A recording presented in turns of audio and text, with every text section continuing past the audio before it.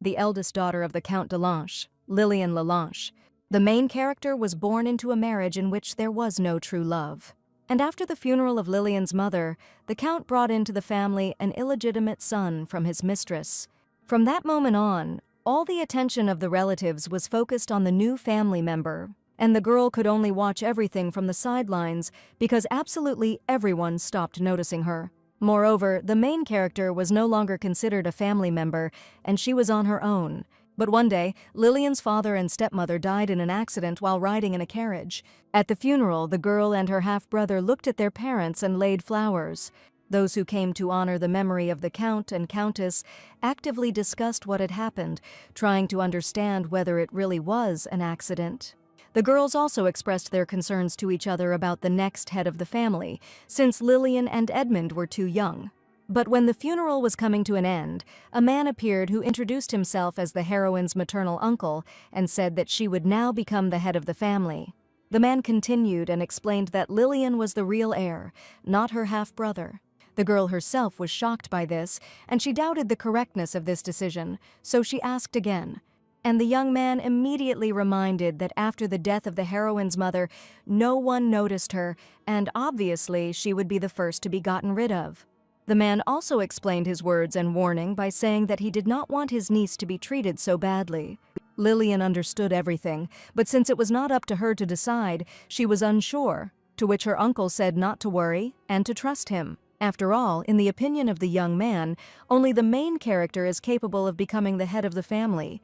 But these words greatly shocked the girl, since she had always lived in the shadow of her late mother and was subjected to all kinds of bullying. Since that conversation, a lot has changed. Lillian has endless wealth, and she never denied herself anything. The girl also took absolutely all the attention and received complete freedom of action. Over time, taking advantage of the heroine's position, Uncle Henry began to take her to gambling houses, counting on luck.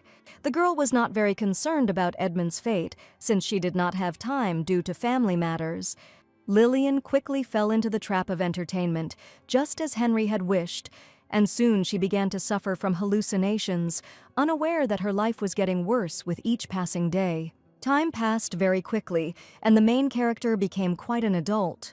One day, Lillian was being dragged by two young men in an unknown direction, while the girl herself was screaming, asking them to let her go. The heroine's uncle approached her and explained to the servants that this was their main pearl, which they needed to be careful with, because the price could drop due to scratches. At this point, the girl began to get indignant and ask what he was doing, since she had already agreed to a marriage of convenience and there was no need to think about the price.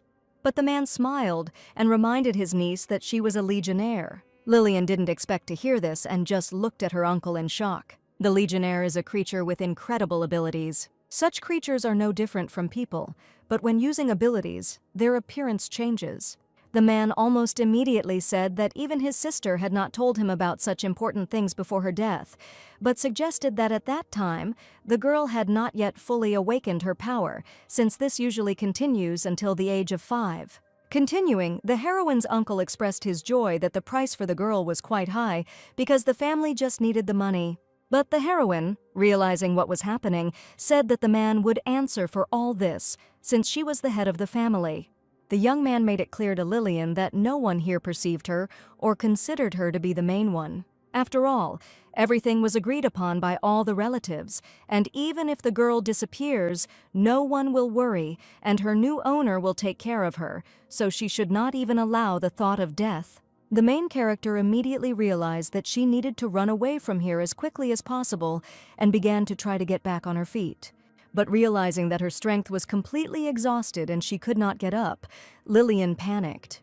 And at that moment, the man began proudly telling that the girl had been given medication before, and now she wouldn't even be able to move. Immediately after these words, while the heroine was recovering from the shock, the servants began to blindfold her, and the uncle asked them to be careful so as not to leave bruises. Lillian didn't understand what was happening and why she was born at all, because she assumed that this was her end. But suddenly, the main character was freed and led by the hand with a request to run away as quickly as possible. The girl was confused and tried to understand who it was, because it was definitely impossible to confuse her with someone else. The young man was covered in blood and, without turning around, asked Lillian to run as far as possible. After all, at this point the young man's role in defense is over, and his strength is completely exhausted. And having said everything, the young man fell to the ground, and the main character immediately realized that this was her half-brother Edmund. The moment Lillian's savior lost his life force, she gained healing powers. The girl immediately felt guilty because she realized that the uncle she trusted betrayed her, and the brother she ignored saved her life. The wounds the heroine had received while trying to save Edmund were now beginning to hurt, and Lillian thought that she would die along with her brother. Suddenly, a young man appeared who suggested that the effect of the poison was too long and the process could not be stopped. In addition, the stranger noticed that Edmund was badly wounded, but thanks to his healing abilities, he saved his life. Closing the heroine's eyes, the young man noted that with such abilities, she could have saved his son, but he still understood that it was too late. But the young man did not see any reaction to his words and assumed that Lillian still could not come to her senses, so he asked if the girl wanted to live. The main character immediately announced her desire to live because she wants to save Edmund, who died because of her stupid choice, and also take revenge on those who betrayed her. The young man realized that Lillian was still full of determination and decided to give her another chance. But continuing, the stranger added that in exchange he would take the girl's heart. After these words, the young man repeated what he had said earlier, and everything sparkled red, and lightning appeared around. Lillian stood in shock and tried to comprehend what was happening. After all, looking around, the heroine realized that she was again at the funeral of her father and stepmother. The girls standing nearby showed sympathy for the girl, but still decided not to interfere in the family relationship. Lillian herself continued to stand silently and tried to understand what had happened, assuming that it was all a dream. After that stranger, everything was completely foggy, and it was difficult to figure out what was happening. Aunt Vanessa ran out of patience and began to indignantly ask what the girl was thinking about because she was not reacting to anything. But at that moment, the main character realized that her aunt had hit her in the face, which is why she now had a red mark on her cheek. And everyone around looked at Lillian with interest, which made her finally convinced that the funeral was the same as when she was 12 years old. Therefore, the heroine immediately realized that she had indeed returned to the past. The woman, having not heard an answer, said that the children could only be brought to their senses with a slap on the back of the head and was about to move on to action. But Lillian got ahead of her and hit her aunt in the face in return, which left her in shock. And looking at Vanessa's reaction, the girl found this whole situation funny and did not regret what she had done, because if she really had returned to the past, then she was no longer going to tolerate such an attitude towards herself. The woman herself was very angry about this, and she immediately asked how she dared to hit her. The main character began to innocently repeat her aunt's words and say that a slap in the face could bring her to her senses. So, smiling, Lillian said she guessed that Vanessa needed to come to her senses, because the woman always hated the heroine and tried to get her hands on the family's wealth. So the aunt is also involved in Lillian's death and must be punished. And not only Vanessa, because all adults are blinded by money and are ready to sacrifice an innocent girl for it. And death itself means nothing to these people, so killing someone to gain profit is a simple task. And, unfortunately before, the main character did not know that her relatives would get rid of her without a single word. Vanessa continued to be angry and said that the girl was completely crazy if she allowed herself to behave like that. Lillian agreed with a smile to these words and noted that the woman could immediately understand this because the heroine no longer wants to live like this. The aunt was even more outraged by these words, and she immediately warned her niece that she would not become an heir, no matter how hard she tried. But the main character was already ignoring Vanessa and looking out for the person she needed in the crowd. And having found her brother, Lillian immediately and silently headed in his direction. The woman, looking at the heroine leaving, finally realized that they were not listening to her and told the girl that she could not cope without her help.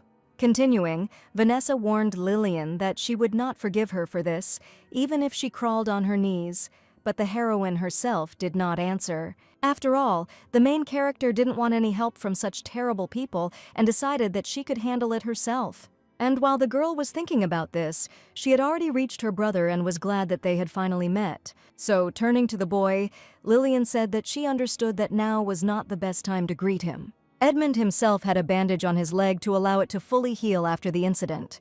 Looking at her brother, the heroine noticed that he was quite smart for his 10 years and assumed that he was very scared after the accident. Lillian also remembered that her father and stepmother did not love her at all, but were kind to Edmund. And despite all this, the main character extended her hand to her brother and suggested that they try to get along. The boy was a little surprised and confused by such a proposal, so he simply remained silent. But Lillian continued to wait for an answer from her brother and thought that they both understood the situation they were in, and if they were to quarrel, it would only cause more suspicion. And Edmund, after a couple of minutes, albeit with distrust, agreed to try to improve relations with the heroine. The girl immediately thought that all this might seem suspicious, but with time everything would become clear. After all, other people may not understand, but not Edmund. And the main character wants to pay her debt to her family, so now everything will be different. Lillian, already sitting in the attic, was completely convinced that this was not a dream, and tried to accept the fact that she was here again. Looking around, the girl began to think about the man she saw just before her death. After all, this young man seemed unfamiliar to the heroine at the time, but now she comes to understand. And this was the head of the ducal family von Hart, the most famous legionnaire and a man of the highest rank. The young man was also the main culprit in the massacre of the legionnaires. But Lillian didn't know why the young man had treated the legionnaires this way, and didn't understand why she had met him in particular. After thinking about this, the girl assumed that Edmund had already heard rumors that she was being held captive by her relatives. But still, this does not explain anything, because that day Hart said that the heroine could save his son, and after this thought she realized that the young man really turned back time. Lillian tensed a little because the legionnaires were special, so she understood that the young man had done something to her heart.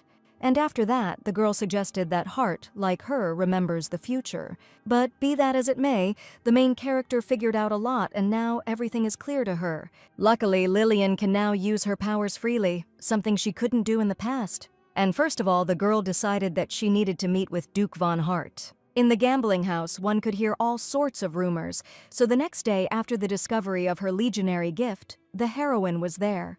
Sitting at the table, Lillian thought about how her migraines had gotten worse lately, and it seemed strange to her.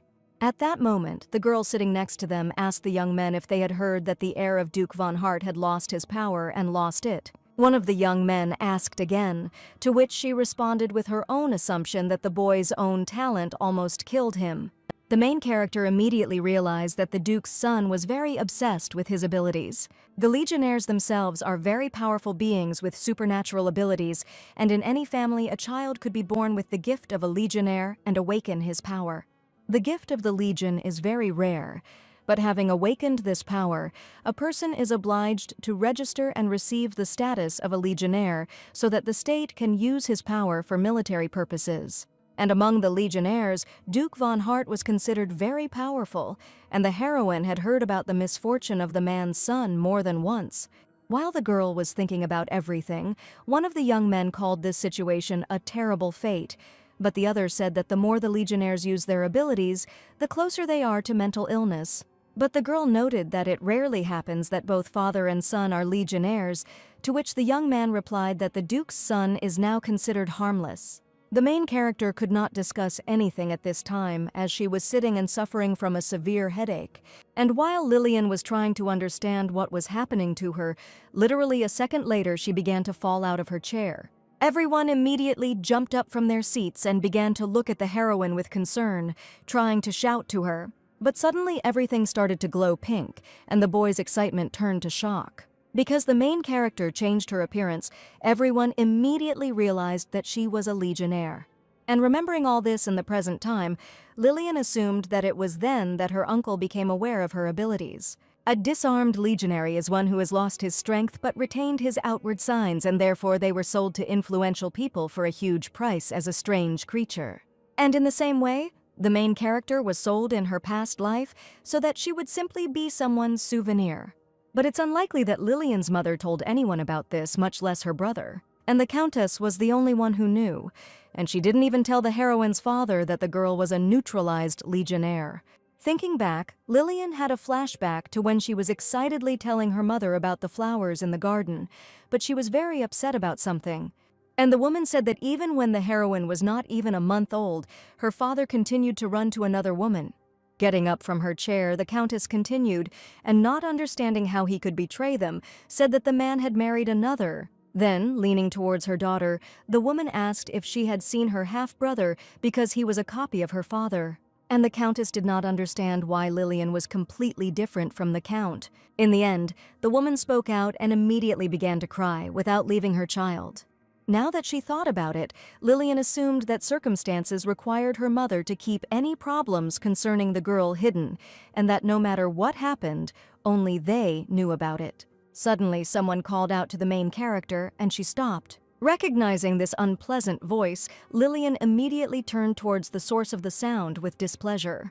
It was Henry, who immediately smiled at the sight of his niece and expressed his joy as he wanted to talk. The heroine herself immediately remembered that despite the fact that the funeral had already taken place, the relatives still did not leave their house and expressed a desire to stay for a couple more days to honor the memory of the deceased. But now, Lillian realizes that everyone stayed for a completely different reason.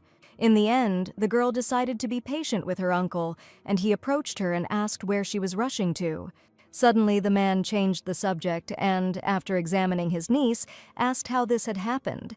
Henry didn't like the heroine's dress and thought she looked like she had taken the outfit from a passing beggar.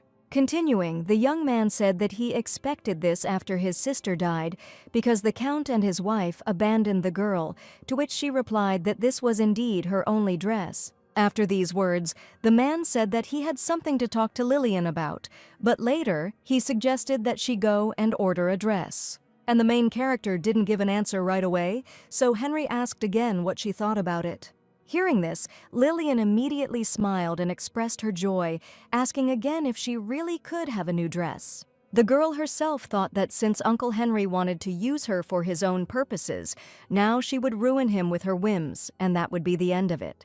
As a result, the main character and her uncle went to the boutique for new clothes. Lillian immediately began trying on dresses, and almost every girl wanted to buy, talking about it. And while Henry was shocked by the amount, the saleswoman stood and admired the young lady's taste.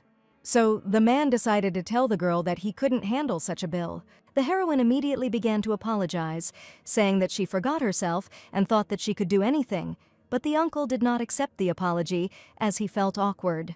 And continuing, Henry said that Lillian should not deny herself anything, as long as the girl herself did not need these dresses, and she was simply taking advantage of the opportunity to ruin the family. So the girl simply expressed her joy that she had such a wonderful uncle to rely on. After completing her shopping, Lillian looked out and began to look around to make sure no one was around. But the heroine was almost completely sure that there was no one here, since she had checked this exit many times. And when she left, the girl was pleased that she had emptied her uncle's wallet, but now she had to find Hart's artifact before she was caught. While Lillian was thinking about her next steps, a young man was watching her from around the corner and waiting.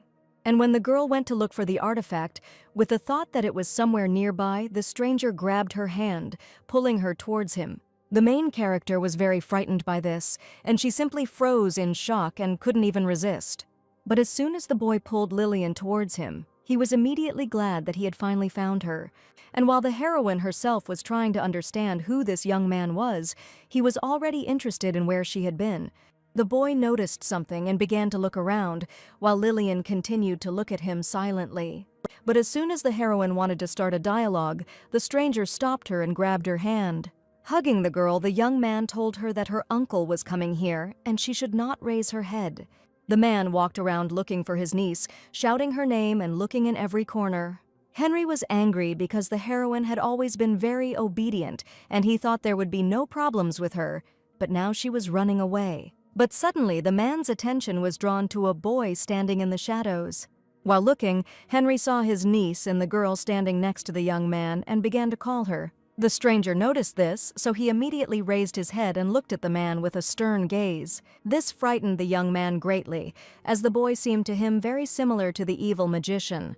And without delay, Henry turned in the opposite direction and, assuming that Lillian would not approach a bad boy, began to move away. Having made sure it was safe, the stranger looked at the girl and she almost immediately asked if the man had left. And the young man replied that there was no one else, which is why the heroine immediately began to look around to see for herself. But the boy, noticing this, asked Lillian not to look back like that, otherwise they might be suspected. The main character looked at the young man and tried to understand who he was and why he decided to save her. After all, this man was completely unknown to the girl, and she could not remember anything about him. The stranger broke the silence at this point and said that if Lillian wanted to look at him, she could look straight ahead and not be shy, and also speak if she had anything to say. The heroine immediately asked why he saved her and began to express many of her assumptions on this matter, which left the young man a little confused. Continuing, the girl said that they might be accomplices, but the stranger covered her mouth with his hand and replied that he really helped her because they were in a similar situation. And while Lillian assumed that the young man was only pretending to know her in order to help, he asked where she was going. But the main character thanked the boy and in response asked about his plans, to which he said that he was not going anywhere. Continuing, the stranger warned Lillian that for her own safety she should not approach the man. And then the young man took off his cloak and silently put it on the heroine. Afterwards, the boy explained that if Lillian walked around like that, people would understand that she was the daughter of an aristocrat and had gotten lost on the street. The young man himself will cope, but if they are suddenly separated, the girl needs to be as inconspicuous as possible. So the main character must take the cloak and leave carefully without attracting attention. Lillian looked at her savior and thought that, although he was harsh, he still helped her, and she could not believe that she accidentally met such a person. And for some reason, the girl thought that this meeting was the beginning of something good, so after wishing the young man good luck and thanking him for his help, she went about her business. Having found the right tavern, the main character did not hesitate and went inside. The bartender was glad to see the first customer and, turning all his attention to the door, began to greet Lillian. But seeing a little girl in the doorway, the young man paused and asked her about the purpose of her visit. Continuing, the man warned that if the heroine was looking for her parents, then there was no one in the tavern except flies, so she definitely wouldn't find them here. Lillian noticed the ball used to identify legionnaires and assumed that this was not an ordinary tavern and that she had come to the right place. Therefore, the main character immediately expressed her desire to see Mr. Calvados. Calvados is the name given to apple brandy, but few people know that it was the pseudonym of Duke von Hart. But the young man refused the girl, saying that he would not sell her anything without her parents' permission. Lillian didn't like that the man understood everything, but said the opposite, and so she explained that if she needed alcohol, she wouldn't call him as if he were a person. Without looking up from his book, the young man replied that he did not know from whom the heroine heard that Hart could be found here, but the little girl had no business here.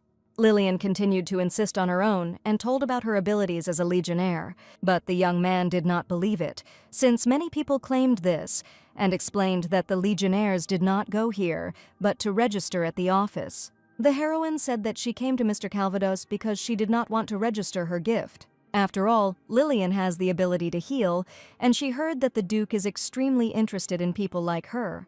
But the man again did not believe him and asked the girl who told her this, which made her angry because of his stubbornness. And realizing that there was no choice, the heroine decided to prove everything with the help of the ball, but the young man thought that it would be useless anyway, and said so. After these words, Lillian placed her hand on the ball in order to show that she was not an imposter and was telling the truth. Everything around instantly began to shine with a golden hue, and bright butterflies flew throughout the tavern. The man was very shocked by this and silently watched the magic, thinking that it was incredible. But suddenly everything went out and became as before, and the ball itself broke. Lillian was very surprised and did not understand how this happened, so she immediately asked why the item broke. And a few minutes later, the main character was already sitting at the table with a nice non-alcoholic drink.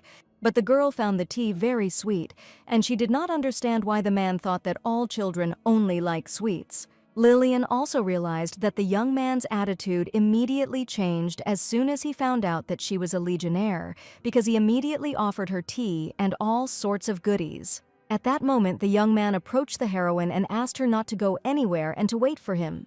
Lillian assumed the man had gone after the Duke, but was surprised that he immediately closed the store, and continuing to sit and wait, the girl thought, and, assuming that she was much stronger than she thought, could not believe it. But suddenly, the main character's attention was drawn to a door that began to open. It was Duke von Hart, whom Lillian had been so persistent in trying to meet. Looking at the man, the girl did not understand why he was wearing such ridiculous glasses, but she remained silent. At that moment, the Duke himself began to indignantly address the heroine, to which she reacted with surprise and did not know what to answer. And while Hart was approaching Lillian, the girl, from such a reaction to her, assumed that he also remembered his life before returning. But, having reached the table, the man unexpectedly and angrily hit the surface, which made the heroine very scared. Continuing, the Duke looked sternly at Lillian and asked where she got that cloak. The main character immediately said that this cloak was given to her as a gift, but this was not enough for the man, and he asked for details. The girl was very scared and did not understand why Hart was interrogating her. Their conversation was interrupted by a man who suggested that Lillian shouldn't be pressed so hard, since she was just a child no older than 10 years old. But the heroine herself was indignant and said that she was already 12 and there was no need to treat her like a child. Although in her thoughts, the girl still understood that the Duke perceived her as no more than a small child. After a pause, von Hart explained that his son was about the same size, so he was just curious, but Lillian at that moment realized that the man did not recognize her and was surprised. After all, if Hart remembered his past life, he would have persuaded the main character to leave. But the Duke, whom Lillian met then, really wanted to save his son, and even if he doesn't remember his past life, it doesn't change anything.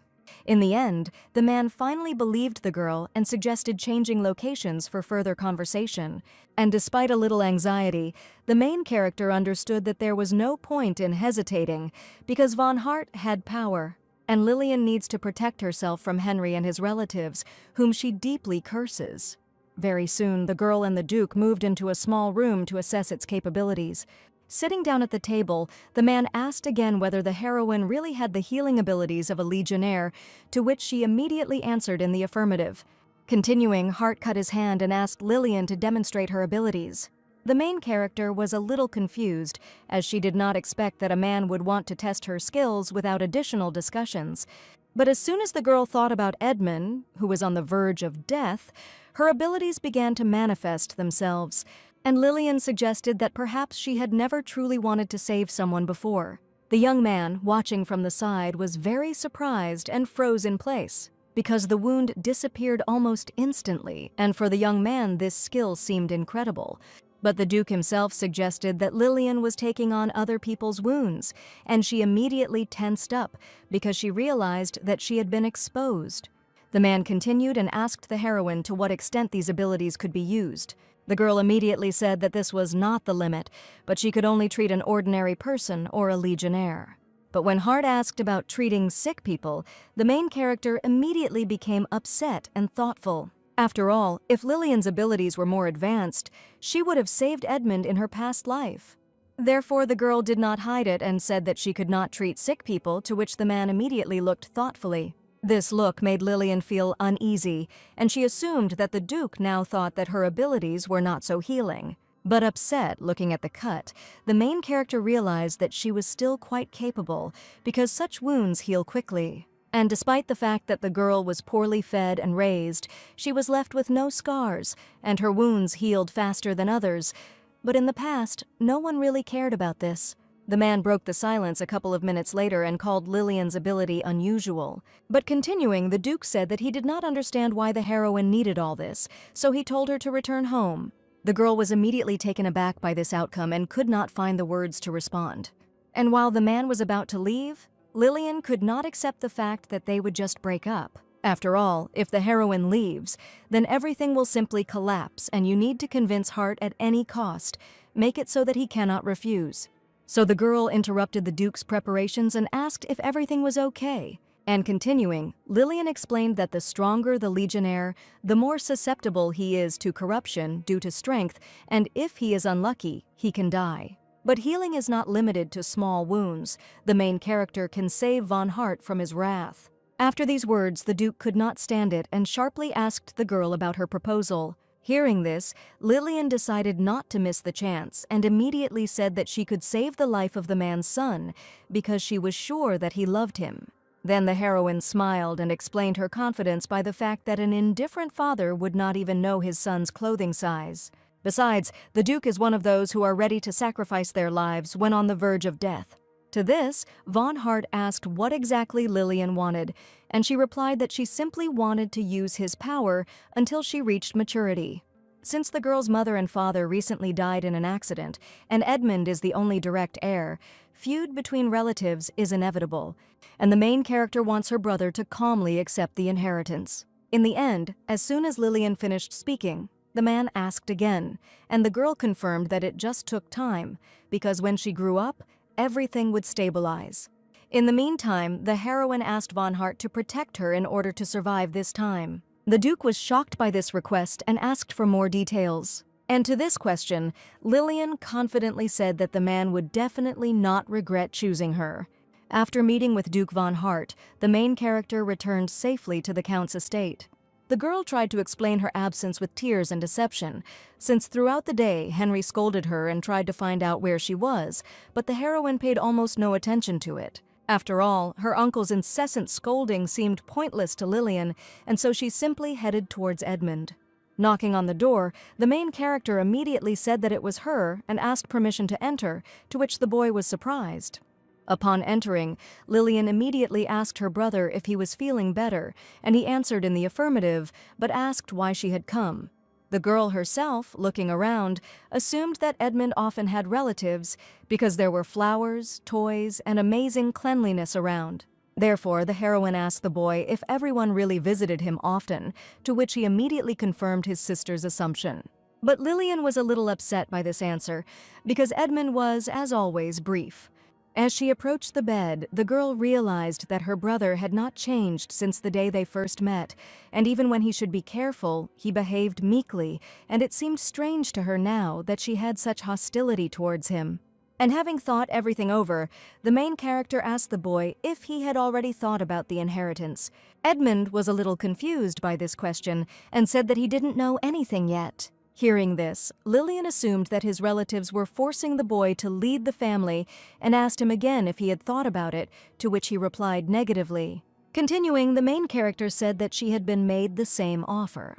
The girl then explained that her relatives were looking for a suitable puppet, and they must have thought that children were easily influenced.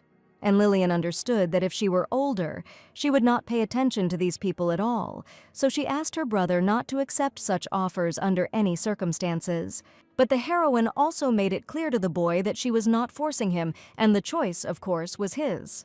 Edmund decided to change the subject a little and asked his sister why she was telling him this, which shocked Lillian. And continuing, the boy hesitantly asked the main character if she was offended by him, because he always thought that she hated him. After these words, Lillian realized that she had never trusted her family. The reason for the lack of trust was that the heroine did not have a single good memory associated with her parents. After all, the second mother constantly complained and the father ignored her. The woman was obsessed with Lillian's biological father, but eventually got stabbed in the back. And the girl had to remove the veil from her eyes and look at everything completely differently. But Lillian will never forget the time when a glimmer of light appeared in the pitch darkness. That's why now, when talking to her brother, the girl said that she wasn't at all offended by him. Moreover, in this world, for the main character, Edmund is the only close person. And since the heroine has no other close people, she decided to stop hating Edmund. However, the boy decided to ask whether Lillian wanted to get her father's inheritance, to which the heroine replied that she was not interested in that. After all, from now on, the main character decided to believe only in justice and honesty. Edmund was surprised by such words and even decided to ask again to understand what she meant. After some time, Lillian was already sitting in her room and eating sweets. After thinking about it, the heroine realized that thanks to the fact that she showed sincerity, the attitude towards her became much better. The girl's brother demanded a better room for her since she was a legitimate daughter. And one day, sitting on the bed next to his sister, the boy told her to quickly move out of her room. Lillian was surprised by Edmund's concern, but her thoughts were interrupted by a maid who looked in on her and informed her of the arrival of guests. The heroine was shocked by such an unexpected visit, and while the girl tried to accept what was happening, the maid stood waiting to escort her. As it turned out, this guest was Duke von Hart, which made Lillian immediately smile. After some time, the maids brought luxurious dishes of expensive meat and fish to serve on the table. The main character herself, as soon as she came out to everyone, froze in shock and could not believe what was happening. After all, next to Hart were Henry and Vanessa, who were quite excited by the man's arrival. Without further ado, Lillian grabbed the edges of her dress and greeted the Duke, introducing herself as her eldest daughter. Then, smiling at the man, the main character said that she was glad to meet him. The Duke told the girl to sit down, while the aunt laughed and said that she did not know that Madame Lanches knew the Duke. And while Lillian was sitting down at the table, her aunt decided to call her her own, which made the heroine grimace. Duke von Hart himself was handsome, and Lillian couldn't believe that her uncle and aunt were so surprised and didn't try to seize the opportunity. However, the main character saw many gift boxes behind the Duke and immediately became interested in them. At that moment, the man looked towards the girl because he noticed her gaze. And Hart immediately told Lillian that these were her gifts, to which she was very surprised. That's why the heroine asked again, because she didn't believe that there were so many boxes and all the gifts were for her. But as it turned out, the Duke did not have time to get flowers, so he decided to simply buy out all possible gifts. Vanessa was surprised by such concern towards Lillian, while the girl herself thought that perhaps she would not be able to keep her word after all. Henry tried to find out how exactly the heroine met Hart and suggested that the man was familiar with her biological mother. But when the man said that he was the main character's guardian, it shocked everyone. The uncle immediately began to shout that he had never heard anything about this, but the Duke immediately asked whether they really had such a bad opinion of the Duke of Hart's family. After all, the man doesn't care about time, money, or manners, and he's going to take Lillian under his wing. In addition, von Hart considered the girl to be very smart and would like her to become his son's wife, which surprised her very much. Therefore, the heroine immediately began to look at the Duke in shock, thinking about her son's own opinion and why no one asked her about it. The relatives immediately began to praise their niece, while Lillian, although she was sure that it was a joke, still felt a little awkward. Von Hart continued at this point and said that he had to be aware of the conditions in which the girl was growing up, so he asked to be shown her room after dinner. But Vanessa immediately refused because she considers it wrong to look into a little girl's room. Lillian interrupted the woman, saying that if the Duke didn't mind that the room looked a bit old, then she didn't mind. These words made the aunt very angry, as she was sure that the heroine knew how Hart would react to the conditions of her life. And if we talk about how Lillian is raised, then the woman will also have problems. So Vanessa decided that she should take matters into her own hands to avoid difficulties. Entering the room, the Duke began to look around thoughtfully and assumed that this was just a dressing room or a playroom. But the main character immediately responded negatively and explained that this was her bedroom. The man didn't like this and asked why there wasn't a better room in such a large estate, which immediately made the relatives feel more awkward. Seeing this, Lillian realized that they were afraid that the Duke would notice their terrible attitude and would now try to hide everything. And Vanessa immediately turned to the heroine, assuming that she was very worried about von Hart becoming her guardian. After these words, the woman turned to the Duke and explained that this was only a punishment room and the girl had a separate bedroom. But the man himself asked again with displeasure, and Vanessa continued, saying that Lillian goes here when she is naughty.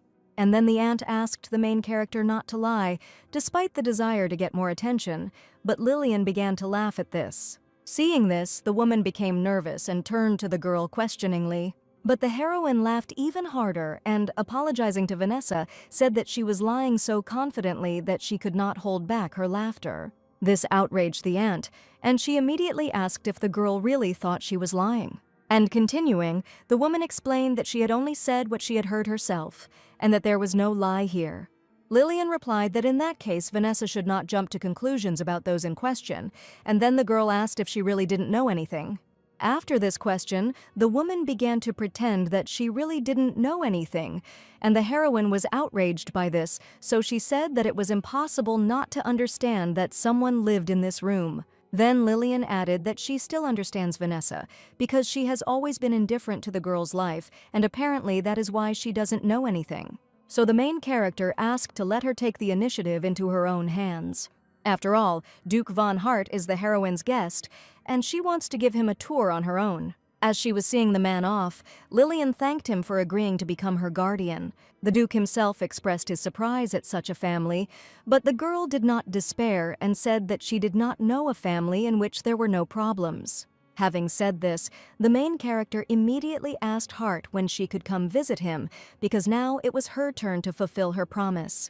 To which the Duke responded without hesitation that Lillian could come at any time convenient for her, and the girl was very surprised by this. At that moment, the heroine realized that there were only 6 years left until the death of the young Duke, and she was wondering if the boy was already showing any symptoms, but in any case, Lillian must gradually prepare to commit revenge. The man was about to get into the carriage, but the girl stopped him, saying that she wanted to ask him for another favor. And continuing, the heroine asked if she could stay for a couple of days when she came to the young Duke, because she needed time to examine him thoroughly. At the end of the discussion, Lillian asked the man if he would be against it, since the girl herself was worried that he might refuse her now. But the Duke immediately said that the main character could act at her own discretion, and these words immediately made her eyes shine. And, delighted, the girl thanked Hart and said that she would come to visit with a gift for him. Already in the carriage, the man thought about everything, and it was surprising to him that Lillian wanted to give him a gift. Suddenly, the assistant interrupted the Duke's thoughts and asked how everything went, to which he replied that the girl impressed him very much, because she turned out to be brave. The assistant laughed a little because he knew that Hart was going to take the heroine under his wing anyway, since such a gift could not be bought for a ton of gold. After these words, the man thought for a bit but still agreed with the young man. Moreover, legionnaires are very often deprived of human and spiritual warmth. But when Lillian used her ability on the Duke, a light began to emanate from her body that could melt even the coldest heart, and for a moment he felt like an ordinary person. An ability whose power is self-evident is a very rare and desirable gift. The man himself immediately felt his strength, and he understood at what moment to take a step back and at what moment to apply force. And the main character was ready to negotiate, and today Hart realized that the girl knows how to be decisive and knows when to use it. And while the Duke was pondering his impressions of the meeting, the assistant looked at him questioningly and decided to remind him of one important detail. Continuing, the young man said that although Lillian was still a child, suspicion could not be removed from her. After all, maybe the main character is connected with that very event. The Duke sighed heavily and agreed, since during this time he noticed that the girl knew how to lie. Hart immediately remembered the moment of his conversation with Lillian, where she told him that she had experience communicating with legionnaires. But the man found this strange, since the girl had lived locked up all her life and had no opportunity to meet a legionnaire, so he did not understand how she understood her ability so well. Hearing this, the assistant realized that there really was a lot of suspicious stuff about the main character. And so the young man immediately asked the Duke whether he should investigate further. To which the man, after thinking for a bit, responded with consent and said that he would again entrust this to his assistant.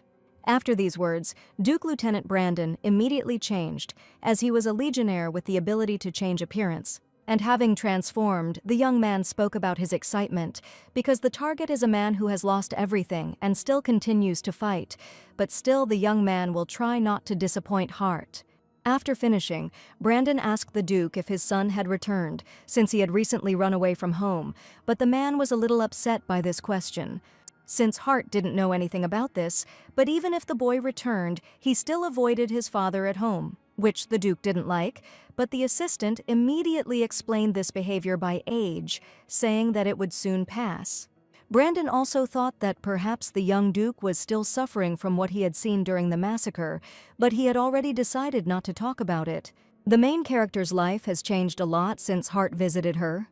The most noticeable change was the move to new quarters, but this was not Lillian's first time in them. After all, the girl would have been given this room if she had listened to her Uncle Henry in everything. And in her past life, the main character was obedient, and such conditions made her incredibly happy. But now Lillian had other concerns. It was necessary to free the estate from unnecessary people. Having gathered everyone, the girl expressed her surprise at the love of her relatives for her parents and said that she was very pleased that everyone had preserved the bright memory of them. And continuing, the heroine asked the guests whether it was time for them to return to their duties. After all, Lillian's mom and dad told her that all adults always have adult things to do. The girl then expressed her assumption that her parents would not be very pleased that relatives left their duties under the pretext of mourning, which caused them to simply look at her in shock. But it was precisely thanks to this conversation that the heroine kicked out the relatives who had been staying with them for too long from the estate. However, Vanessa and Henry steadfastly responded to all reproaches, but the girl understood that they were representatives of the Fan clan, and they could not be driven out so easily.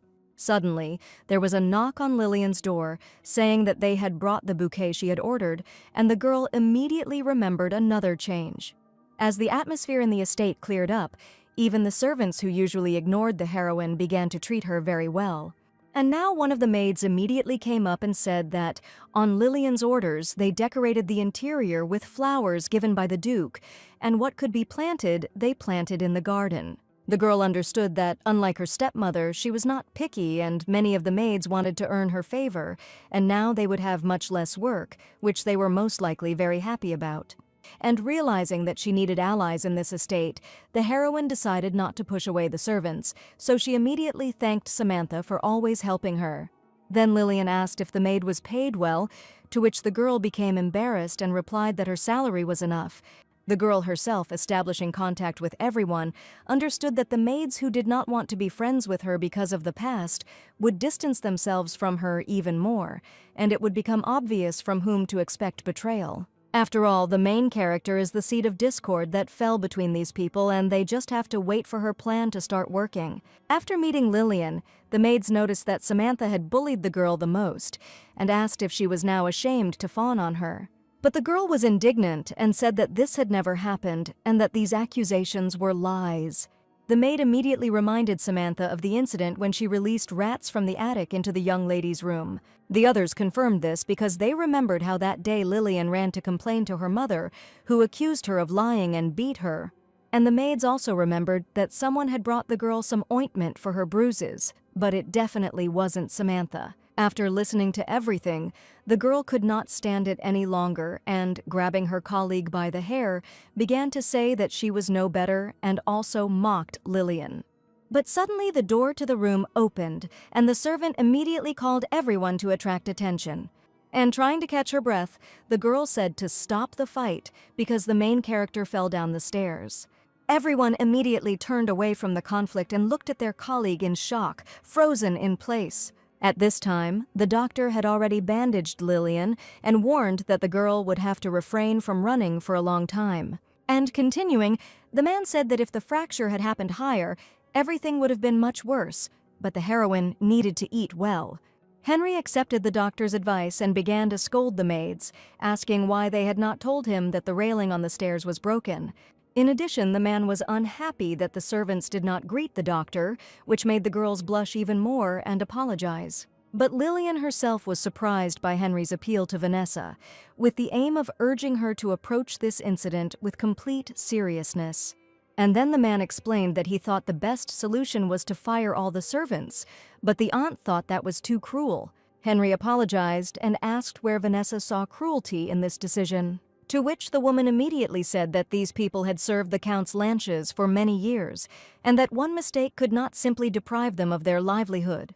But in fact, Vanessa felt sorry for the money she had bribed the servants with, and Henry, on the contrary, wanted to recruit people loyal to him, so the two of them began to argue, which Lillian really liked. After all, no matter which of the relatives wins, it will in any case be beneficial to the main character, since this is all part of her plan.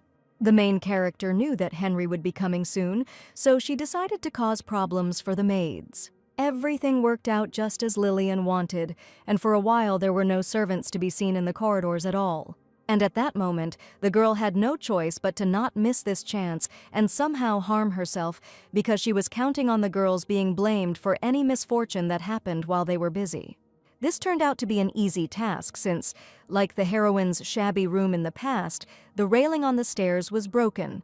And while Lillian was thinking about all this, the door to her room opened, to which she immediately turned her attention. One of the servants brought Edmund to the girl and told her about this, while the boy himself was already examining his sister. Vanessa immediately called Edmund to her, and the heroine at that moment was very happy that he was on her side. And the boy, completely ignoring his aunt, approached Lillian and immediately asked about what had happened. The main character said that she admired the flowers and leaned on the railing, which was broken, and that's why she fell. And when Edmund asked where the servants were looking, Lillian said that she called them a couple of times, but they did not come and she assumed that they were busy.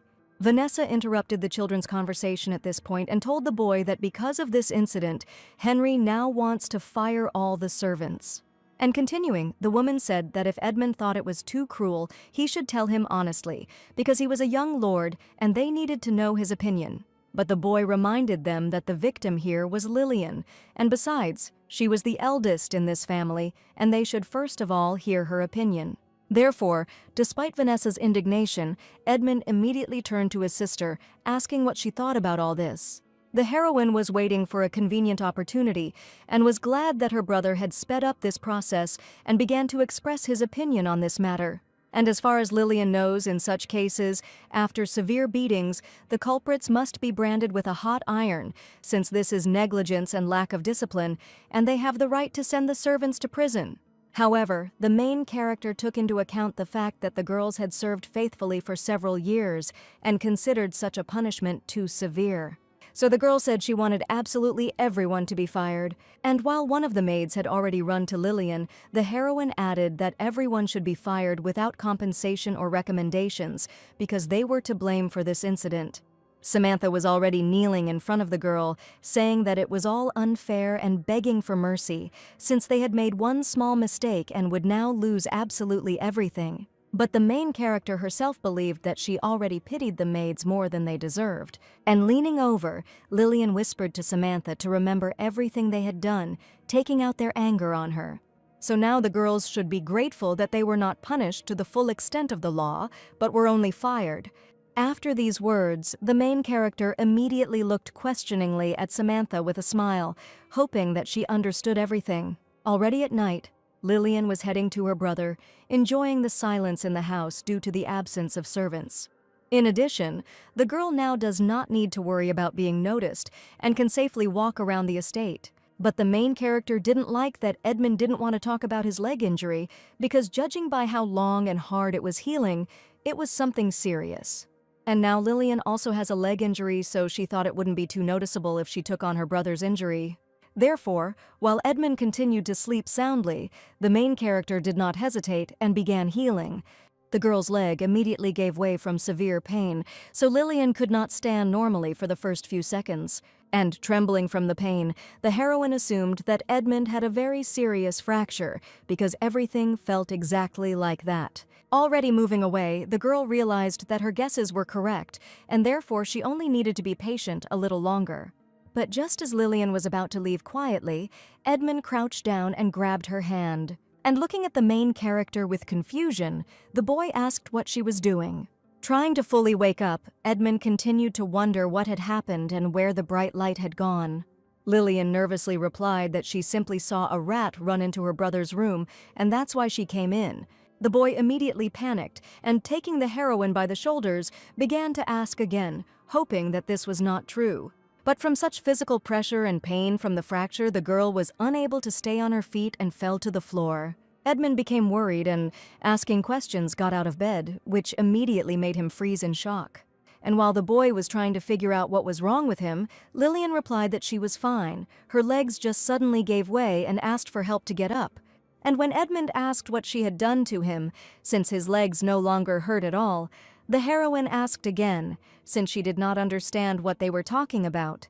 Helping his sister, the boy explained that although he was sleeping, he was awakened by a bright light and, opening his eyes, he saw her in front of him. That's why Edmund was very interested in what the main character did to him.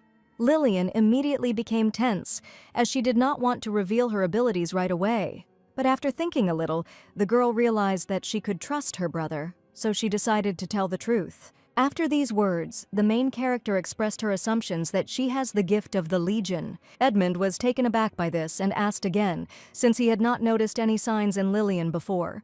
The girl replied that perhaps it was a congenital anomaly, but her brother had never heard of such a thing and considered it impossible.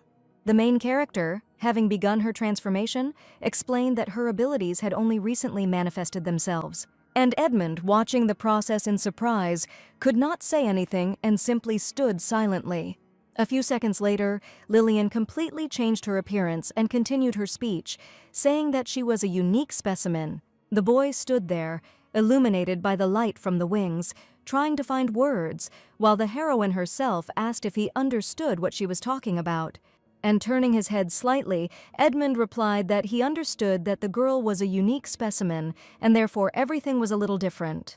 When Lillian asked him not to tell anyone that she was a legionnaire and had cured him, the boy said that he knew everything and would not tell, because if anyone found out about it, she would be in danger. The main character was immediately glad that her brother was really smart, but Edmund began to understand the rest, so he asked if she had fallen down the stairs on purpose. Continuing, the young lord noted that now that all the servants were dismissed, their aunt had lost her spies, which meant everything would be simpler.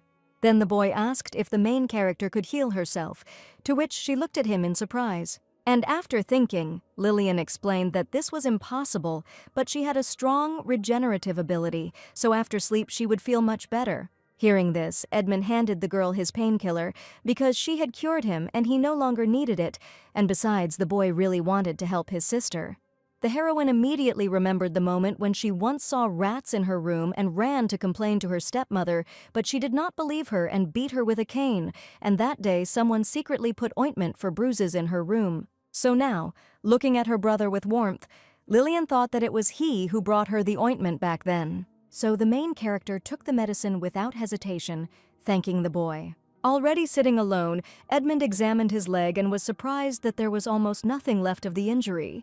But still, the young lord understood that such a sudden healing would arouse suspicion, so he decided that it was better to pretend to be ill for a while longer. And having thought everything over, the only thing the boy was unhappy with was his sister's excuse about the rats, because he was very scared. Edmund also, for some reason, remembered the day when he sat with his mother on a bench and wondered why she treated Lillian so badly. Continuing, the boy said that the heroine really did have a rat in her room and that she wasn't lying, but the woman still stood her ground. The Countess also said that Lillian's mother had taken away from her everything that was rightfully hers, so it didn't matter whether the girl was lying or telling the truth. Besides, the woman is now the main character's mother, so she believed that she had every right to punish her. And in conclusion, the Countess said that at the moment, everything is as it should be and everyone knows their place. But Edmund still thought differently and came with ointment to his sister's room, where she lay and cried in pain. After all, the boy, although he knew that the girl's mother had taken everything from the Countess, did not understand that Lillian herself was to blame. The young lord was also interested in why the woman was taking the main character away from him, limiting communication, because now the sister even told Edmund that she was a legionnaire and healed him, despite everything that happened in the past. And continuing to remember all the last moments with Lillian, the boy realized that it was quite fair for her to hate him. In the morning, Henry walked around the estate singing songs, enjoying the wonderful sunny day. Approaching his niece's door, the man immediately knocked and began calling her by name. The heroine herself did not hesitate and abruptly opened the door, hitting her uncle in the face, and he winced in pain. Lillian was surprised by such an early visit and asked the purpose. The man, holding his nose, replied that he thought she wanted to talk. And continuing, Henry asked if the girl was comfortable without servants, because he, as their and Edmund's guardian, had to hire servants for them. But before the uncle could finish speaking, the heroine interrupted him and said that they had already sorted this out. Lillian also said that she was going to visit because Duke von Hart had business with her. Henry was very interested in this, and he noted that as a guardian, he should also go, but the girl immediately refused, explaining that she did not want to go with him. Hearing the refusal, the man became upset and asked the reason why Lillian was so reluctant for him to go. And the main character explained that the Duke had invited only her, and if she came with her uncle, Hart would think that she was afraid. Continuing, the girl added that the von Harts hated cowards and liars, so if Henry continued to insist on his own, then Lillian would do everything to ensure that he was no longer her guardian. After these words, the man immediately left, and the heroine, smiling, looked after him, because in fact she simply does not want him to follow her. But still, Lillian didn't like the fact that because of Henry she couldn't talk to Edmund, and now she tried to calm herself down with the fact that the boy was still sleeping. The carriage was supposed to arrive soon, so the main character was already getting ready to get out to go to the Duke. And to Lillian's surprise, Edmund was already waiting for her at the carriage. So, while the girl stood in shock, her brother asked if she was going to Von Hart, to which the heroine said that she would return in a few days, but the boy did not need to worry about her. Continuing, Lillian unexpectedly asked Edmund if he had thought about entering the academy, because the girl herself understood that while she was changing the future here, her brother needed to find a safe place away from home. And the young lord agreed to his sister's proposal without hesitation, which shocked her. That's why the heroine immediately asked the boy why he didn't even think about it, and Edmund explained that if she wanted, he would go to study. Lillian immediately leaned closer to her brother and asked him to think about it, because it was just a suggestion, and she respected his opinion. But the boy, saying that he understood everything, did not change his decision. The main character became confused and tense from such a confident answer, because Edmund might now think that she was trying to kick him out. Already sitting in the carriage and recalling the entire dialogue, Lillian did not understand why her brother did not want to have a good relationship with her. And in response to the heroine's desire to be a good sister, the boy said that there was no need for this, since he did not want to be a burden to her. And the young lord continued to say the same thing about studying, and that he agreed to enter the academy since he believed that his sister really needed it. And despite the fact that Lillian understood that Edmund respected her opinion very much, she felt somehow uneasy, and the girl assumed that it was because she had changed. While the main character was thinking about everything, the carriage reached the estate of Duke Von Hart, which the coachman immediately informed her about. As she exited the vehicle, Lillian realized that now was not the time to think about Edmund, because she had more important things to do here. After all, the Duke is the only salvation for the heroine and her brother from their relatives, but still the man scared the girl a little, and in her opinion, the glasses did not suit him at all. Despite everything, Lillian, having crossed the threshold, immediately bowed and greeted Von Hart.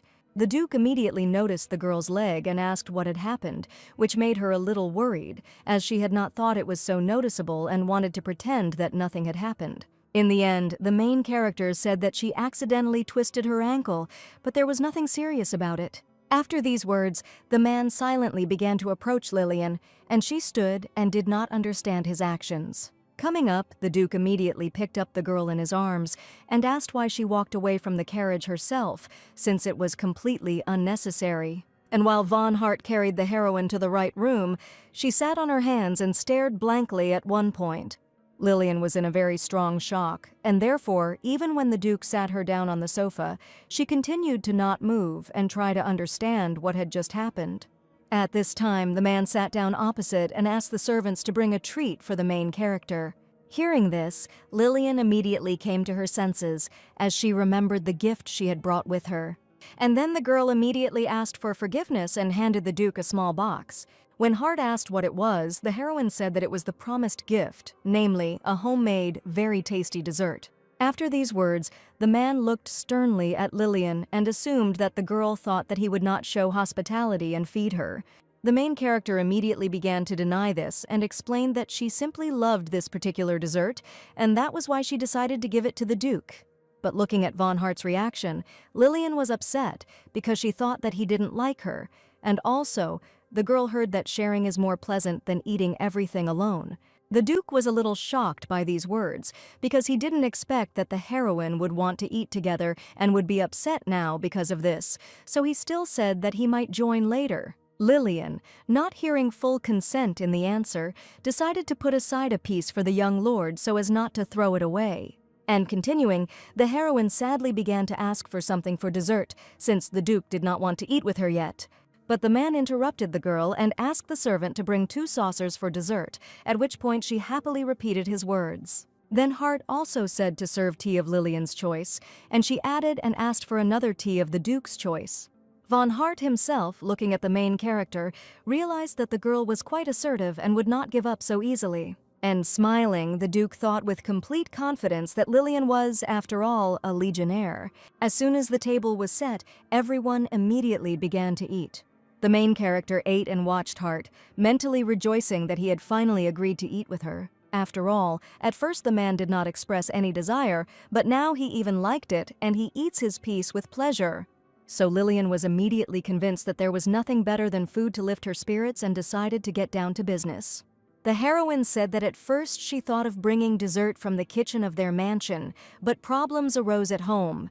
And when the Duke asked for details, the girl realized that he already knew everything, but was pretending, because the man was aware of what was happening in the Lanches estate. But Lillian continued anyway, and explained that all the servants had been fired for negligence, and that new people were currently being recruited, so the estate's economy was at a standstill. So the main character, having finished, asked the Duke to recommend them a good servant, because any people he approved would suit them. The man agreed without hesitation, since this task was not difficult for him, and Lillian was very happy with this answer, because now Uncle Henry would be out of work and would not be able to recruit his own people as servants. Then the girl, wanting to begin the treatment, asked if the young lord was at home and if he had left the room. Hart said the boy was at home, but was in his quarters and did not come out at all. And continuing, the Duke expressed his joy that yesterday he had found his son and brought him to the estate, but the heroine did not quite understand these words and became thoughtful. The man also warned Lillian about the young lord's condition, because it was not very good, and so he asked if the girl really wanted to see him, because the boy needs time to calm down, and he has not yet recovered from the energy overload. But the main character asked the Duke not to worry, because she could handle it, and the man himself was shocked by such a confident answer, because he thought that she would be scared. Lillian happily finished her dessert and added, saying that, after all, she was the best at healing. Already in the room, Karen looked at the main character with confusion and, leaning his hand against the wall, the young lord began to address Lillian.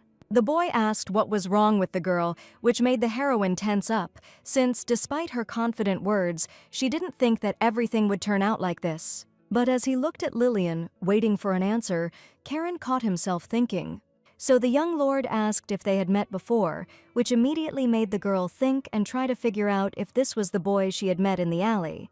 And a second later, Lillian was shocked, because remembering the stranger's face, she was convinced that it was him. But still, the heroine did not understand everything that was happening, since the Duke's previously promised words were fulfilled in a different way. The man was supposed to escort Lillian to her room, but instead he sent a servant with her.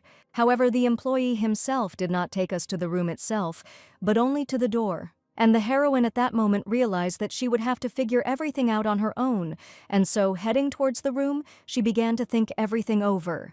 But suddenly a young lord approached the girl and stretched out his hand towards her, which frightened her, and already pressing Lillian against the wall, the boy asked about the purpose of the visit, while the girl herself did not understand why he was so close. That's why the heroine immediately asked Karen to move away a little and not stand so close. The young lord was shocked by this request because Lillian had previously been more polite to him.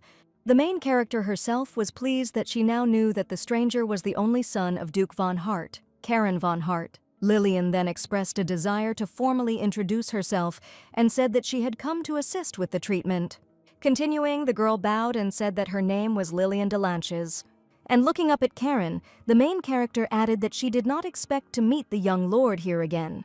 But after these words, the boy frowned and looked sternly at his guest. After all, Karen thought that Lillian was his father's maid, and that was why they had seen each other before, but the heroine only asked again in shock. And continuing his indignation, the young lord expressed his displeasure at the fact that she dared to enter his room without permission.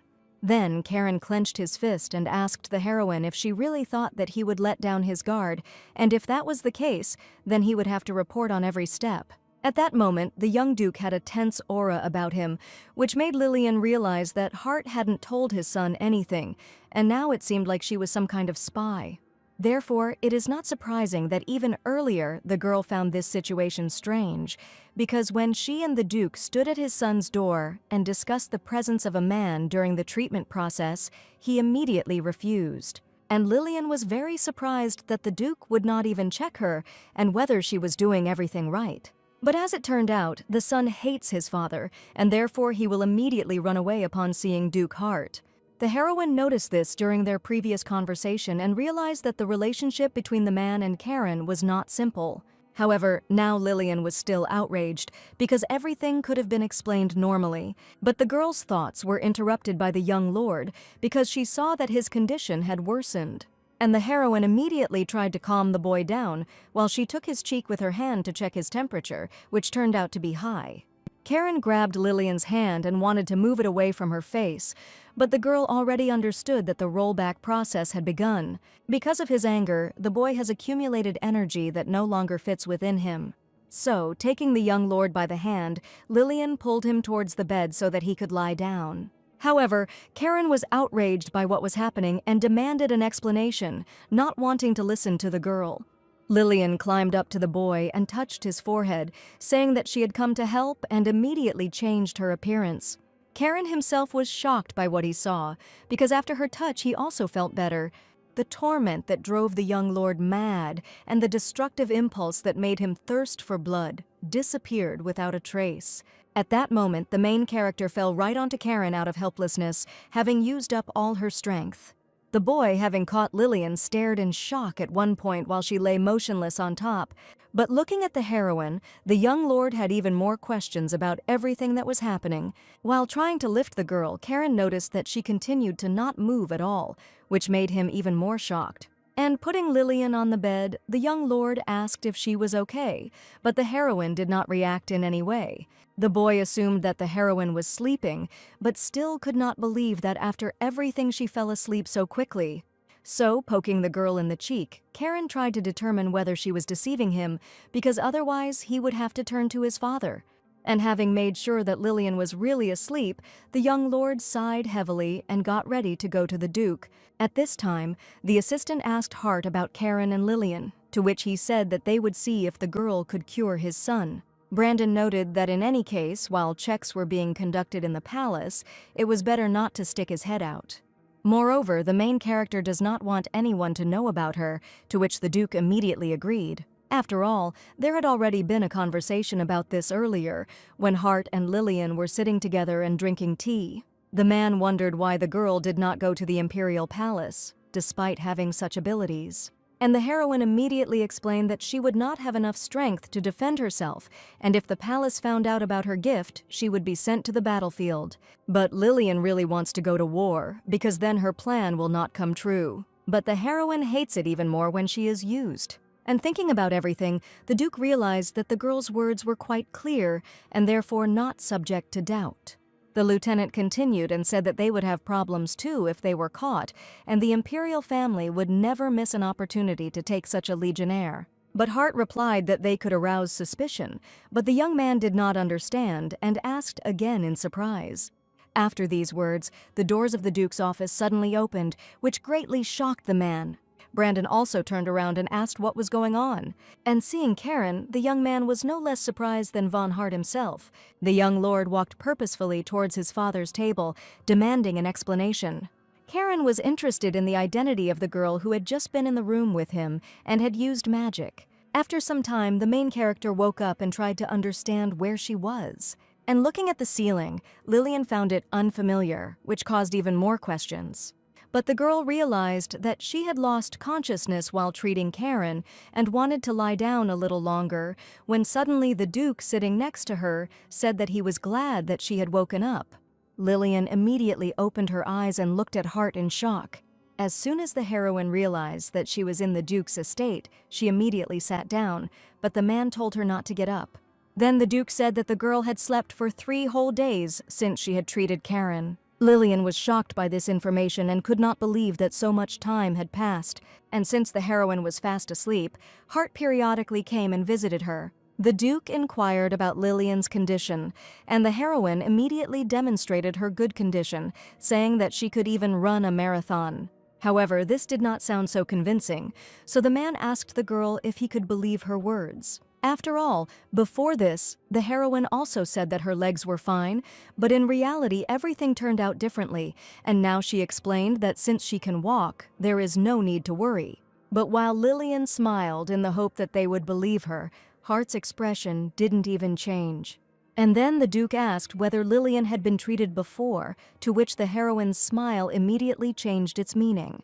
Hart continued and said that doctors came and said that after the accident it would take a couple more months to recover.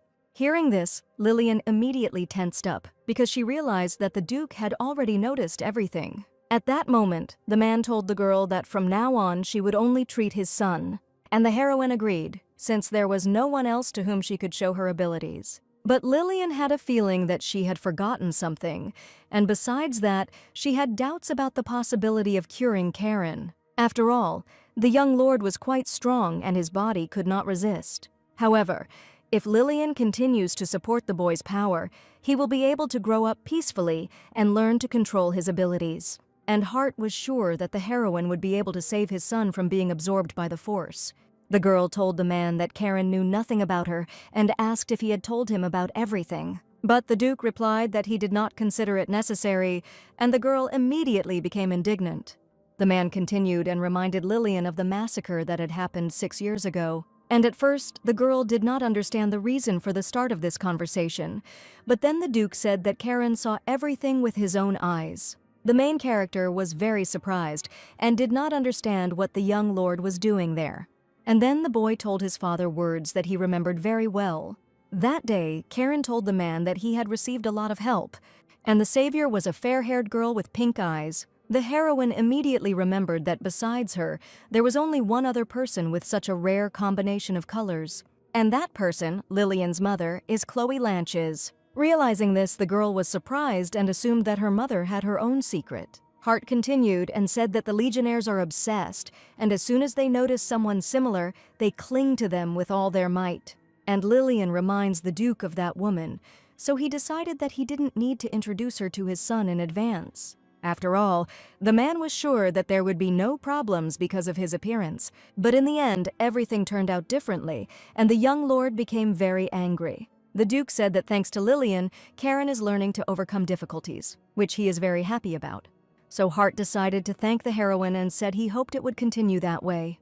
And Lillian at that moment felt a pleasant sensation inside and understood what it was like to help others. And smiling, the girl reminded them that this is exactly what she was talking about and that they would not regret her help. When he finished, the Duke called Lillian to dinner, assuming that she would have become hungry after 3 days. And since dinner was already ready, Von Hart and the girl simply went down to the table, where she immediately began to eat.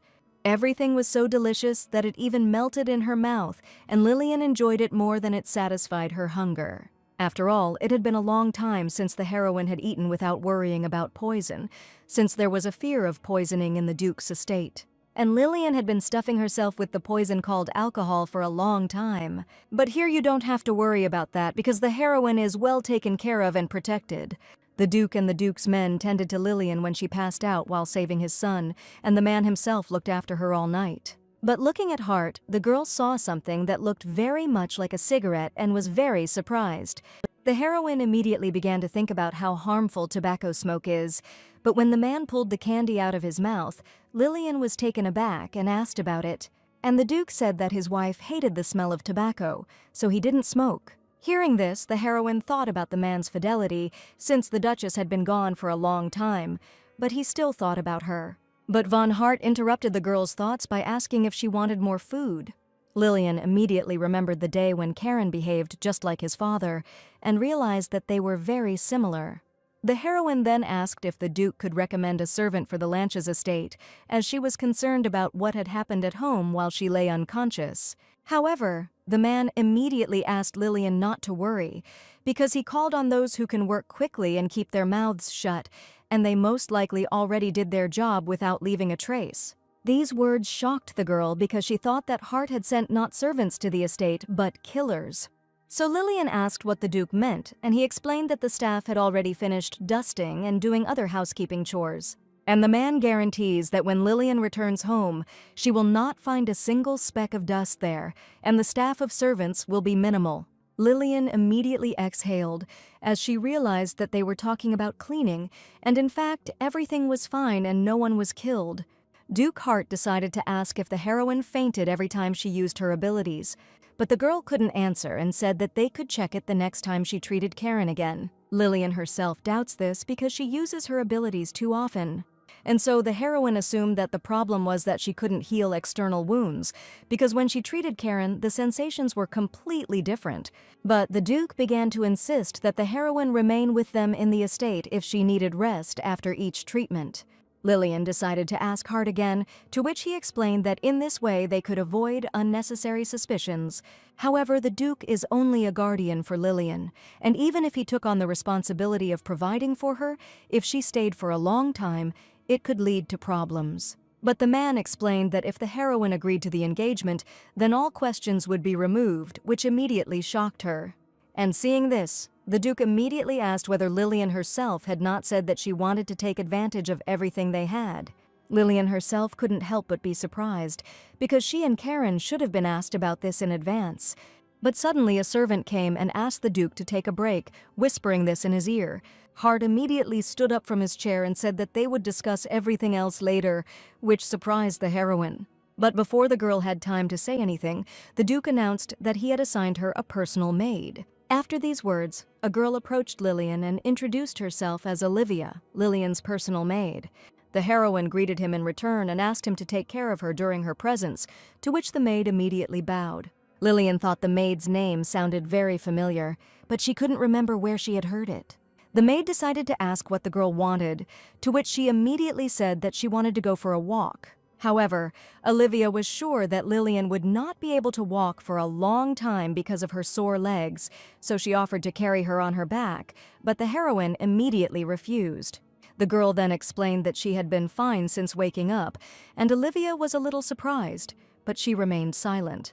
And only after a couple of seconds, the maid said that since Lillian was confident in her condition, she would collect everything for the walk. Walking through Duke von Hart's garden, the main character admired its beauty. While Olivia was talking about beautiful places, Lillian looked at her and remembered the words about how she was very physically strong. And it was very unexpected for the girl to hear this from the maid, because usually everything is a little different. Thinking about it, Lillian assumed that all of the Duke's servants had special talents, but still, for the heroine, this was not very important, since the main thing was that Olivia was a good and friendly maid. But suddenly, the ladies' walk was interrupted by shouts and requests to immediately leave the road nearby, to which they immediately paid attention. The main character stood there, confused, looking towards the source of the sound, trying to understand what was happening. The white-haired girl angrily and screamingly asked the servants how they dared to stand in her way. Continuing, the heroine began to threaten the employees to rot in prison for the rest of their days if they continued to interfere with her. The girl also said that the guards had no right to treat her like that because she was the princess of the empire and the bride of the young Duke von Hart. These words shocked Lillian greatly because just a few minutes earlier Hart had proposed to her to marry his son. The princess's name was Gloria Limbrana, and she was one of the emperor's 3 heirs. Gloria was the beloved daughter of the entire family, and the only legionary of royal blood. The girl is popular and much loved by the people. However, Lillian remembers absolutely nothing from her past life about her engagement to the young duke. Therefore, now the main character assumed that the engagement took place in secret from everyone. At this time, one of the guards asked for forgiveness from the princess and explained that he could not let her in, since the Duke had not announced that he was expecting guests. But Gloria didn't notify von Hart, she just came as soon as she learned that the young lord had returned home. And the girl's maid also entered into the dialogue, saying that no matter how high the status of the Duke at court, he was still only a nobleman, and they were obliged to let a person of royal blood through. But the guards stood their ground and said that they obeyed only the Duke, to which the woman asked to call him to them. Hart himself was not at home, and the maid, with even greater displeasure, shouted that in that case they should at least inform the prince that the princess had arrived. At this point, Lillian turned to Olivia and asked if Gloria was really engaged to the young lord. And the girl said that she didn't know why the princess's family decided this way, but von Hart had not made any decisions about Karen's engagement to her highness. So Gloria is simply unrequitedly in love with the young duke, and that is why she says so. The main character initially considered this option impossible, but remembering the boy's character, her opinion immediately changed. The princess had already noticed Lillian and was looking at her without taking her eyes off her. Seeing this, the heroine immediately became dissatisfied that Her Highness was looking at her so intently. At this point, the girl couldn't stand it any longer and pointed her finger at Lillian, asking who she was. Continuing, Gloria said that judging by the way Lillian was dressed, she was not from the Duke's family, so the princess assumed that she was visiting him. But Olivia immediately denied this assumption and said that Von Hart took guardianship over the main character. Gloria was even more angered by this news and asked again why she didn't know anything about the girl. The princess then turned to Lillian in an insulting manner, ordering her to come closer. The main character did not like this attitude towards herself, because even though Gloria is a royal person, good manners must be present. And while Lillian was unhappy with what was happening, the princess's maid was indignant about why she still hadn't listened to the order and come over. Olivia, seeing her mistress's tension, asked if she wanted to come over, to which the girl thought about it. After all, Lillian would have liked to ask the servant for help, but she assumed that if she did not obey, the princess would complain to the Duke. And then the heroine's situation will become even worse, so she will now have to somehow cope on her own. So, realizing that she had no choice, Lillian slowly walked towards Gloria. Olivia, looking after her, was already waiting to see what the main character was capable of. As soon as the girl approached the princess, she immediately sternly asked her name. And having bowed, the heroine introduced herself and said that she was the eldest daughter of the late Count Lanches. Gloria immediately thought about it and realized that she was hearing such a name for the first time and assumed that the girl was the heiress to the Count's estate. The princess also asked if Lillian was a legionnaire like her, but the main character answered negatively to all assumptions and questions. Hearing this, Gloria frowned, but the girl herself, smiling, hoped that she would be distracted by someone else. Finally, the princess broke the silence and said that she would do Lillian the honor of joining her for tea. But this made the heroine very wary, since she understood that in this way Gloria was trying to get into the estate, and if she invited the girl into the house as a guest, the guards would have no choice but to let her in. And yet, when the princess asked again whether Lillian was planning to refuse her, the main character politely agreed. After all, it was not at all advantageous for the girl to quarrel with the imperial family now, so she could not disagree. After some time, the main character was already sitting with the princess and drinking tea. Gloria, sitting opposite, noted with a smile that today was a great day for Lillian's not very noble family. And continuing, the girl gave the heroine permission to brag about this event to her parents when she returned home. Lillian also spoke about the death of her mother and father, and added that she really hoped that they would be proud of her, even like this. Gloria found this answer unexpected and expressed great regret about it. The main character herself was surprised by the princess's reaction because she thought that she was an ordinary legionnaire. But the girl, it turns out, knows how to empathize, and this is not typical for people with the gift of the Legion. However, Gloria interrupted Lillian's thoughts and demanded to explain what kind of relationship she had with the son of Duke von Hart, but the heroine immediately said that there was nothing between them. The princess was a little taken aback and asked again, asking whether Lillian was familiar with the young lord, to which she became worried and answered negatively. At that moment, the main character realized that she had been very wrong about showing empathy. A few minutes later, the door to the room opened and the maid, apologizing for the wait, began to enter. As soon as the woman approached the table, she immediately started pouring tea for the princess and said so. Then the maid turned her gaze to the main character and asked if she needed some tea too, but at that very moment, the woman trips over a cart with dishes and barely stays on her feet. However, the teapot with tea and all the treats began to fall down, and the only thing the servant managed to do was to warn. At this time, the young lord was training and honing his skills. The young people watching the class discussed and were surprised that Karen had been training for more than 2 hours, and one of the young men suggested that the boy was homesick and perhaps trying to make up for lost time.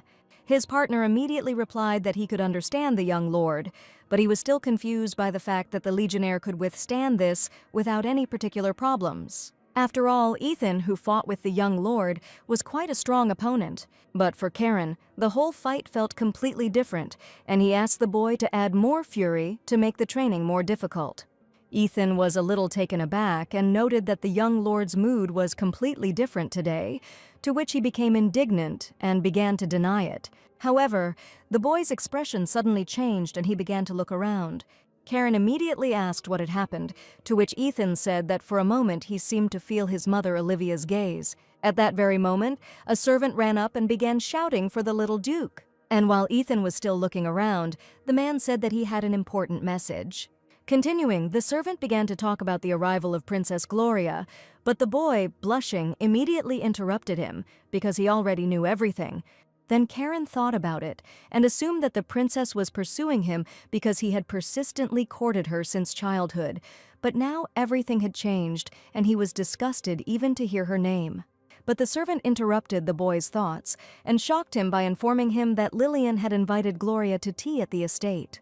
The young lord, having called the main character a potato, asked again because he did not believe what was said. And while Karen continued to call the girl a boiled potato, Ethan stood and wondered why he gave her such a nickname. Karen didn't hesitate and told the boy that they needed to finish training for today. And when Ethan asked if he was leaving him again, the young lord answered in the negative and explained that he needed to save Lillian, otherwise the princess would turn her into mashed potatoes. Hearing this, Ethan was surprised by Karen's concern for the heroine because before the princess had not even looked at the boy after all the attempts at courtship, to which Karen explained that everything happened this way because Gloria was very similar to her parents, and after these words, the hero realized that she would be jealous even if he told her the truth about their first meeting with Lillian. But since the young lord's abilities have awakened, he no longer thinks about the princess, and she will now tell him everything about his acquaintance with the Count's daughter. Having finished his thoughts, the boy asked to be taken to Lillian, because he realized that if Gloria started to plan something bad, it would be serious. At this time, the main character sat and looked at her dress, which was soaked in tea, trying to understand what had just happened. The maid immediately began to apologize and say that all this did not happen on purpose and it was not her fault. But Lillian thought about it and realized that the woman had taken advantage of the fact that Olivia was not around because she had gone after the Duke. The princess's maid also drove away all the servants in the house and insisted on serving the girls at tea. And analyzing all this, the main character became completely convinced that everything was not without reason. So while the woman was trying to calm Lillian down, she realized that the tea party was nothing more than an excuse, since they just wanted her to help them meet the young Duke. So, without delay, the girl took her cup and hit the maid in the face with it, which immediately made her angry. And the princess herself watched this in shock and already mentally asked for forgiveness from Lillian for underestimating her. At that very moment, Gloria's gaze became very interested, and she continued to continuously watch what was happening. The main character apologized to the woman, saying that she also did it by accident, but the heroine herself was already preparing a plan for revenge. Continuing, the girl suggested that the maid was angry when she saw the princess humiliate herself and did not even realize what she was doing. Lillian also noted that servants are a reflection of their master and expressed her surprise that the princess's maid behaved this way. At that moment, Karen entered the room and immediately showed his displeasure, saying that he had only just woken up and the girls were already making noise. But suddenly, the young lord's attention was drawn to Lillian in a wet dress, who froze in place in surprise. And turning his gaze to the tea stain, the boy immediately became worried and headed towards the heroine. Gloria, getting up from the sofa, ran to Karen, but he completely ignored her and asked Lillian about the reason for such an appearance. After all, the main character reminded the young lord of a boiled potato, but the girl did not like this comparison, and she began to deny it. The main character also noticed that the boy came without Olivia and was surprised that he was looking for her without any requests from other people. At this point, Gloria interrupted the guys and asked to clarify whether this was really their first meeting. After all, it seemed to the princess that they were quite close for strangers and had clearly seen each other before. After these words, Lillian tensed up a little and began to think about what was happening. And from the expression on the main character's face, the princess realized that she had lied to her and that she and Karen had already met, to which she nervously agreed. Lillian herself, although she realized that she had deceived Gloria, did not think that she and the young lord would meet right away, Now, if the girl tries to explain, she will only make the princess even more angry, and that is not worth doing. Therefore, the heroine said that this was almost the first meeting, and she herself realized that no matter what, it was better to trust the wisdom of Prince von Hart. And Lillian immediately explained that she was under the Duke's care, and that she and Karen simply crossed paths at the estate. Then the girl turned her gaze to the young lord in the hope of support, and he, although he did not understand what was happening, confirmed her words. But Gloria found it all strange, because she knew that the prince didn't care about others at all. So the princess couldn't understand why Karen was so worried about some girl. And thinking about this, Gloria assumed that the main character was dear to the boy, and asked if this was really so. But the young lord did not like this assumption, and he immediately responded negatively, calling it nonsense. Karen then asked the princess what she was doing on their estate, which shocked Lillian, who was standing nearby, because she knew that such a thing could not be said to a member of the imperial family. Gloria was unhappy with this question and said that she had done nothing wrong. But the boy, pointing to the scattered dishes, asked who had done all this, if not the princess. And Gloria immediately turned her attention to her maid Eva and said that she was to blame for everything, which immediately made the woman worried. After these words, Karen looked at the servant and asked again to convince her, but she immediately replied that it happened by accident. However, the young lord did not believe it and asked Eva to speak frankly, because if she lied, she would be left without a tongue, to which the woman continued to say that she did not do it on purpose. And the maid herself hoped for the support of her mistress, since there was no evidence that this was not accidental, and if Gloria supported her, then Lillian would definitely not do anything. But the princess confidently and without hesitation told how she saw Eva deliberately drop the tea set. The woman was outraged by such a statement made towards her, so she asked again, and Gloria said that she was disappointed in her because she did the wrong thing. And continuing, the princess added that she herself would never have spilled tea on the young lady, but Karen was already tired of all this and asked to take Eva away. However, the maid began to scream in panic, calling this decision unfair since there was no evidence. Gloria was angered by these words and asked the woman how she dared not believe the words of a member of the royal family and demand proof. And not hearing an answer, the princess said that since Eva dared to dishonor her dignity, she no longer needed her. After some time, Karen told the main character that she knew nothing at all, and that in fact the princess was very careless, so he was glad that she left. The boy also noticed that Gloria's maid had gotten into trouble and assumed that the girl had run away because she was afraid of the Duke. But Lillian was curious about why Karen was saying all this while standing outside the door, and the maid explained that it was awkward for him to come inside while the lady was washing. Then the girls immediately began to discuss the young lord's concern for the main character and were touched by it, because usually he is cold to everyone. Lillian was also surprised, but she understood that she and Karen would have to see each other many more times. Therefore, the best solution for the heroine would be to build a good relationship with the boy. The young lord, catching Lillian's gaze, looked back questioningly and asked what she needed. And the girl immediately thanked Karen for helping her, since she had forgotten to do so earlier. But Karen called this help a trifle, and warned the main character that if she continued to walk like that, she would have problems with her legs. Hearing this, Lillian asked if the boy was worried about her, to which he immediately began to actively deny it. The heroine was a little upset and asked if what the young lord was telling her was true, but Karen was very embarrassed, so he looked at the girl in confusion and did not answer. Then the boy decided to change the subject and, turning away, said that he didn't mean that at all, and this interested the heroine even more. And continuing, Karen gave Lillian advice, telling her that if she wanted a quiet life, then she shouldn't get involved with this family. To which the main character replied that she was already under the Duke's care, but the young lord still insisted and advised her to ask to return everything as it was as soon as she felt better. After all, although Karen didn't know why Lillian was his father's servant, he told her not to trust Duke von Hart. However, the girl asked again, explaining that she was not stupid enough to blindly obey. And the young lord told that on the day of the massacre, Duke Hart killed not only the legionnaires, but also his mother. That day, the guy's conversation ended there, and time passed unnoticed at the Duke's estate, and the main character had to return home. Seeing that Lillian was already getting ready, Olivia asked if she was leaving today. The girl immediately confirmed this, but said that she first needed to meet with Hart, because she had not seen him since the morning. However, turning her gaze to the door, the heroine asked if this was definitely the Duke's office, and the maid agreed, assuming that he should be there. Lillian immediately paused to think, as it seemed to her that the door to the office had recently been repaired.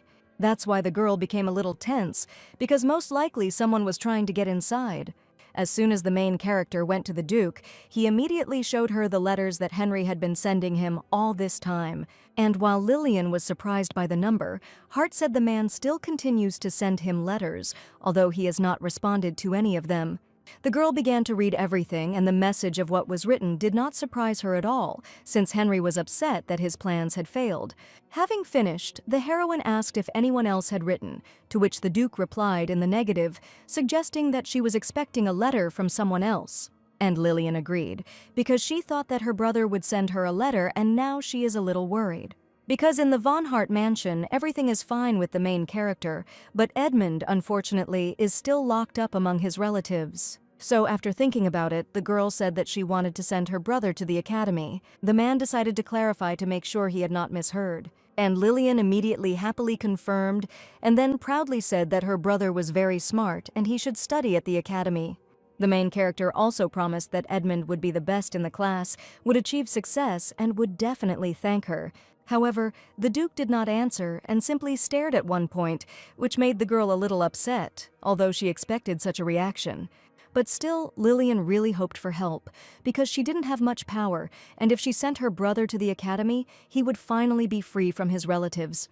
And while the heroine was lost in her thoughts, Von Hart thought it all over and called her idea about Edmund's studies not bad, and said that he would think about this issue some more. Hearing this, the girl immediately began to thank the man and calling him the best, already reaching out to hug him. But the Duke, instead of reciprocating, looked in great shock at the approaching Lillian. The main character was immediately confused by this look and realized that she had come too close, but she didn't even understand how. So the girl, stuttering a little, asked for forgiveness, but Hart said that everything was fine and that he should be thanking her. And continuing, the man noted that Lillian had done her job well, but the heroine did not understand and asked again. Therefore, the Duke explained to the main character that she had treated Karen well, and the boy even came to him personally. Lillian was very surprised by Von Hart's smile, since he rarely smiles, and she assumed that he was now very happy with such a step from his son. And then the girl told the man that she was glad that he had become close to Karen, and he called it all unusual, because the young lord had not come to him since the death of Duchess Iris. The main character immediately noticed that just the mention of his name brought notes of tenderness to the Duke's voice. However, remembering Karen's words, Lillian thought about it and could not believe that Von Hart could really kill his wife. But suddenly, the girl was interrupted from her thoughts and quickly reached into her purse, telling the Duke that she had something for him. A few seconds later, the main character took out an iris, and saying that it blooms beautifully in the garden, handed it to Hart. And continuing, Lillian told about the floral scent of the iris that filled her room with fragrance, but there was nothing in the Duke's office, and so she decided to give flowers to him too. However, seeing the man's ambiguous reaction, the girl felt like she had said something wrong again, and therefore immediately felt awkward. The Duke himself, having placed the gift in a vase, suggested that it would be better for Karen to already hold the wedding ceremony and not delay. The main character was shocked by this decision, and she asked again, not understanding why Hart wanted to do this so suddenly. But the man continued and said that he had heard about Lillian's meeting with the princess, and it seemed to him that Gloria was interested in her. And since the girl is a princess, she will keep an eye on the heroine, so there will be even more suspicion if Lillian continues to see Karen. So, in order not to attract the attention of the imperial family, it would be better for the main character to take the position of the wife of the Duke's son. Besides, marriage is just a shell of a contract, so as soon as it ends, the guys can get divorced. However, the girl was interested in the young gentleman's opinion about this decision. After all, Lillian believed that there was no point in marriage if Karen was against it, but the heroine also understood that if the Duke loved his son, then he would not even want to think about such a thing. The man himself almost immediately turned towards the girl and confidently replied that the young lord would not mind. Moreover, Von Hart thought that Karen would be, on the contrary, happy if the princess reduced her interest in him, seeing that he was married. Lillian thought about it, because even though the Duke said he was trying to protect her, she knew he just wanted to use her as a cover. But despite this, the heroine saw sense in Hart's words, because if she married the young gentleman, her frequent meetings with him would no longer seem so suspicious. However, the girl still could not accept the fact that she would become Karen's wife, and began to convince herself of this in every possible way. And at that moment, Lillian realized that there would be a lot of noise if everyone found out that she was a legionnaire, but everything would be even worse if she became the wife of the young lord. But the man interrupted the main character's thoughts and, holding the contract closer, said that he would pay enough after the divorce. The girl immediately began to familiarize herself with the document, trying to find the most important thing with her eyes, the amount. And as soon as Lillian saw the payment of 10,000, her eyes immediately lit up, and the idea of marriage no longer seemed unsuccessful. Therefore, the heroine immediately began to remove this thought from her head so as not to succumb to money, but Hart, from such a reaction, assumed that the proposed amount was small. So, having changed the amount of the fee, the man again handed Lillian the contract in the hope of her agreement. And this time, the amount was so large that the girl could not count the number of zeros and froze in shock. But without thinking twice, the main character still agrees, because the amount offered by Von Hart was too tempting for her to refuse. The next day, Lillian couldn't believe that she had finally agreed and was going to the vow ceremony. The girl immediately remembered the Duke's words that, given the circumstances, the ceremony would be held in an unusual way. The heroine will have to make a verbal promise and enter into a contract that binds souls together, and the man will also need her blood. And now, entering the hall, Lillian was a little worried and hoped that this was not a ritual of summoning a demon.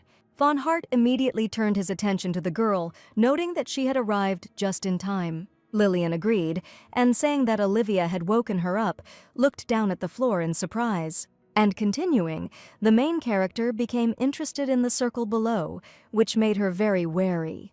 The man did not hide anything, and said that this was a circle of ancient magic. Hearing this, the girl was shocked and became even more frightened, because it was illegal. In an empire where magical engineering flourishes, ancient magic is considered a dead and obsolete art. A form of magic that has survived to this day has absorbed the legacy of the ancients. It is called black magic. And while Lillian was trying to come to her senses, the Duke explained that his late father was very interested in the dark arts, and now, thanks to the fact that the man has a heroine, he will be able to successfully perform the ritual. The girl continued to stand silently, not understanding what was happening, because the atmosphere was very eerie. At that moment, Olivia came up and asked Von Hart to check the condition of the Grail again to make sure that everything was in order. But suddenly the door began to open, and all the main character's attention shifted to it. It was Karen, and despite the wedding agreement, Lillian was surprised by his arrival. After all, the girl was sure that the young lord would reject the marriage proposal with disgust, and did not understand how the Duke managed to convince him. At that moment, the boy approached the main character and, without further ado, immediately asked if she liked him. However, Lillian would prefer not to answer, because she considered this question inappropriate on Karen's part, but since they were destined to see each other often, she would treat him in a friendly and understanding manner. So, having thought everything over, the heroine, with slight awkwardness, told Karen that she liked him. The young lord was very confused and shocked by this answer, as he expected something completely different.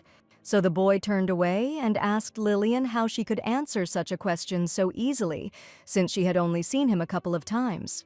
Continuing, Karen asked the heroine if such a marriage would suit her, even if he liked her too. Since Lillian had barely awakened as a legionnaire, she immediately rushed to the aid of the young lord. And Karen is grateful to the main character for saving him from the princess, but still the girl is not at all like Gloria. After these words, Lillian understood how the Duke managed to convince his son. However, she is not just his partner, and Hart uses her sympathy against Karen. The boy interrupted the heroine's thoughts, and noted that when he and Lillian grew up, they would most likely get divorced. And this really bothered him, because he believed that such a marriage was worse than one of convenience. But the main character did not agree with this, because she realized that generous payment awaited her in the future. Karen explained to the girl that she shouldn't be so trusting, because anyone on the street could deceive her. However, Lillian knew the truth and, feeling awkward, understood that he was the one being deceived here. The young lord, not hearing an answer, reminded her that he had asked the heroine not to trust the Duke and also warned that he also had something to threaten her with. But Lillian wasn't scared and said that people who are truly threatening don't say things like that. They hide a knife behind their back and act very friendly. Therefore, the main character will never believe Karen that he is dangerous, since he openly talks about it. After some time, the oath ceremony began and the guys took their places. Lillian agreed to be the mirror of Karen's soul and vowed to look only at him. The young lord swore with his heart and blood to follow only the main heroine. After these words were spoken, 2 precious stones rose into the air from the grail, illuminated by a bright light. And at that moment, Von Hart gave a short signal to Olivia, causing them to disperse. The Duke walked up to Lillian and silently began to place the necklace around her neck, which surprised her greatly. And then, seeing that Olivia gave the piercing to Karen, the heroine completely stopped understanding what was happening.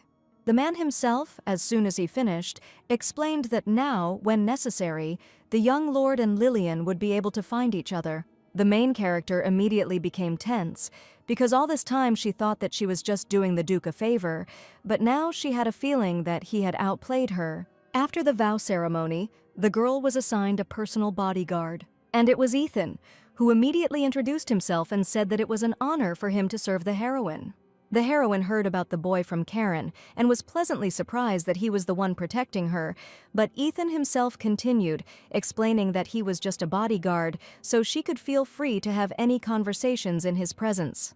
At that moment, Olivia came up and told him that Ethan was her son, so if the girl had problems with the princess, she could convey everything to the woman through him. After these words, Lillian realized that from now on the Duke would receive reports on everything she said and did, so now she would have to think before she said anything. Having thought everything over, the heroine immediately hugged Olivia and asked her not to forget about her, as she really wanted to see the maid again next time. The woman was touched by this, and, hugging the girl back a little, she noted that it was impossible to forget her, and they would definitely meet again. Olivia then put Lillian in the carriage, telling her to eat well and to refrain from running until her leg healed. The main character agreed with everything. However, on the way home, the girl remembered something important, and frowning, Lillian realized that she had made a mistake in not recognizing the maid earlier. Olivia is not a legionnaire, but an ordinary person. She is a capable officer of Von Hart, who always helps him in everything. But in the past, the girl was a notorious traitor who betrayed the Duke. Olivia herself came to the Duke's office, where he asked her opinion about Lillian, whom she had been observing for a long time. The maid became a little tense at this question, but still decided to tell everything honestly. That's why the girl immediately cringed with emotion and squealed that the main character was very cute. Continuing, Olivia told how the girl rushed to hug her, and also added that she looked like a fluffy ball of cotton candy. But the Duke got angry and banged on the table, asking the maid not to fall for such a thing, as it was not like Lillian. Then the man reminded that the heroine knew his nickname, Calvados, and immediately asked Olivia if she had anything that could be added to the dossier. To which the servant, already a little nervously, replied that she had not noticed anything suspicious and that Lillian was just a child who enjoyed life, so she did not think that the girl had any selfish motives. Hart was very surprised because he had never heard such emotional feedback from Olivia about anyone. After these words, the girl thought that the Duke considered this a problem and decided to clarify. The maid also pointed to the flowers that Lady Lances had brought and then asked the man if he liked them. However, instead of answering, the Duke asked him to be more careful with his words, and the girl immediately noticed that he had been overly tense lately, but she did not understand the reason. Continuing, Von Hart reminded her that Lillian was no longer Lady Lances and asked the maid to remember to call his daughter-in-law by her proper name. And turning away, the man asked if anything was known about Brandon, since he had not been in touch at all. Olivia replied in the negative and explained that the lack of news meant that the little lady wanted to see the Duke. There are currently only 2 officers that Von Hart trusts to handle the business. Olivia is in charge of everything in the light of day, while Brandon does his job under the cover of shadows. And these 2 assistants are legal husband and wife. So now the girl decided to ask Brandon to take a couple of days off when she returned, since she hadn't seen him for a very long time. But the Duke analyzed everything and understood that no suspicious information had come from the young man either, and he trusted him. And while Olivia continued to hint at a vacation for her husband, Hart ignored it and said that they needed to move on to the next issue. At this time, the main character had already arrived at the Lanches estate. At the entrance, Lillian was greeted by all the servants and immediately bowed to her. However, the girl froze in shock and, looking at the servants, did not understand who all these people were. The heroine also did not recognize her house at all, and while she was trying to comprehend what was happening, a man apologized to her for not introducing himself right away. And continuing, the man said that he was the new butler of the Lanches estate, Harold. The man then bowed and said that the estate had been renovated, so he asked the girl to inspect everything in her free time. As soon as Lillian realized that this was the servant hired by the Duke, she immediately became happy and asked about her brother's whereabouts.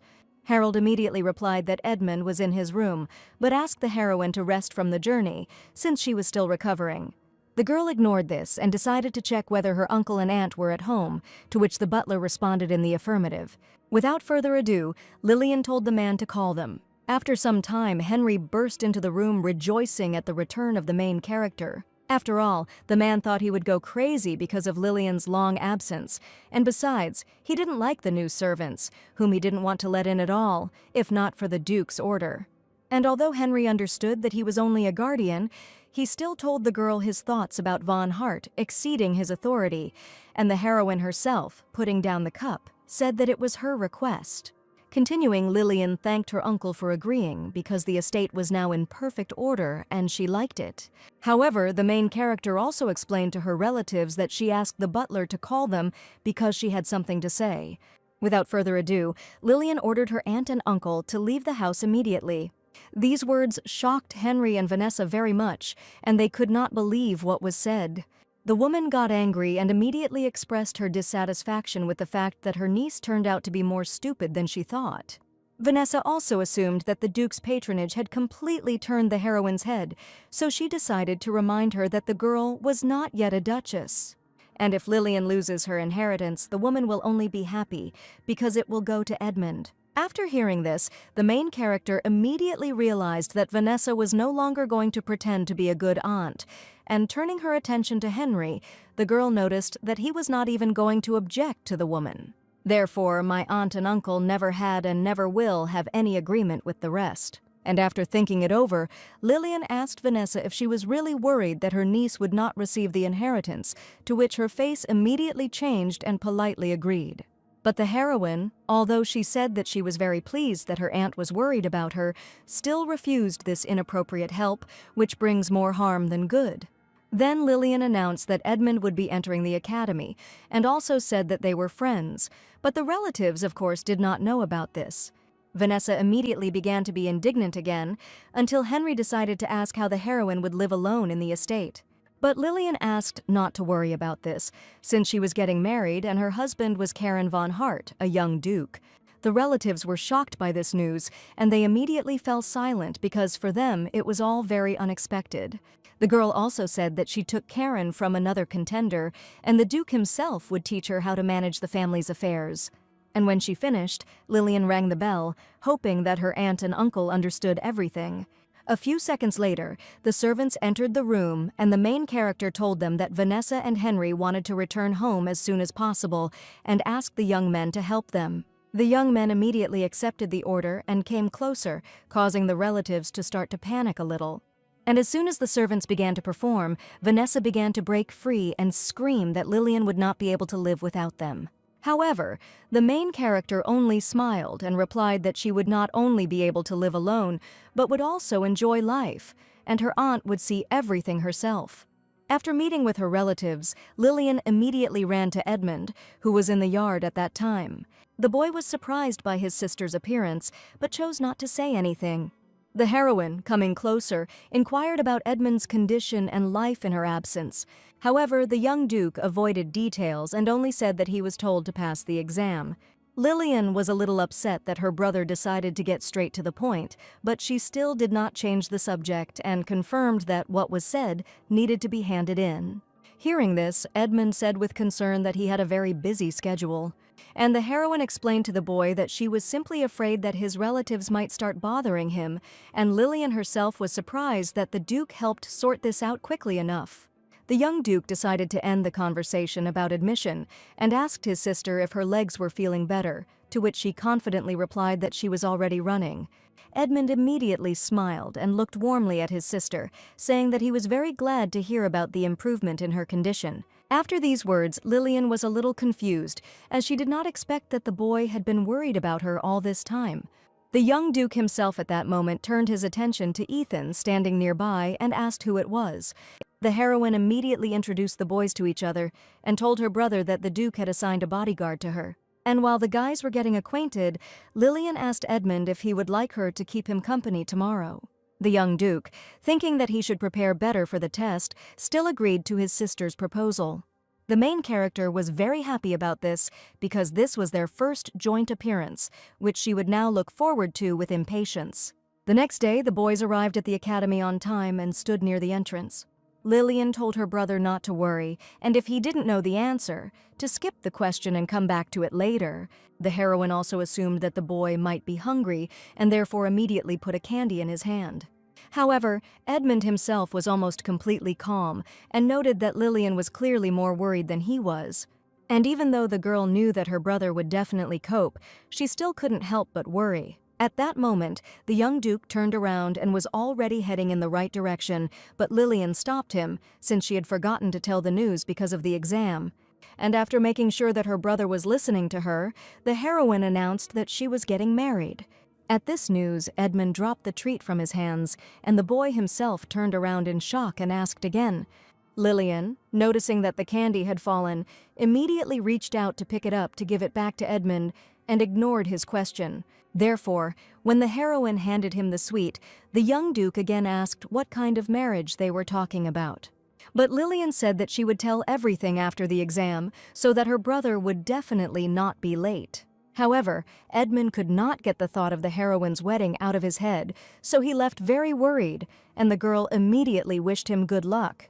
Lillian then approached Ethan with a proposal to take a walk around the city, since the exam would last quite a long time, and there was no point in standing still. But in reality, the girl didn't want to miss the chance to get to know the future swordmaster better.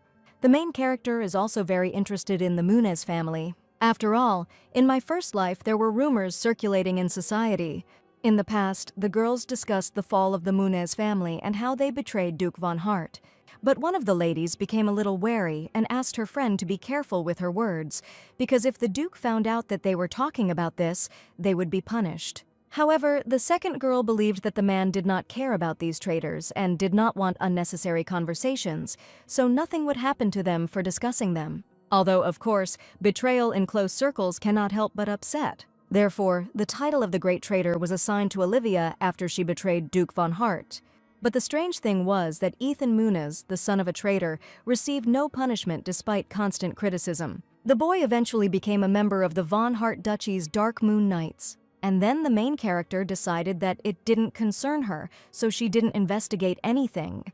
But Lillian still found it quite suspicious and thought that something was definitely wrong. Having thought everything over, the girl told her bodyguard that they would now go to the center. However, Ethan didn't like it a little, as he considered the main character to be an ordinary girl and didn't understand why she was telling him what to do. Earlier, the Duke asked the knight to follow Lillian and report absolutely everything to him.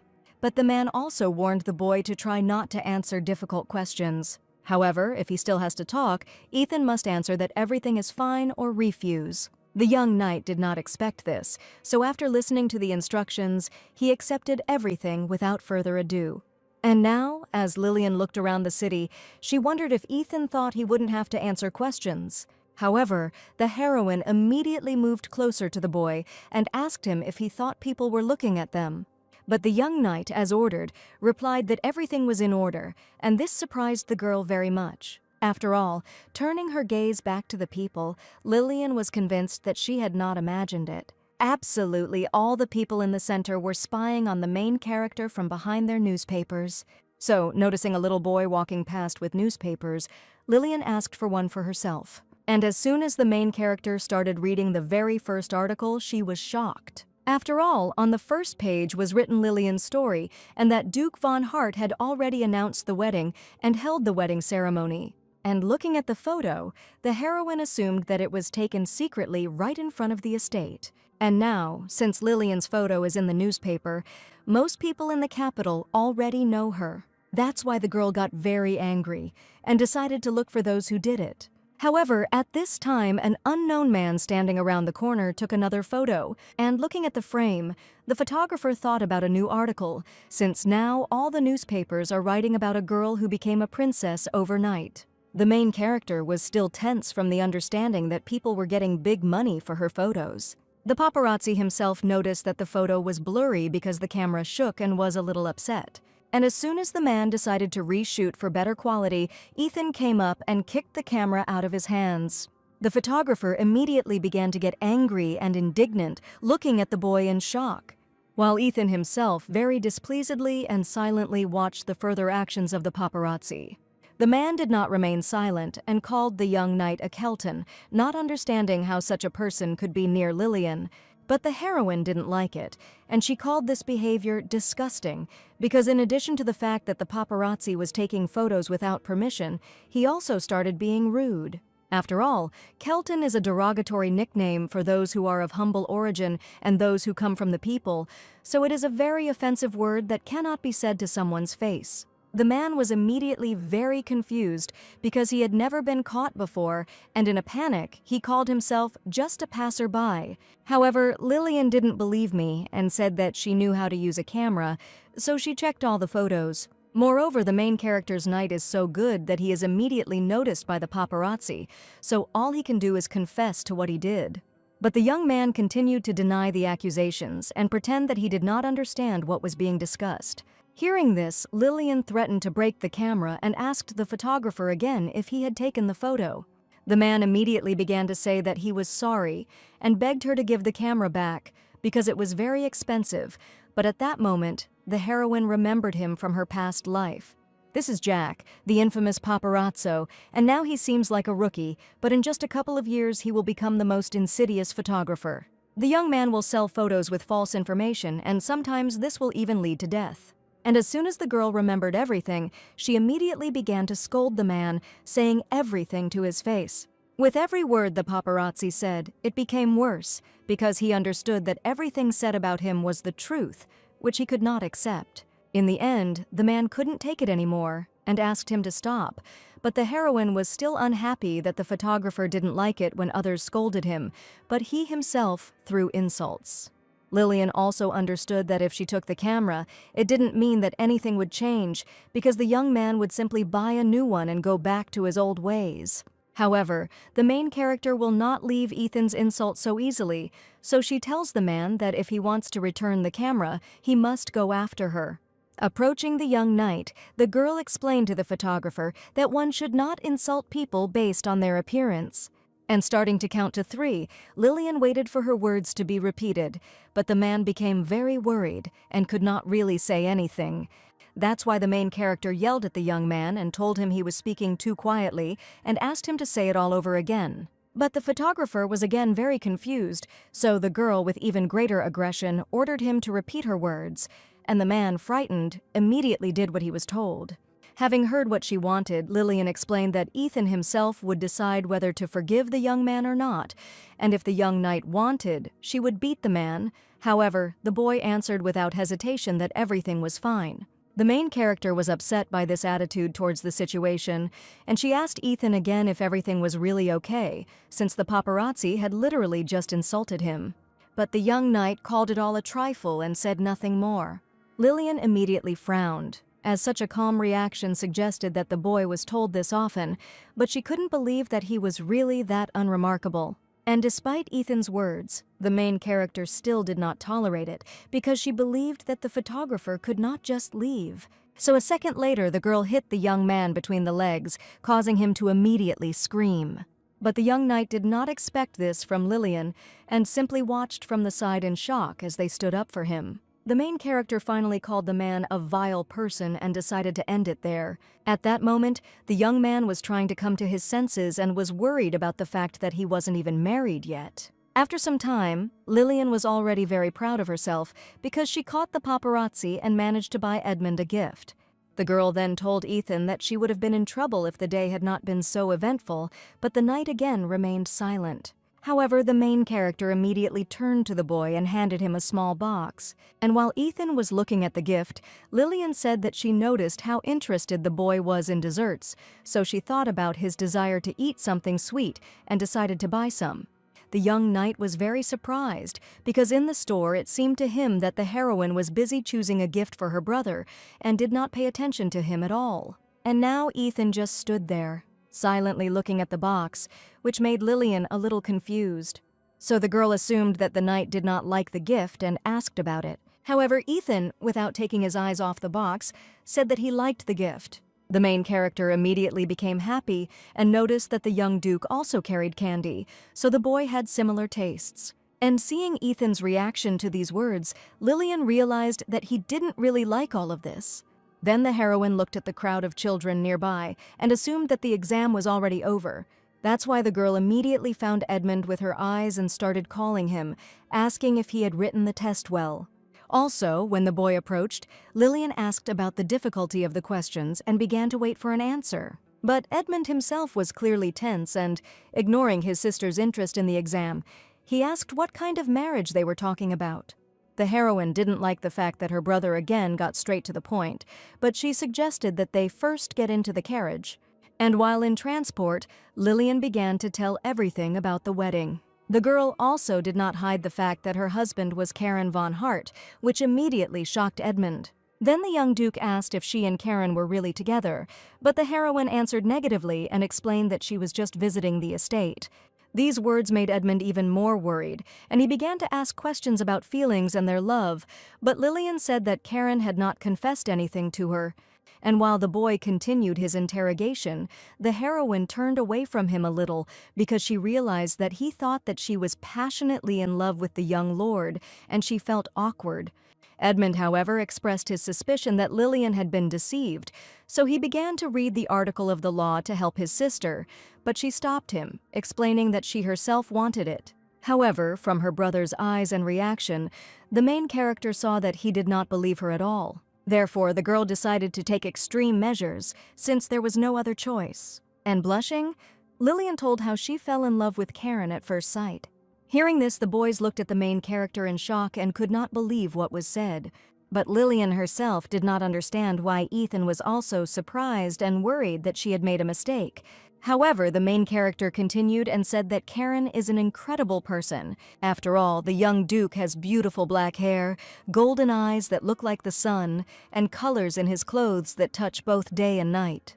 Lillian also added admiringly that Karen had sharp features, as if he were a lone wolf, but despite all the words, the girl herself at that moment could not find a place for herself from awkwardness. Edmund lowered his head and noted that if the main character really liked the young duke, then he believed that nothing could be done about it. After these words, Lillian assumed that her lone wolf strategy was working and was very happy. However, the boy decided to warn his sister that men cannot understand whether they love if they have only seen a woman a couple of times.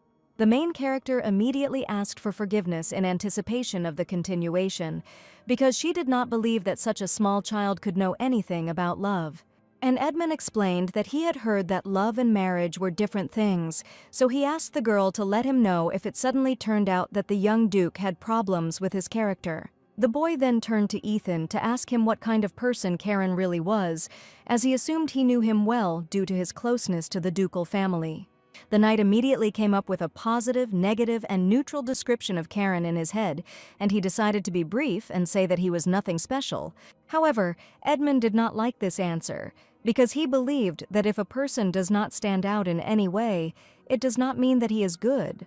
Lillian, sensing the tense situation, realized that it was imperative to change the subject and immediately called her brother. And continuing, the heroine told the boy that while he was taking the exam, she bought him gifts.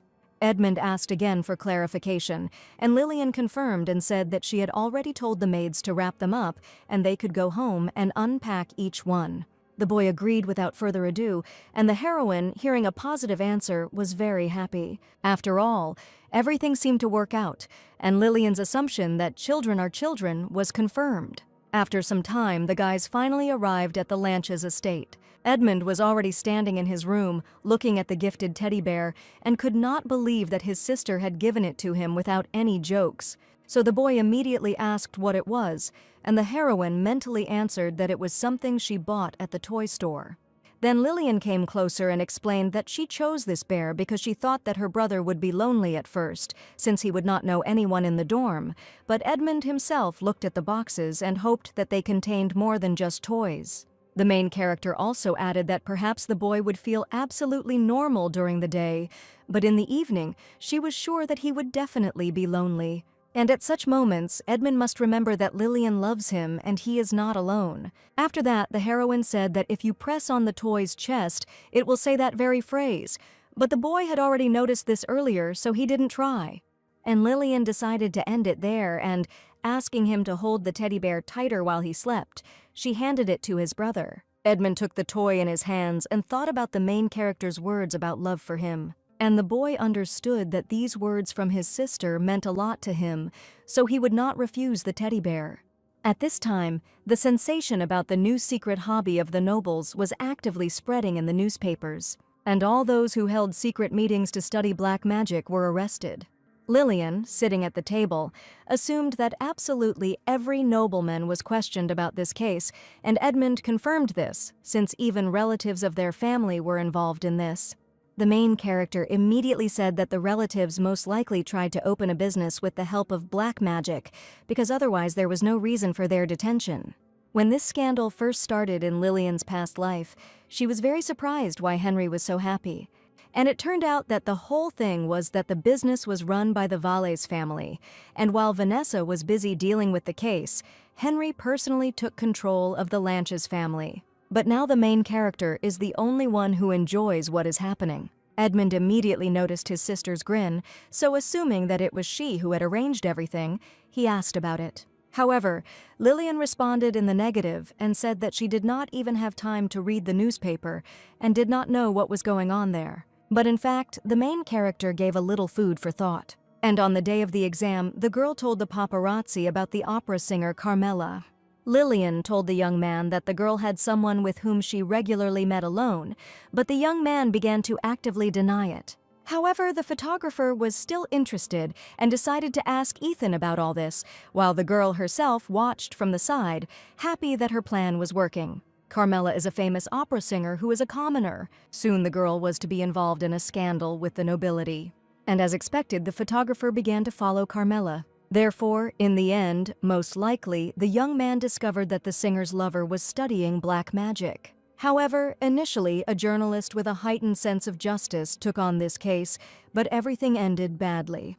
Because even high-ranking nobles were involved in this, and it all led to the journalist being sued, thus creating a lot of problems. But this time, the paparazzo that Lillian caught will be the one who gets sued. And at the moment, this is the best way for the main character to take revenge. Edmund sat silently, looking at his sister and trying to understand what she was thinking. After all, the boy was shocked by the sudden news of marriage, but since he is Lillian's half-brother, he can't just stop her. However, if the main character is ever hurt, Edmund will personally stand by her side to protect her. But to do this, the boy must gain strength to resist the ducal family. So even if all this will not last forever, and it will last as long as Edmund is useful, then he really hopes that Lillian will be useful. After some time, it became known that Edmund easily passed the exam and entered the academy. Therefore, the boy was already moving to a dormitory, and the heroine asked him not to focus only on his studies. Continuing, Lillian told her brother to try to find friends who shared the same interests as him, because this was a great opportunity to expand the boundaries of his world. But the boy interrupted the heroine, saying that he had something to tell her. And as soon as Lillian finished speaking, Edmund asked her if she had ever been to the scene of the crime. The main character immediately thought of the road accident in which her father and stepmother died and her brother injured his leg, but this was the first time he mentioned what happened since the funeral. So Lillian was surprised and asked if anything unusual had happened that day. However, the boy turned around and asked to forget, as he was simply curious and went in the right direction. And the heroine was at first outraged that Edmund decided to end the dialogue on such a note, but then she realized that it was better not to disturb bad memories. So Lillian shouted after her brother that she would write him letters and asked him not to forget to write back if anything happened. Edmund, without turning around, agreed and said that he understood everything. The boy also listened to Lillian and took the gifted teddy bear with him, putting it in his briefcase. 2 weeks later, the main character arrived back at the Von Hart estate.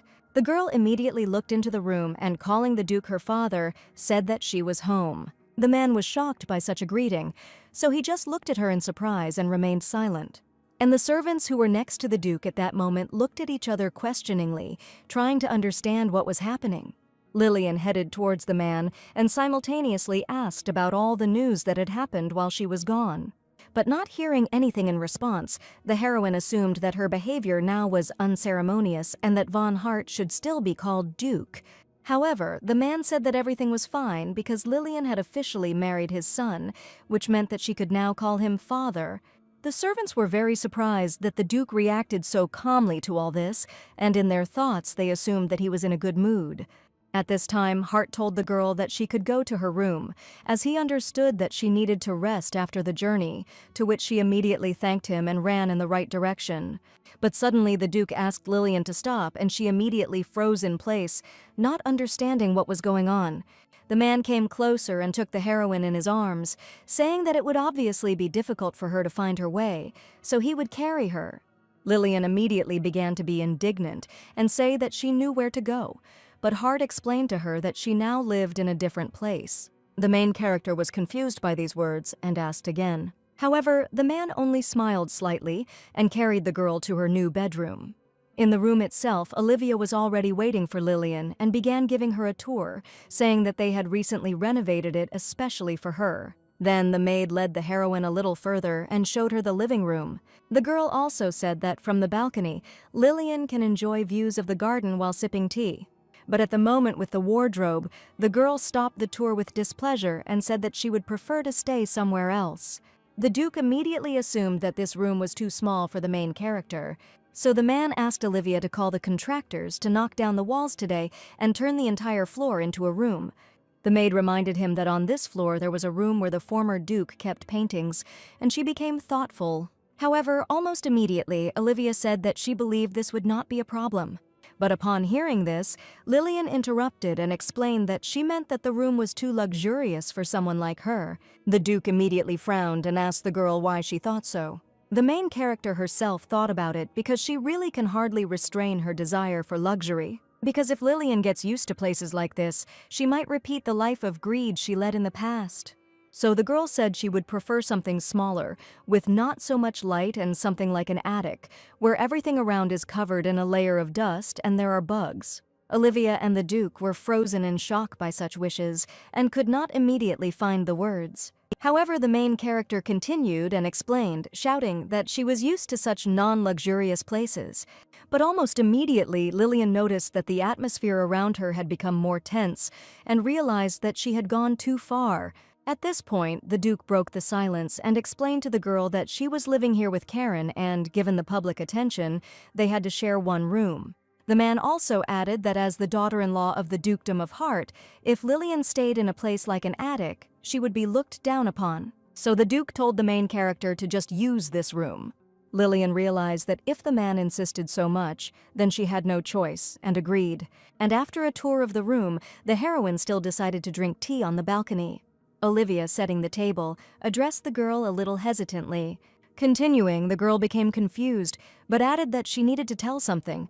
And bowing, the maid confessed that she was the Duke's assistant, and she sincerely apologized for hiding her identity and gaining the heroine's trust. However, in her thoughts, Lillian also asked Olivia for forgiveness because she had long known about her true identity. And the main character also knows that the girl will soon betray the Duke. And even though the girl didn't see anything suspicious in Olivia, she was still interested in how carefully she was planning her betrayal. After all, even if Lillian tried to get information from Ethan, he wouldn't tell her anything special, so she decided to try to convince Olivia of this. The girl continued and suggested that the heroine feels betrayed and disappointed because she did not reveal her identity from the very beginning.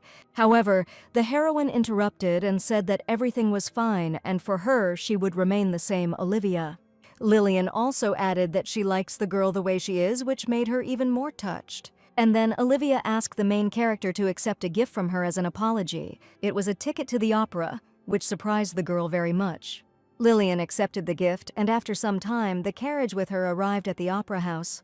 The Duke got out of the transport in front of the main character. And everyone around, noticing Von Hart, began to discuss his appearance, trying to understand who he was accompanying. Lillian herself at that moment looked at the theater with admiration in anticipation of the opera. Moreover, the fact that the main character was going there with her father made her even happier. However, on the day Olivia gave the tickets, the girl immediately realized that it was not just like that. And going to the theater is part of a carefully planned war for public opinion. After all, after suddenly marrying Karen, Lillian became a duchess overnight, which would result in many questioning glances falling on her. And Duke Hart intends to lay the foundation for the girl as a young duchess, and he intends to show what a good relationship they are on. And before entering the building, Lillian turned towards Olivia, not very trustingly. Because the main character realized that the girl was not just a capable assistant to the Duke and was clearly hiding something. The production itself was about a difficult love story. In it, the main character is a monster, and his beloved is an ordinary person. And the most important drama of this opera was in the conflict between the heroes. That's why everyone watched the production with interest and without distraction. At this moment, the hero of the opera confessed to his beloved that in fact he looks terrible and feels hungry when he sees her like this. However, Lillian didn't really like this moment because the directors portrayed the Legionnaires as monsters. The Duke noticed that the actress was not playing very well and said that perhaps she had little experience, to which the girl asked again in surprise. And Olivia joined the discussion, suggesting that the girl had hardly had time to get into character. After all, initially the lead actress was supposed to be Carmela, but she was forced to leave the production due to rumors of infidelity and black magic. Continuing, Olivia also talked about how the play is based on the Duke's love, and that is why many people might not like it. Hearing this, Lillian immediately turned her full attention to Von Hart, waiting for details, as this was a chance to get to know the Duke and Duchess better. However, the man said that this was nothing more than imagination and exaggerated rumors that were picked up somewhere.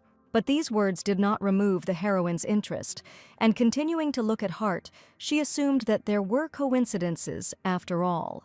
And then Lillian began to ask the Duke to tell her something, since she wanted to hear more about her father's love story. The man immediately turned towards the main character and began to take off his glasses. The girl immediately noticed Hart's eyes and was surprised by their appearance. The Duke's eyes were an unusual color, which frightened and fascinated at the same time. And the man explained that even when he doesn't use his abilities, his eyes look the same and normal, which makes not only ordinary people, but even other legionnaires avoid him.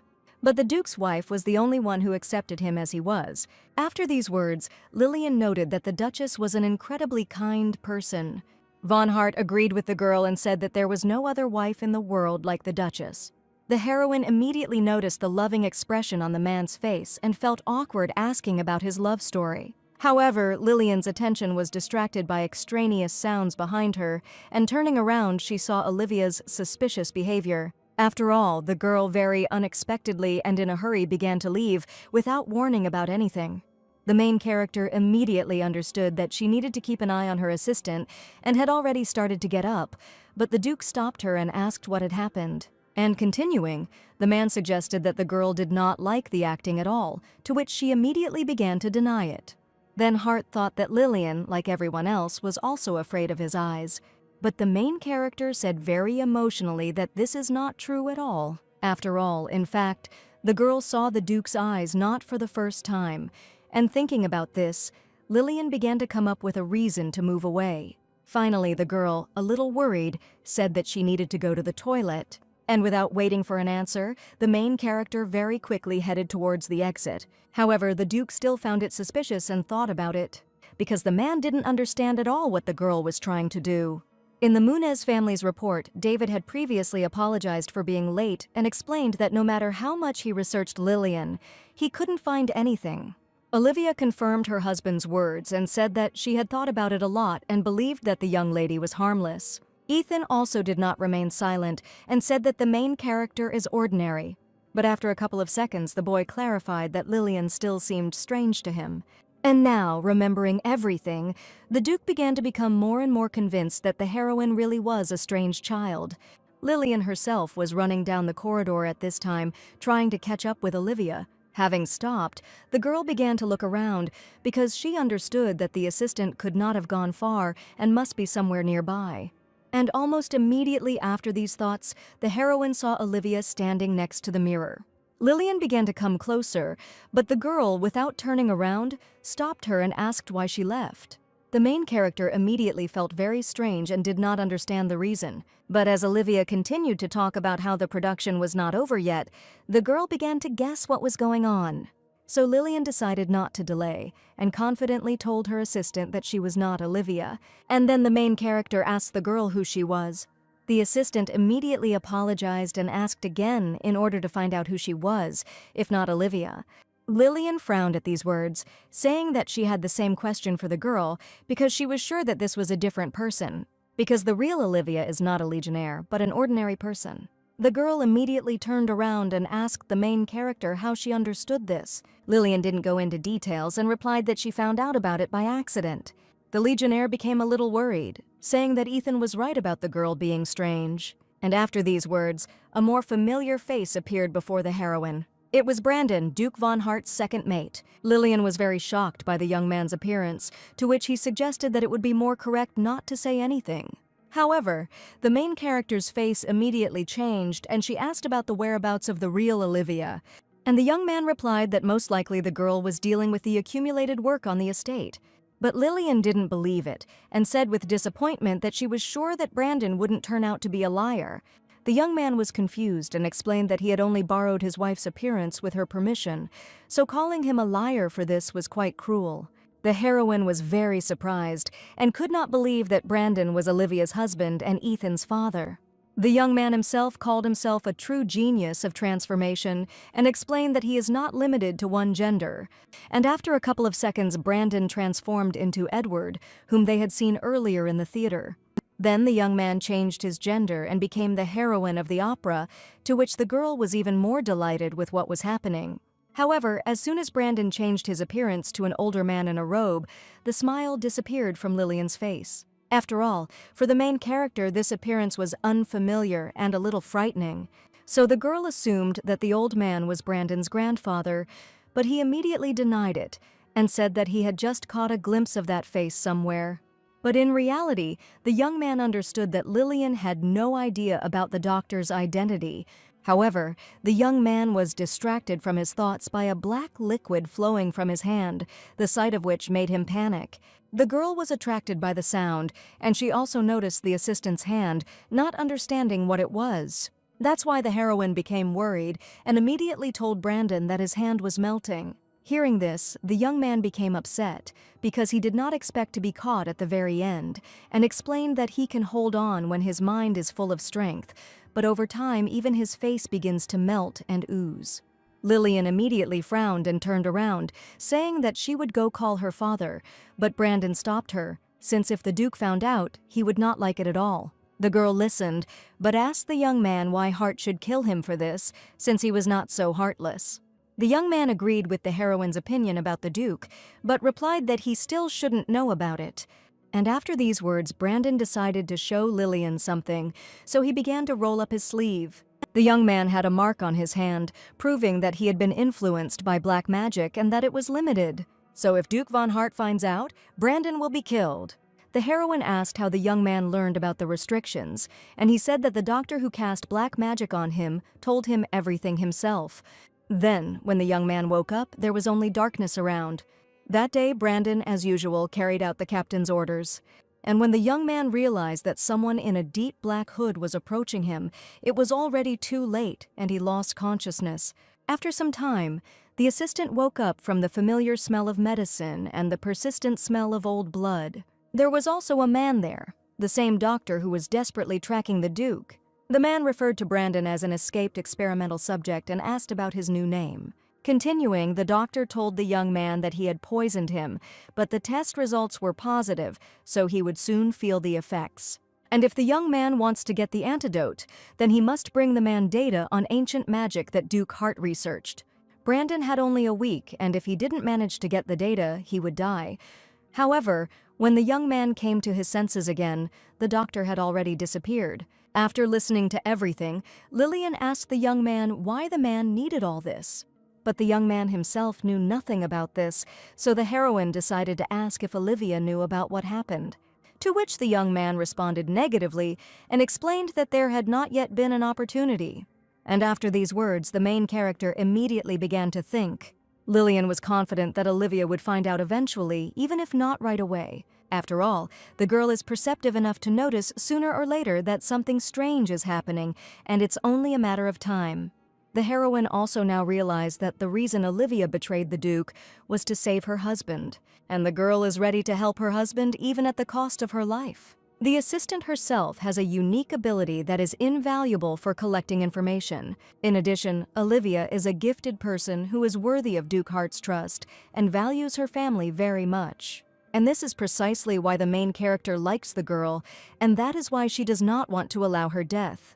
So, after examining the liquid, Lillian suggested that black magic was being used as a constraint, and they needed to get the antidote within a certain amount of time. And continuing, the girl said that if this was the only problem, then she had a solution. However, Brandon immediately warned that it was useless to use the abilities of the Legionnaire Lillian, and if she made a mistake, she would go down the path of black magic. But the main character ignored this and, coming closer, asked the young man if he would have some money. And as soon as the young man agreed, the girl noted that they were lucky.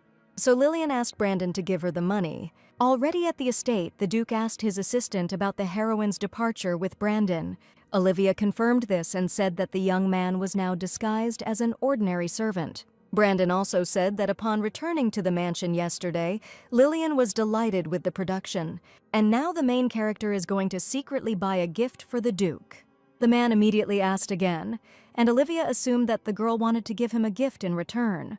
However, the girl became worried because Lillian did not take any escort with her, but Hart immediately reassured her, reminding her that the heroine was now with Brandon. The Duke himself, having finished the dialogue, smiled warmly and began to think about what the girl would give him this time.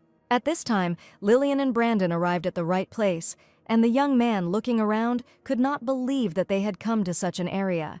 Therefore, the young man immediately wondered whether there really would be someone here who could eliminate the doctor's poison, because even he knew nothing about this person.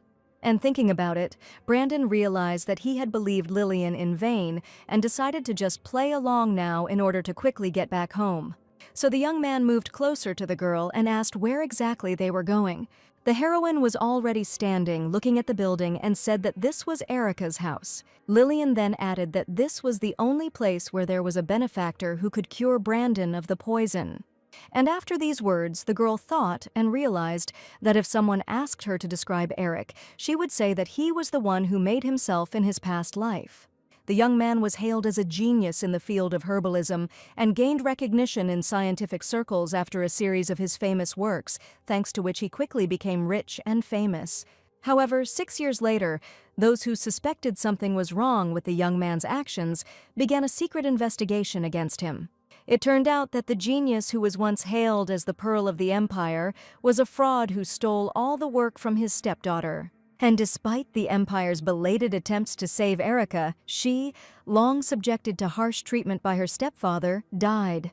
In her past life, the girl never saw the light and was nicknamed the Unlucky Genius. And Lillian believed that if the doctor who poisoned Brandon was a genius, then someone equally brilliant could outsmart him. But suddenly the girl was distracted from her thoughts by a scream outside the door. In the house, a man was scolding a girl very harshly because she had not done what he asked. And Brandon got a little worried, so he suggested that the heroine come another time. But Lillian no longer listened to the young man and kicked the door down. The young man immediately felt awkward, and the people in the house looked in shock towards the entrance, not understanding what was happening. Erica's stepfather was even more angered by the sudden arrival of strangers, and he shouted at the heroine and asked who she was. Lillian replied with a smile that she was a customer and had come for herbs. But the man started saying that she had been misinformed and that no herbs were sold there, but the girl continued to insist on her own and said that she had definitely not made a mistake with the address. And approaching Erica, the main character said that she had come to pick her up. Then, holding out her hand to the girl, Lillian suggested that they leave here. And already heading in the right direction, the girl asked Brandon to take care of the rest and left. After some time, the young man came back quite tired, as he did not expect that he would have to restrain the man and thought that the heroines only needed money from him. Lillian said that people should be used wisely and in time, and the first thing that needs to be done is to thank your savior. Then the heroine turned to the girl, assuming that she was in shock, and introduced herself. Erica was immediately surprised that Lillian only told her first name, because it was immediately clear from the girl that she was of noble blood, and usually such people also say their last name. But still, the girl decided not to focus on this now and asked the heroine why she was looking for her. And Lillian explained that she had heard that Erica could create a great cure out of nothing, so she came to her. However, after these words, Brandon was shocked, because even he, the one who operates in the criminal world, knows nothing about this. And the young man did not understand how a little girl who spent her whole life behind closed doors had such information. The heroine continued and said that she wanted to ask Erica for a favor, which she would have only 3 days to complete. But the girl refused, to which Lillian asked to hear her out, because if she accepted the order, the heroine would help her get back on her feet. Because the girl is sure that Erica has thought more than once that she doesn't want to live such a life. The girl herself lives in the slums without money and pretends that she doesn't understand anything at all and doesn't leave her mother's side, while Erica's stepfather takes credit for all of her inventions and articles. Therefore, the main character understood that the girl was tired of all this and wanted to escape, so Lillian showed Erica a bottle of black liquid, asking if she knew what it was, to which the girl immediately said that it was slime. And the heroine was not surprised by the quick answer, because she was sure that Erica would instantly recognize the contents of the flask. Because the slums have a low level of security, and it is easier to encounter monsters there than in other places. Nowadays, monsters are considered bad creatures that legionnaires fight. But once serious research into these creatures begins, everything will change dramatically thanks to Erica and her dissertation. So Lillian continued, and hinting at Brandon, asked the girl if she had ever seen slime that couldn't take the required shape and continued to spread. However, without waiting for an answer, the main character said that she would provide Erica with everything she needed for these 3 days, and if she succeeded, the girl would guarantee her a bright future. But the girl seriously doubted that she would succeed, to which Lillian interrupted and said that everything would work out, because she believed in her. Brandon, hearing all this, thought about it because he also believed the girl. And the young man did not understand how the heroine could make such confident statements without a shadow of a doubt.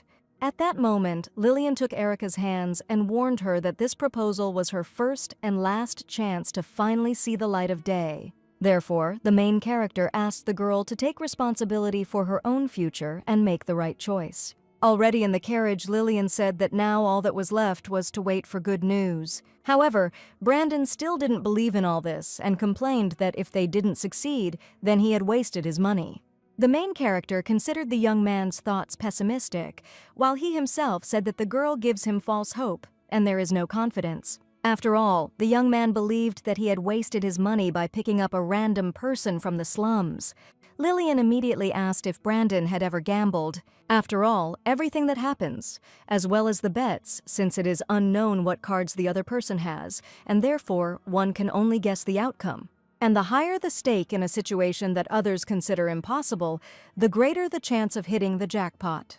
By comparing it to gambling, the heroine explained that they had nothing to lose, so they could raise the stakes. Then, laughing, Lillian called herself the most fearsome player at the card table. Brandon still doubted because the main character is a child who can't even pronounce a word properly, and here she speaks of her complete confidence. So the young man decided to change the subject and asked about the gift, but the girl did not understand what he was talking about.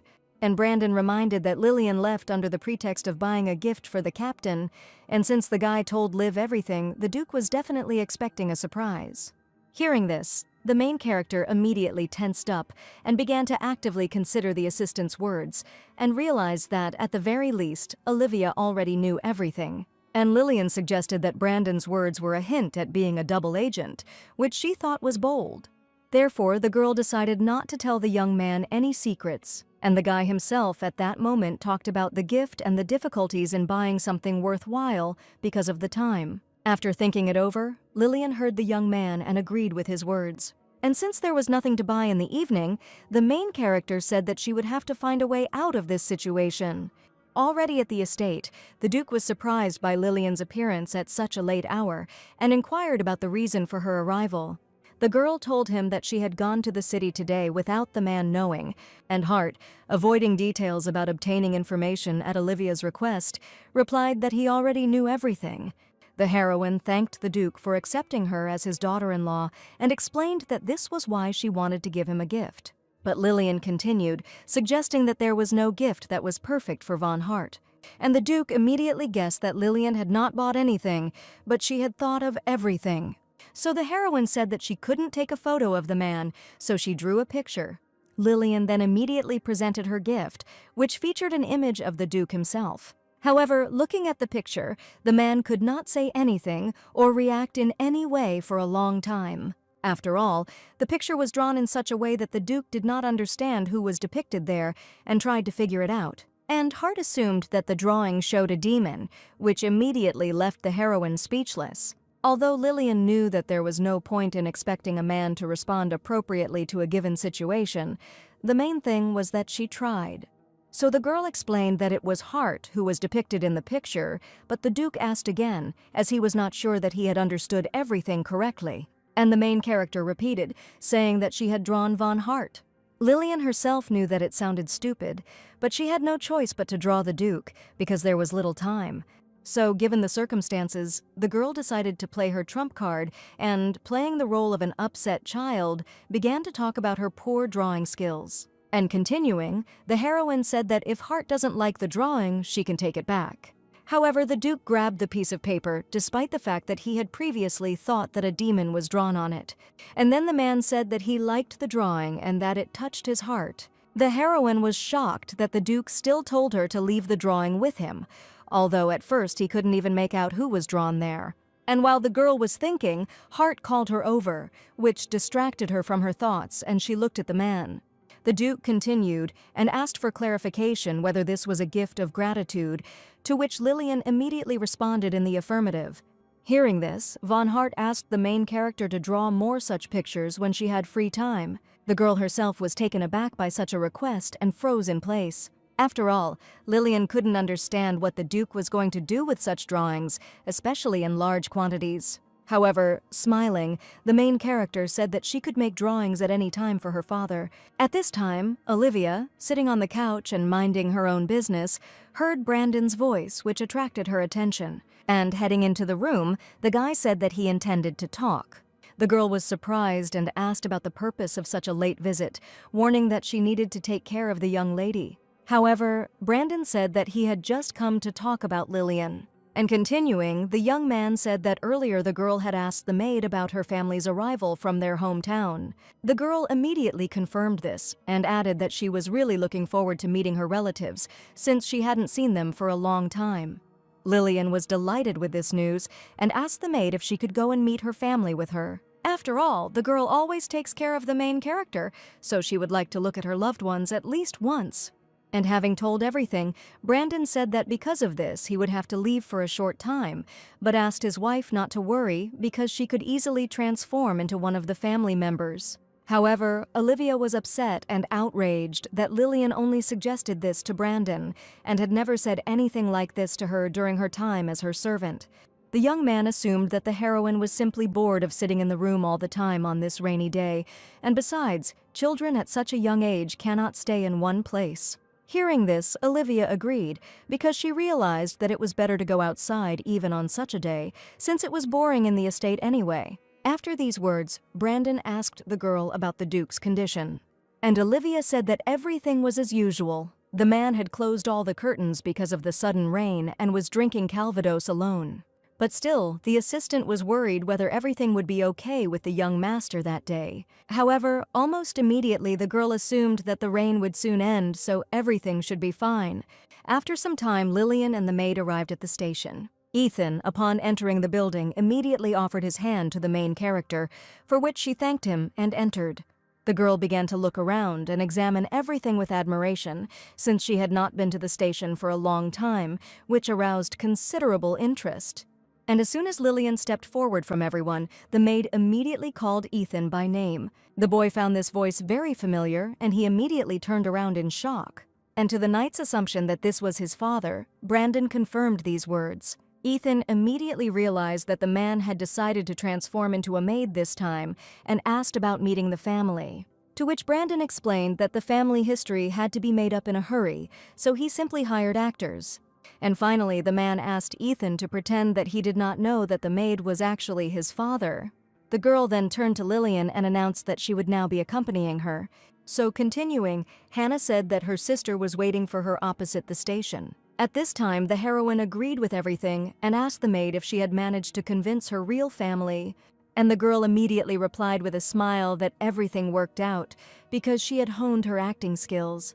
Already sitting in the cafe, Hannah introduced her younger sister Erica to the main character. The girl put the brick on the table and explained that she was worried about Hannah, who works in such a big mansion, so she prepared herbal medicine in her town.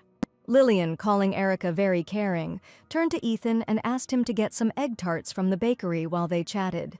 The boy was surprised, so he asked again to clarify, and the heroine explained that this was the same egg cake that takes more than an hour to prepare. If this cake is cooked properly, it will make a wonderful crispy sound when you slowly dip the tip of a knife into it. And while Ethan was trying to understand everything that was happening, Lillian continued and said that when you cut a cake in two, you can see airy cream inside. The girl also added that she wanted this dessert from the moment she arrived at the station and that she couldn't ask anyone else except Ethan.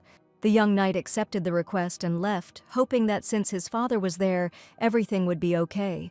And when the boy left, the main character decided not to delay and get down to business. Erica said that her guesses were confirmed, but she still didn't expect that the heroine was Duke Hart's bride and was very surprised. To which Lillian explained that she had decided not to say anything because she assumed the girl would not stop bowing to her. Then the heroine asked how things were going with the medicine, to which Erica was pleased and said that when testing for mucus, the result was ideal. And hearing this, Lillian said that if everything worked with the slime, then it means that the medicine can be tried on people.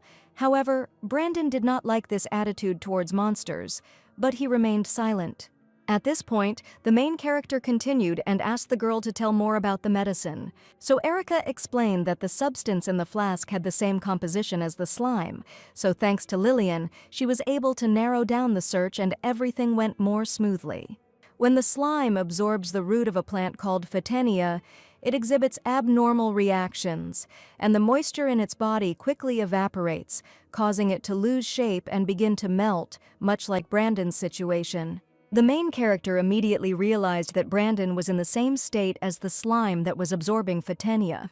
And that day, Lillian immediately noticed that the young man was like melting slime, which surprised her greatly. After all, something similar happened around this time in the girl's past life. The phenomenon of melting slime has spread across the continent. The predictors associated this phenomenon with the coming end of humanity, and for the Empire this turned into a huge problem. It was Erica who then academically proved this phenomenon, thereby making a name for herself in the scientific community. But still this thesis was published as the achievement of her stepfather. Lillian also suggested that in the past, Brandon had researched poisons that people could ingest, but he was unable to discover the poison itself and therefore the antidote. Having thought everything over, the heroine turned to Erica and praised her, to which the girl responded with gratitude for the support and noted that this was the happiest time in her life. After these words, Lillian immediately said that if everything was really so, then Erica would now be happy all her life. And continuing, the main character explained that she would ensure that the girl continued to do the research that she loved so much, since they had become close. Lillian then asked Erica to let her know if her stepfather tried to restrain her in any way so that the heroine could take care of it. Brandon noticed that the main character was becoming like a duke and considered this a clear disadvantage of homeschooling. At that moment, Erica assumed that there was a high probability that she and her stepfather would never see each other again. After the knights took the man away, Erica talked to her mother, and she decided that she didn't need a husband who beat her daughter. The main character was very happy with this news, and she said that she would start preparing the laboratory. However, Lillian asked that her orders always be a priority, even when the girl becomes incredibly famous, to which she became a little embarrassed and thanked her for believing in her. And continuing, Erica said that for such help and support, she would try very hard to be useful. The heroine immediately smiled and thought that if she could lure someone as talented as Erica to her side from the very beginning, then in the future she would be able to achieve everything she wanted. At this point, the conversation ended, and Lillian and Brandon were already heading outside to head home. The main character herself looked at the sky and realized that the future continues to change, because now Erica will not be known as an unlucky genius, and she will not die early. With the payment the Duke will give Lillian in the divorce, she will be able to live comfortably for the rest of her life. But the girl will never know what the future holds and how things will be with her relatives. After all, even though Henry and Vanessa have calmed us down now, they will definitely create problems in the end. And Lillian's decisions can create a butterfly effect, and now she cannot predict how everything will turn out. But still the girl believed that it was not yet time to reveal her plan. However, in order for the main character to ultimately have enough strength for revenge, she cannot do without Brandon's help. So Lillian did not hesitate and asked the young man to do her a favor, to which he replied that she could ask him for anything. And the heroine, having said that she wanted to come up with an acrostic with one word, asked the young man to give her the initial syllable. Brandon was surprised by this request, but he still named the first syllable, but the girl repeated the word and waited for him to continue. This shocked the young man even more, and he said the last letter of the word. Having heard what she wanted, Lillian was delighted and handed over the antidote, saying that if Brandon took it and survived, he would become her subordinate. The young man was confused and asked again to make sure he had heard everything correctly. The main character immediately confirmed what was said and explained that she wanted to be treated like a duke. However, Brandon assumed that if he refused, the girl would not give him the antidote and asked about it, but Lillian said that the medicine belonged to him anyway, and there was no need to worry about it. After all, the heroine does not resort to manipulation, and she does not strive to build a relationship with the young man in this way.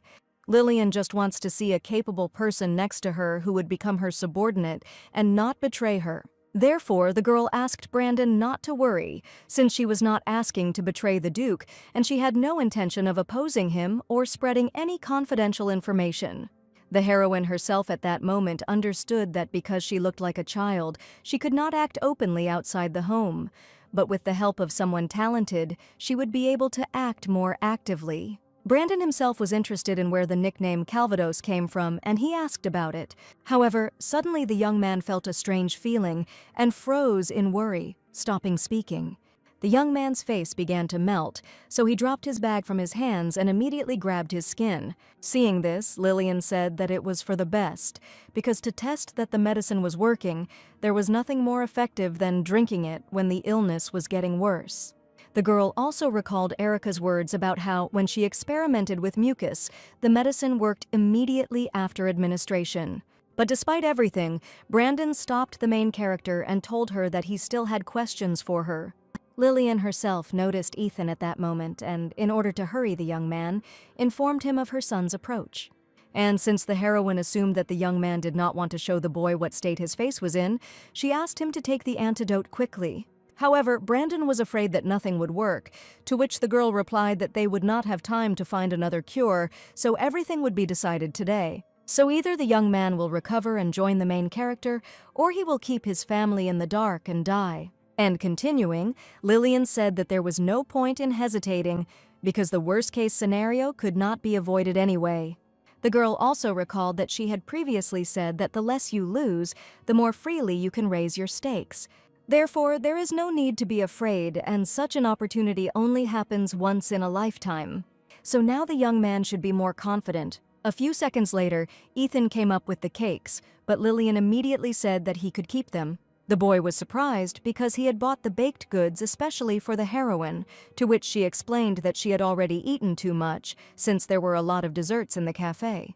However, after these words, Lillian became a little worried, as she had been very enthusiastic about the cakes and thought it was strange to refuse them like that. At that moment, Ethan turned his gaze to Brandon and asked what was happening with the maid. Hearing this, the main character also immediately turned her attention to the servant and assumed that she was deep in thought after meeting her sister. The girl herself began to think that the medicine did not work and she did not like it. Lillian also immediately considered the option that the antidote did not suit Brandon, but still decided to simply wait for the young man. And at that moment, the young man turns around and confirms the heroine's words, saying that he was overwhelmed with emotions and could not hold back his tears.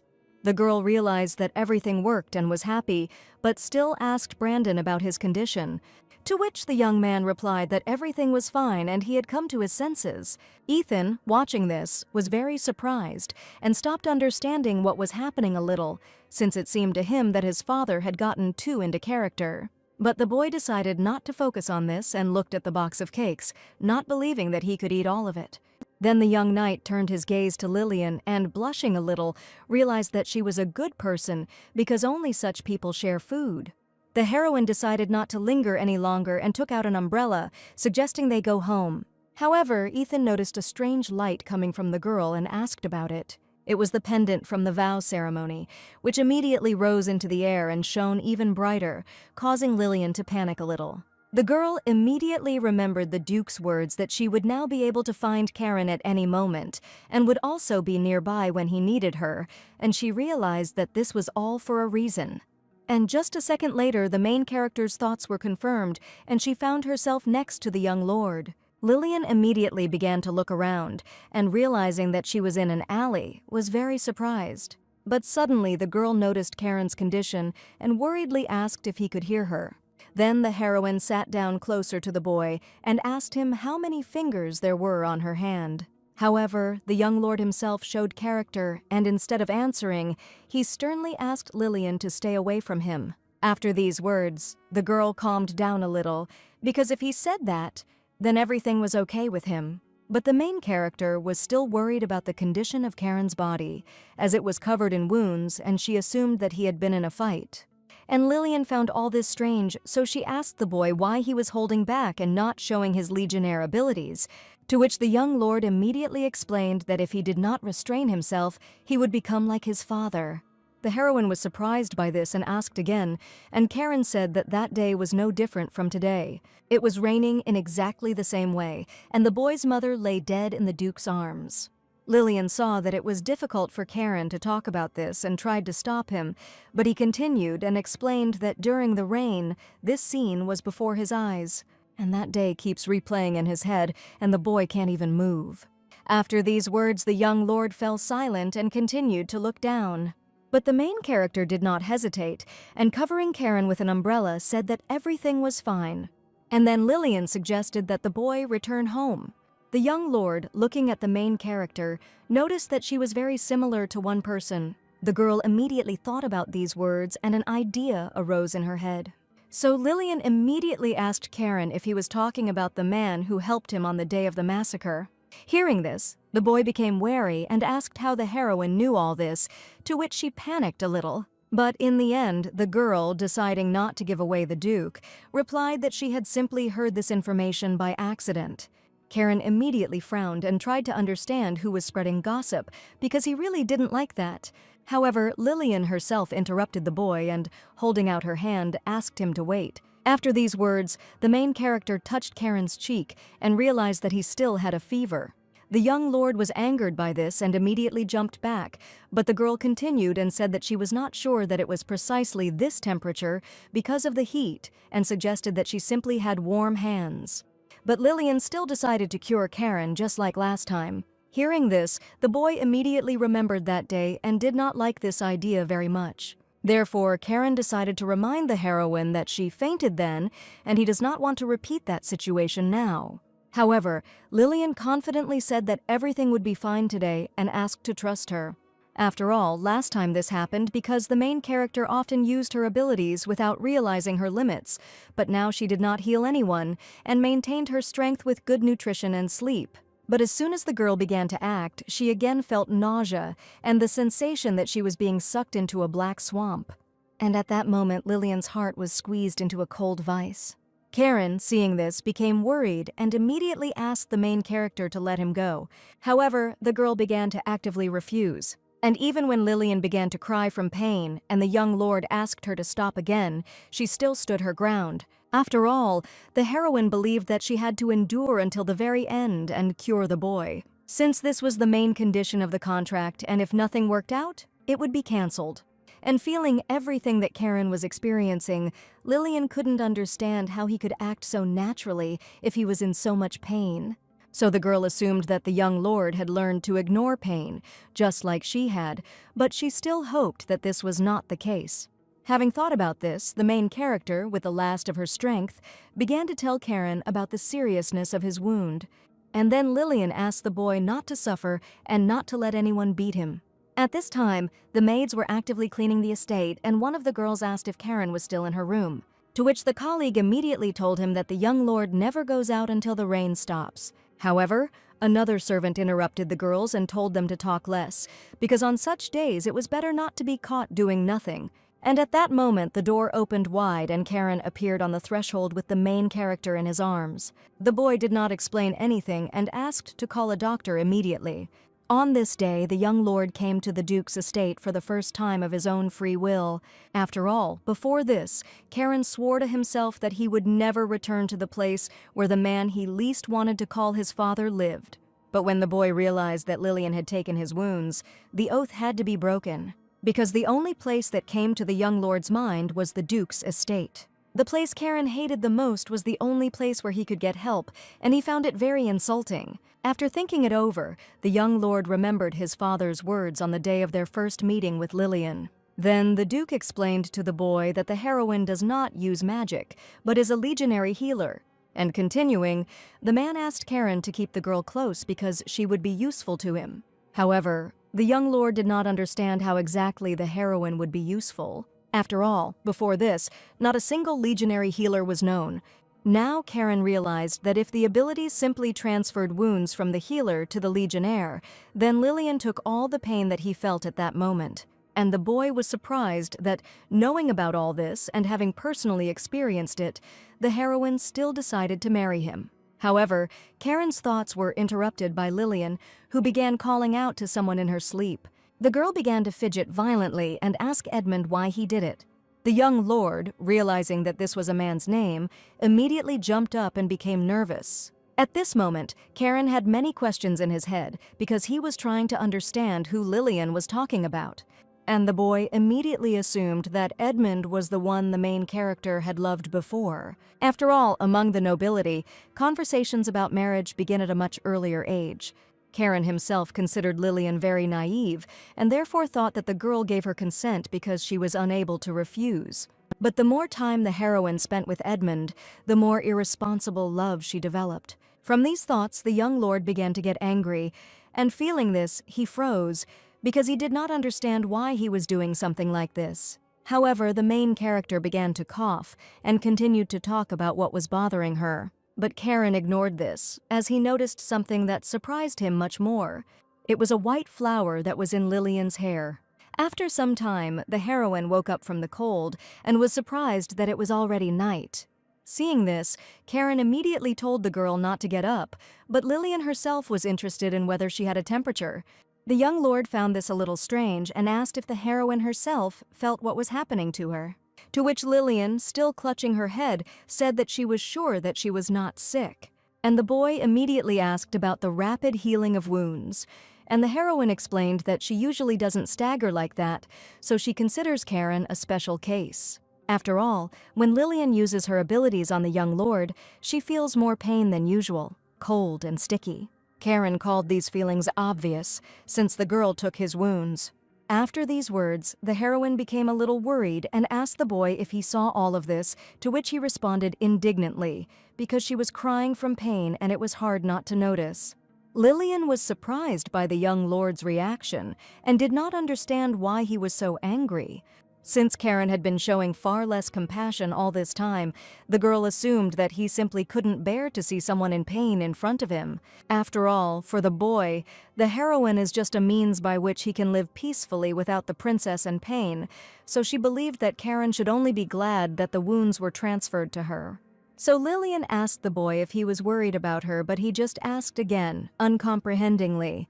But the main character immediately realized that Karen was definitely worried, since he stayed with her until late, and earlier put a wet towel. Continuing, the girl told about the first time she was given a wet towel when she was sick, and Lillian had always wondered what it felt like. So now she was surprised that it was cold. Karen didn't like that the heroine was laughing, and he asked the reason, to which she explained that she was happy because he was there when she was in pain. Then the girl thanked the young lord, and he immediately blushed, turning his face away completely.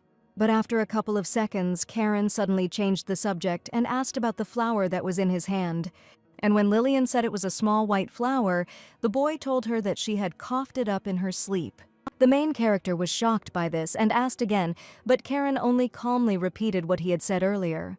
Continuing, the young lord noted that the likelihood that the girl was hungry and ate the flower was small, so he asked if she had any options for the appearance of the plant. And after hearing the negative answer, Karen also told Lillian that she had coughed up more than one flower, so he gave the rest to the doctor and he should find out what was going on. At this point, the boy decided to finish and told the heroine to rest, warning that he would call the doctor. But Lillian believed that the doctor needed to sleep at night too, so she grabbed Karen's hand and stopped him. And as soon as the young lord turned to the main character, she pointed to the bed and told him to lie down next to her. The boy didn't understand anything, but Lillian explained that he needed to get a good night's sleep first, and then they would think about what was happening. However, Karen, although he had already started to go to bed, still asked why he had to lie down here. And the heroine again said that the young lord looked tired and it would be better to sleep and then decide what to do first. Lillian also noted that the bed is wide enough, so there shouldn't be any problems. And while Karen tried to accept what was happening, the girl thought about the Duke's words. After all, if the heroine could, she would sleep alone. But the man vacated the couple's original rooms and now Karen can only sleep with her. But suddenly the boy interrupted Lillian's thoughts and asked who Edmund was.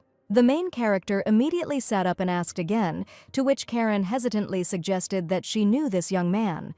The girl herself did not understand why the young lord so unexpectedly started talking about her brother.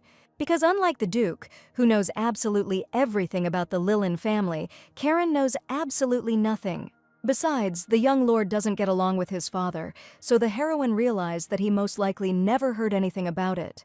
Karen continued and asked if the guy was bad and if he hit Lillian, but the girl immediately began to deny this, saying that Edmund was not like that at all and that in fact he was a very good person. The young lord became a little tense and, asking again, decided to clarify whether Lillian liked the boy. To this question, the main character immediately smiled and enthusiastically, without hesitation, answered yes. This shocked Karen and, frozen in place, he tried to understand what was so obvious about all this. And the boy immediately thought that in the Lanches family it is considered normal to love two people at the same time. However, at that moment, Lillian interrupted the young lord's thoughts and decided to explain her words. Continuing, the main character told that Edmund is her younger brother, but Karen decided to remain silent about this. And a second later, the boy laid Lillian down on the pillow and told her not to get up, as her temperature still hadn't gone down. The young lord also asked the girl to continue calling him by his name, adding, Karen noted that the heroine knows his name because she likes him and not calling the name of her crush is strange. Lillian immediately agreed and said that the boy's name was Karen von Hart. The young lord confirmed and named the main character, thereby reminding her that she was his wife. Karen went on to say that the Hart family had enjoyed good health for generations. Therefore, blushing and looking away, the young lord asked the girl not to get sick without his permission. Lillian herself silently watched her husband and noticed that he blushed even more. At this time, the boy had already started to go to bed and told the heroine that it was time to stop talking and rest, otherwise the temperature could rise even more. But Lillian thought about what she had noticed since the moment they met, that Karen was not being honest with her at all. Since the only one who has a fever right now is the young lord, not the main character. At this point, the dialogue between the guys really ended and they slept together until the morning. Karen was the first to open his eyes to the sunlight shining through the window, and realizing that he had fallen asleep and slept with Lillian until the morning, the boy immediately sat up and tried to understand how this had happened. After all, for the young lord all this was impossible due to the fact that his mother died in this mansion. And from that moment on, Karen was never able to sleep soundly, so what was happening now surprised him greatly. Turning his gaze to Lillian, the boy realized that she really did make him nervous all the time. As soon as the main character woke up, a doctor came to her and noted that her condition was much better than yesterday. The man also said that the wounds were healing very well, but Lillian should still focus on recovery and rest. Karen, approaching the girl, suggested that she slept more than usual due to fatigue, but the heroine said that she always sleeps a lot and this is her usual state. But the young lord did not like it, and he also thought that because of hunger, Lillian decided to eat flowers, so he ordered the maid to quickly prepare the food. The main character immediately frowned at this assumption, since she had never eaten flowers and, moreover, they remained in their original form. At that moment, Karen remembered that the girl had previously said that she was a secret, hidden even from the imperial family, and decided to clarify this. However, without waiting for an answer, the young lord immediately began to swear, because he was worried that Lillian would have no one to help her if someone found out about her abilities and kidnapped her. But the main character was completely calm and, smiling, said that in that case, Karen himself would help her. The boy was so confused and began to resent it because he thought otherwise and was not going to save Lillian because he didn't even like her. The heroine, getting out of bed, reminded the young lord that she was his wife and he had no choice. After all, if something suddenly happens to the girl, it will be natural for Karen to help her. The young lord, at this moment, noticing that Lillian had gotten out of bed so fearlessly, indignantly asked her to be more careful, as he was afraid that she would break her ankle. However, the main character said that she is not made of crystal, so it is not worth taking such good care of her. Then the girl opened the window and explained that even if it was raining outside, the room needed to be ventilated, and suddenly something really caught Lillian's attention. Therefore, the heroine immediately turned towards Karen and asked him to come to her. There was a rainbow outside the window, which the girl considered, although small, very beautiful, like a painting. But the young lord was not impressed by the natural phenomenon at all, and this upset Lillian, and she did not understand why he underestimated the rainbow so much because it can only be seen now. The main character also said that even if the clouds gather, it does not change the fact that the sky is blue. Therefore, darkness is just a moment that must be experienced. After these words, the girl turned to Karen and asked if he thought the rainbow was beautiful. However, the young lord was so amazed by Lillian's speech that he simply stood silently, looking at her. And yet, after a couple of seconds, the boy agreed that the rainbow was indeed beautiful. At this time, Brandon entered the Duke's office, reporting that the rain had already stopped. The man replied that he knew about it, and the young man continued, saying that he had come to talk about Lillian. Hart immediately turned his gaze to his assistant and asked if he had found out anything about the girl. And Brandon said that he had been watching from the sidelines the whole time and realized that the main character was in no way connected with the doctor. Hearing this, the Duke immediately stood up and asked the reason for such confidence, to which the young man explained that the girl saw the doctor in front of her and it seemed to him that she did not know him. Continuing, the young man noted that a legionnaire with such unique abilities was highly valued by doctors. On the contrary, if they learn about the abilities, like 6 years ago, they can commit madness again. After these words, Hart said that in that case he would also do one crazy thing to catch this man. The doctor himself was obsessed with the Legionnaires, so 6 years ago he kidnapped Iris and Karen. And despite the fact that the woman was an ordinary person, she fell into the doctor's hands because she was with the young lord at the time. Therefore, remembering the past, the Duke's heart, which seemed completely insensitive, breaks into millions of pieces. But at that moment, Brandon interrupted the man's thoughts, saying that he had one more thing he needed to know. Continuing, the young man recalled the covenant ceremony that had been conducted using ancient magic. And although the young man was not sure whether he understood everything correctly, he still reported that the last time Lillian disappeared, and he assumed that she went to Karen. Brandon also added that the boys were now at home, but at that moment, the man was most interested in their condition. To which the young man replied that Karen was not only fine, but also full of energy. However, it was important for the Duke to know Lillian's condition, so he asked about her, and this shocked the young man very much. After all, Hart never worried about anyone but his family. And despite the shock, Brandon said the girl fainted again, but luckily she's okay now. The young man then suggested that the main character's body could not withstand the stress of using her abilities. But the Duke interrupted the young man and asked him to call Olivia to his office, because the man will have to return. At this moment, Karen and Lillian were actively discussing the room, and the boy did not understand what the heroine meant. After all, the young lord was sure that this was his room, but the heroine did not agree with this and explained that, to be precise, it was theirs. Having said this, the girl began to laugh and repeat that this room was now theirs to share, but Karen was unhappy and asked how this happened. And after a short pause, Lillian reminded them that they were married and therefore should live together. But the heroine herself did not consider this a problem, since the bed was wide and could accommodate 10 people. The girl also said that yesterday during their shared sleep everything was fine, to which Karen immediately became embarrassed and began to come up with an excuse for what happened.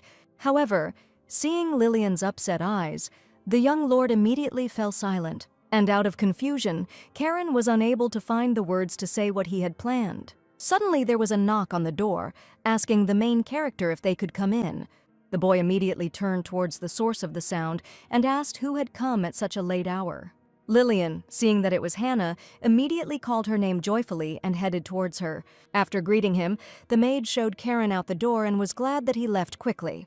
However, the heroine did not consider this surprising, because Hannah told the boy that Lillian would now be changing clothes, and that was why he immediately ran out. And as soon as the young man transformed back into his original form, the heroine noticed that he was not hiding his identity at all. But this did not bother the girl at all, since she had become accustomed to all the transformations of the young man. Lillian also realized that since Brandon had come at such a late hour, it could only mean one thing. The restriction imposed on the young man by the doctor is temporary until today, and already at midnight the fate of the young man will be decided. Brandon decided to remind the main character about her sudden disappearance. And then the young man suggested that Ethan was very surprised and was still walking around in the dark. Hearing this, Lillian immediately realized that only 2 people close to the Duke really knew about the contract between her and him. At this point, the young man continued and warned the heroine that Ethan was so shy that he might not say anything, so when she saw him, she should tell him how she was feeling. Brandon also said that Ethan is the second treasure in his life, which is why he cares so much about him. And when the main character asked who the first treasure was, the young man immediately named Olivia. The day the girl agreed to marry Brandon was the brightest day in his life, and the young man still cannot believe that Olivia confessed her feelings to someone like him, but at that moment there was no one happier than him. After these words, Lillian asked the young man why he was not with his wife now, to which Brandon replied that he couldn't do that because she would be sad when he died. And with a heavy heart, the young man continued, saying that he did not want Olivia to be sad. Hearing this, the heroine was also upset because she realized that the young man sincerely loves his family and he cannot die. Moreover, Brandon almost died when he was poisoned by the doctor, and Erica's medicine was able to slow down the symptoms of the poison. But this medicine also had side effects, and the young man had a very hard time all this time. And although outwardly it seemed that the young man accepted this calmly, he was able to survive only because he wanted to be with his family. The time limit set by the doctor will come to an end, however. Today's situation is different from his previous life, when Brandon was forced to die helplessly. And now the young man has a chance for salvation, which makes the main character immensely happy. The clock showed exactly 12, but Lillian did not notice any changes in the young man. Therefore, breathing a sigh of relief, the girl immediately beamed with a smile. And while Brandon himself stood in shock, the heroine said that he still couldn't make Olivia cry. But the young man was not very talkative for the first few seconds, and this made Lillian a little wary, so she simply watched him questioningly. However, Brandon then smiled and noted that he had lost in the end. Now, according to the agreement, the young man will become the main character's subordinate. But the young man warned Lillian that if she wanted to betray the captain, he would not do it. After all, once, because of Brandon's unique abilities, he was kidnapped by that same doctor.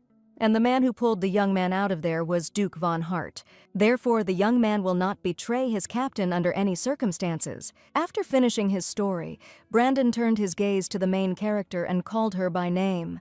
And continuing, the young man asked the girl to beware of the doctor, because this man is obsessed with the Legionnaires, and if he finds out about Lillian, he will torment her. After these words, Brandon assumed that the heroine clearly did not want to be experimented on. So, having transformed himself into a doctor, the young man told Lillian to run without thinking if she saw this face. At this time, in the imperial castle of Lembrana, Gloria was rushing to her brother, and as soon as the girl entered the room, she immediately asked about the young man's condition. To which the boy immediately smiled and showed his joy at his sister's presence. It was Elliot Lembrana who was the second prince. Gloria immediately came up and took the book from her brother, saying that now was not the time to read it, since Karen was getting married. Having attracted attention, the girl began to remember everything about Lillian, but the only thing she remembered was that the heroine was from a family she had never heard of. After these words, Elliot expressed regret to Gloria that her beloved Duke had married, but the princess did not like it and considered it nonsense. Hearing this, the young man was confused because he did not understand why his sister was angry and asked about it.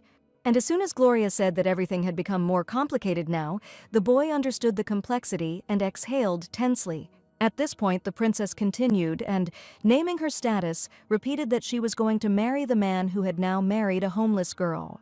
That's why Gloria will never be able to admit this. Besides, the princess received everything she wanted throughout her life. The girl took everything for herself, regardless of whether it was a thing or a person. And now Gloria believed that Duke Hart's only son, a legionnaire, was simply destined to be connected to her. But the princess could not even think that Lillian would get ahead of her, so she was very upset and angry. Elliot understood all this perfectly well, but reminded her that even her father had given permission for this marriage, and now the girl could do nothing. But Gloria herself was sure that the problem was precisely in her father, because he had called the Duke to him, but looking at his face, he simply remained silent. What the princess found even more terrible was that a man saw no point in interfering in personal affairs.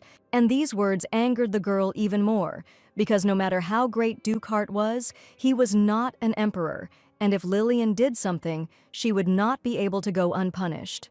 But Elliot interrupted his sister and reminded her that the Duke was one of the most cold-blooded people, who not only killed many legionnaires, but also his father and wife. Also, the legionnaires in general do not care about human lives, so the emperor behaves cautiously with von Hart. However, Gloria noted that the Duke had killed his wife was just a rumor, but the boy did not think it was completely false.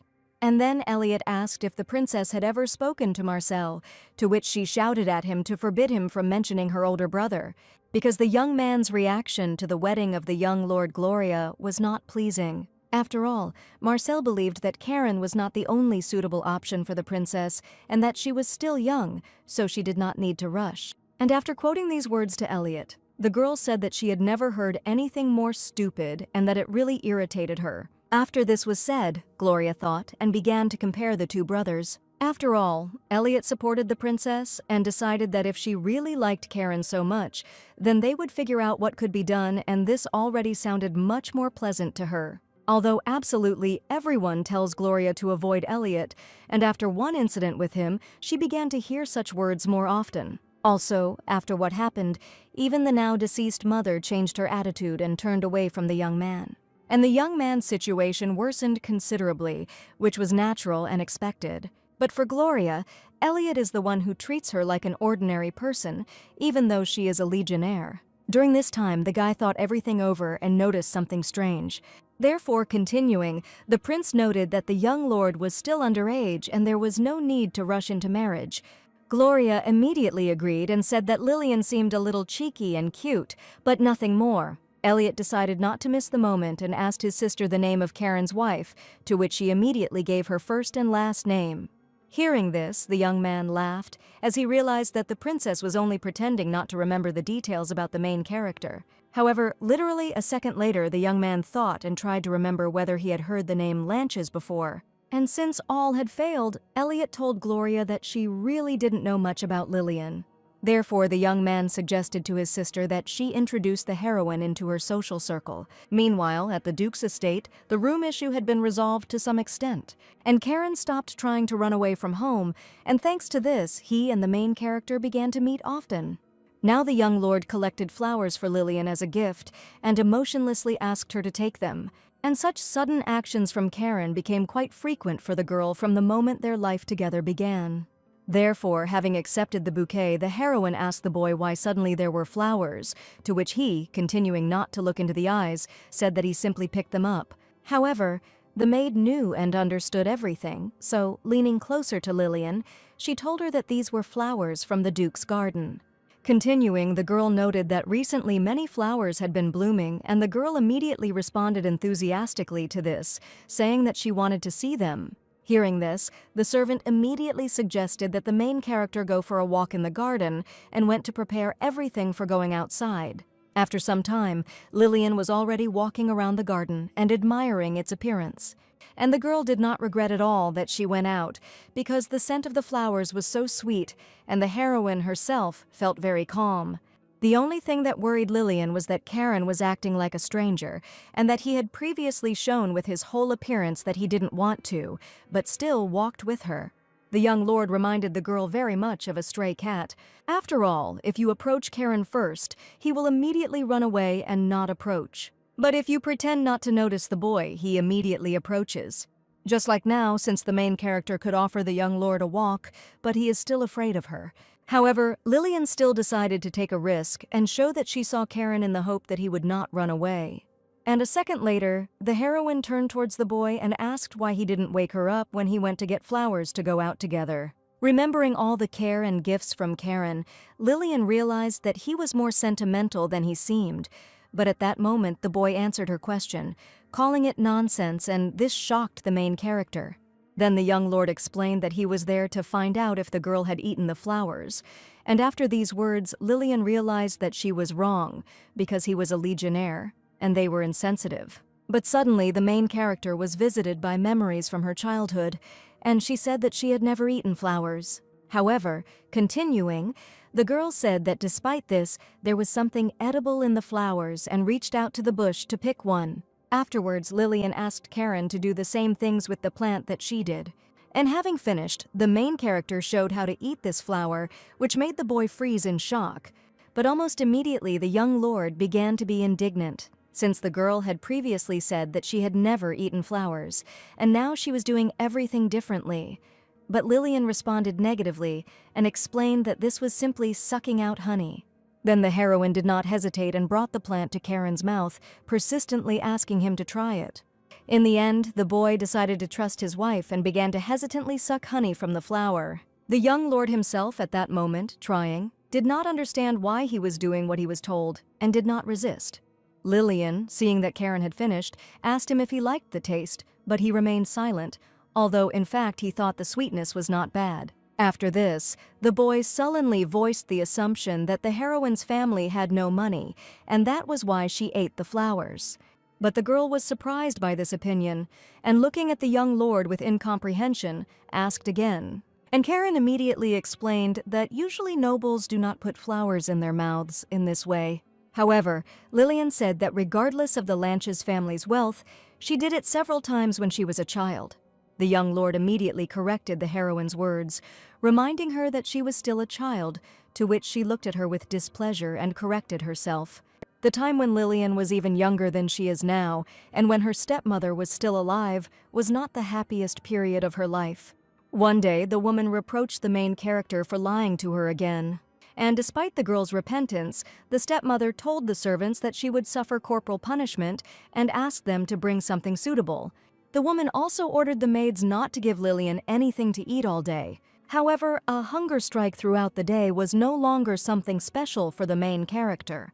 The girl always hugged herself at night because she had to endure the night in hunger and cold. But that night, Lillian smelled something sweet coming from the window. Therefore, the main character immediately approached the source of the smell and, seeing the flowers, deeply inhaled their aroma. And without delay, the girl immediately ran out into the street, because when a person is hungry, he simply cannot think rationally. At that moment, even a drop of honey was enough to bring tears to Lillian's eyes. And then the heroine felt the sweetness, but having tried it now, the taste seemed not so bright to her. Karen, watching the girl at that moment, noticed a change in her facial expression and did not understand why she suddenly became less pleased.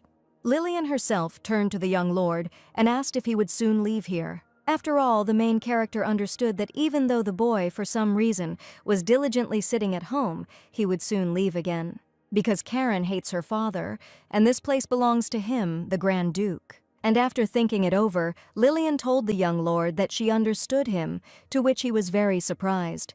Continuing, the girl said that she also had something, and when she stood on the threshold of death, she was very interested in whether one person would eat peacefully and live well, although the main character herself hates this man so much that she cannot close her eyes. So Lillian pointed out that whether it was a misunderstanding or not, dislike was dislike. And although for the girl the Duke is a person she trusts, she cannot convince Karen of this, because the heroine doesn't want to come between Hart and the young lord, because that wasn't in the contract. However, Lillian suddenly turned to Karen and asked him not to let him hit her. The girl did not understand where the young lord got his wounds from last time, because he was a legionnaire and usually they don't get hit by everyone.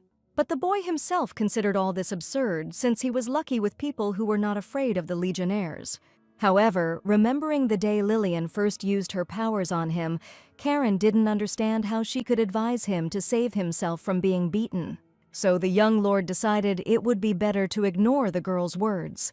But Karen was still worried that the main character was asking him for the second time not to let him beat her, but she couldn't take care of herself. And thinking about this, the boy forbade Lillian to receive blows without his permission. The young lord then explained that when the heroine first used her powers on him, he saw several wounds on her, so he wants to know who hit her when she was at home. Karen also added that if the girl was afraid to return home for this very reason, then she should tell him everything right now. The young lord himself was very angry and determined to find out the name, because whoever this person was, he would kill him. After listening to everything, Lillian asked if the boy was referring to his wounds, which she had transferred to herself. And while Karen stood there in shock, the main character continued and repeated the question, saying that she didn't remember being beaten recently. After these words, the young lord immediately realized everything and blushed deeply, since it was he who was the culprit of all the wounds. However, at that moment, Lillian noticed with a smile that the boy had been a little stupid and thus slightly defused the situation. The main character herself was glad and surprised that Karen was in fact a very conscientious legionnaire. So continuing, the girl asked the young lord not to worry about her, and if the moment comes when no one can help Karen, then he must definitely remember Lillian. After all, then the main character will immediately find the boy and come to the rescue. While sitting at breakfast with Karen, the main character discussed an important topic with him. The young lord asked the girl if she was thinking of divorcing him right away. The main character was not very surprised by this question, but she was interested in the reason for such frequent conversations about this. And referring to her teenage years, the girl asked Karen again about the divorce. The young lord clarified that when the boys grow up, they will get divorced, to which the heroine looked at him in confusion. But as it turned out, it was in Karen's best interests for Lillian to leave the house right now, which left her in shock. The boy himself is going to overthrow the imperial family according to the law, so he asked the heroine not to worry about it. However, Lillian was unhappy with this idea, since an early divorce was tantamount to a breach of contract, and if Lillian is kicked out, that means she won't get any money. Therefore, having hit the table, the heroine was beside herself with this idea and the thought that she was still in the red. So Lillian immediately shouted out that she did not agree to a divorce. The girl also explained that she should never get divorced, because she does not want any stain on her reputation. Therefore, the main character demanded that they never talk about divorce again, to which Karen was shocked. And at that moment the young lord became wary, because he understood that he could not leave everything as it was under any circumstances. So while Lillian sat there sighing and discontentedly, the boy tried to talk to her and explain that they couldn't legally get a divorce at the moment. However, Karen is sure with all her heart that Hart will kill Lillian, and if not today, then tomorrow.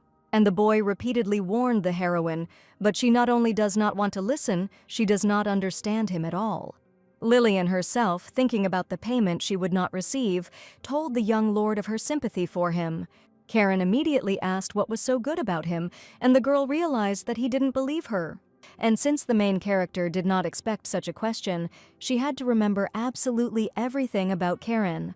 The first thing that came to Lillian's mind was the beauty of the young lord, which made him a little surprised. But even at this, the boy was a little indignant, and the heroine realized that she was in a difficult situation.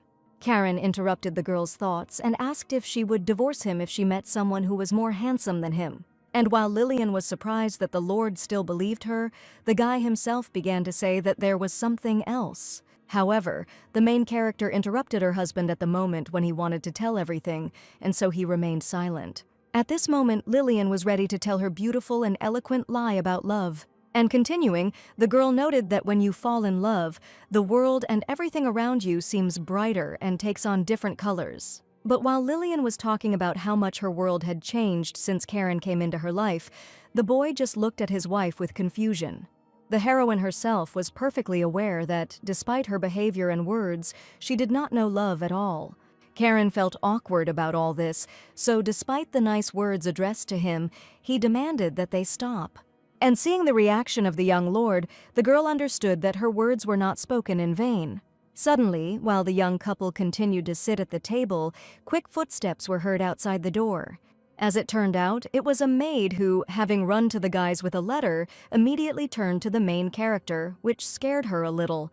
So Lillian immediately asked about the urgency, and the girl reported that Princess Gloria had sent a man. And holding out the letter, the maid explained that Gloria had asked her to deliver this envelope. The letter had the royal seal on it, which was like a time bomb for Lillian, to which Karen said they would look at it together. The organizer was Princess Gloria, and the boy grimaced a little when he heard about it. As it turned out, the letter was not what the boys imagined, since it was an invitation to tea. After some time, Lillian was already in the room and appreciated how unexpectedly her dressing room had become a secret refuge. Brandon, however, thought the dressing room looked good and thought that it could easily accommodate just one maid and my lady. Then the young man spoke about what he had already heard about the invitation from the princess and that the heroine had accepted it, to which Lillian had agreed. After all, in the heroine's opinion, she and the princess would have met anyway someday, and it's better not to delay it. And in the future, Gloria will be able to forget her. Brandon tried to understand what the future tea party would be like, but without knowing the princess's temperament, it was difficult. The upper circles are rarely kind to new people, but such events are filled with lords and ladies who have not yet made their debut. The event is aimed primarily at demonstrating status and establishing hierarchy. However, Princess Gloria has missed something since she wants to show all the sprouts their place. Lillian is no longer a sprout, so it will be quite difficult with her in the way that the princess is interested in. And Brandon, having seen more than once how you get 2 blows for everyone, understood that he wouldn't be able to not worry. After all, there wouldn't be even one person on the side of the main character, and this made the young man worry even more. So Brandon asked Lillian if she needed a change of outfit, to which she agreed. But despite the huge amount of new clothes the Duke had bought, the young man considered them completely unsuitable. Since the princess's tea party is ideally comparable to a battlefield, you need to choose the perfect outfit. So Brandon said that Lillian had to look better than the kid next door. The heroine was shocked by these words, and she asked the young man if he was talking about Ethan. Brandon agreed, but specified that Lillian was the lady of this house. And since the young man is the captain's right hand, and his wife is his left hand, the main character can be directly called their child. So Lillian is now as much an honorary part of the Hart family as anyone else. But the girl is also not only part of the Hart family, but also part of the Munez family, which she was pleasantly surprised by. However, despite this, Lillian stood and silently turned these words over in her head. The girl could not believe that the young man was speaking seriously and not for the sake of giving some kind of instructions. After all, it was strange for the heroine that she, too, was now part of the family, and at that moment her heart was pounding wildly and trembling slightly. But suddenly, Lillian was distracted from her thoughts by Brandon calling her name. Continuing, the young man said that he wanted to talk about a flower that the girl had recently coughed up, to which she became a little worried and asked the reason for such a sudden conversation. And the young man explained that he had quietly borrowed one flower and given it to Erica because he thought that she was more capable than an ordinary doctor. Lillian was very surprised by this, because she did not understand how Brandon managed to do everything, but she was glad that even if you do not tell him anything, he does his job well. Brandon also said at this time that Erica was also thinking hard, but she wasn't sure. So the girl stayed up all night doing research, and the young man assumes that she will not rest until she finds everything that was missing in the books. Continuing, the young man added that Erica was a scientist by nature, and Lillian immediately thought about these words. After all, then the main character can already begin to implement her plan. Although the girl had previously thought that she needed to wait a little longer, she now saw that Erica's knowledge and enthusiasm exceeded her expectations. So Lillian decided not to delay and handed the young man a piece of paper with a reminder about the new medicine, asking him to give it to Erica next time. Brandon accepted the request but asked about the type of medicine, and the girl replied that he would find out about it very soon. However, after the main character's words that this was the first mission that the young man could complete, he became a little tense, because all the possible options in the young man's head about what the task might be were not the most positive. But at that moment, the main character broke the silence and said that she needed a second name. Brandon was confused and asked again, to which Lillian explained that she needed a second name that would not arouse suspicion if a large sum of money was coming into it in the near future. And the young man immediately understood that the girl wanted to legalize her illegally obtained money, so he advised her to contact the Duke. After all, when talking to a man on this topic, Lillian learns a lot, since he is the main specialist in this matter. However, the main character immediately abandoned this idea, as she wants to earn a lot of money herself, regardless of the name Lanches. Because in a few years the Lanches family money will belong to Edmund, and although Lillian will not regret that he will become the head of the family, but if she steals the family money, that is a completely different matter. After all, then the heroine will be no different from her maternal uncle, who ran a business with this money, saying that he would later give it back along with the title. And now the girl is afraid to even imagine that she is doing the same thing as the one she hates. However, after thinking it over, Lillian continued and said that she wanted a cash account that would have nothing to do with her and that she planned to work under that name in the future. The heroine will also officially sponsor Erica through this, as she cannot afford to use her uncle's money forever. After these words, Brandon noted that there really were a lot of requirements, and everything needed to be thought through very carefully. The main character agreed and reminded that the main thing was to avoid any suspicions. And on top of that, Lillian will provide reliable support for Brandon's daily wages. Until that moment, the young man himself considered the heroine's words about reliable support to be something very funny. As Gloria's tea party approached, the main character had to go through many events.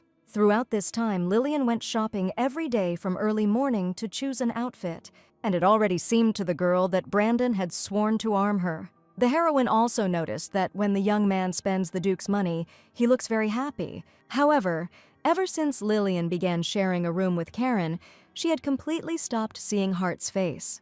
Therefore, the girl assumed that the man was avoiding her because the young lord hated his father and the heroine wanted to make sure that everyone lived comfortably in this house. But unfortunately, Karen is a person who is not at all interested in this plan, and now the boy expressed his dissatisfaction with Lillian's frequent walks since she is not yet completely healthy. The heroine, although she didn't understand why the boy was asking since he knew everything, still explained that it happened because she was getting ready for tea.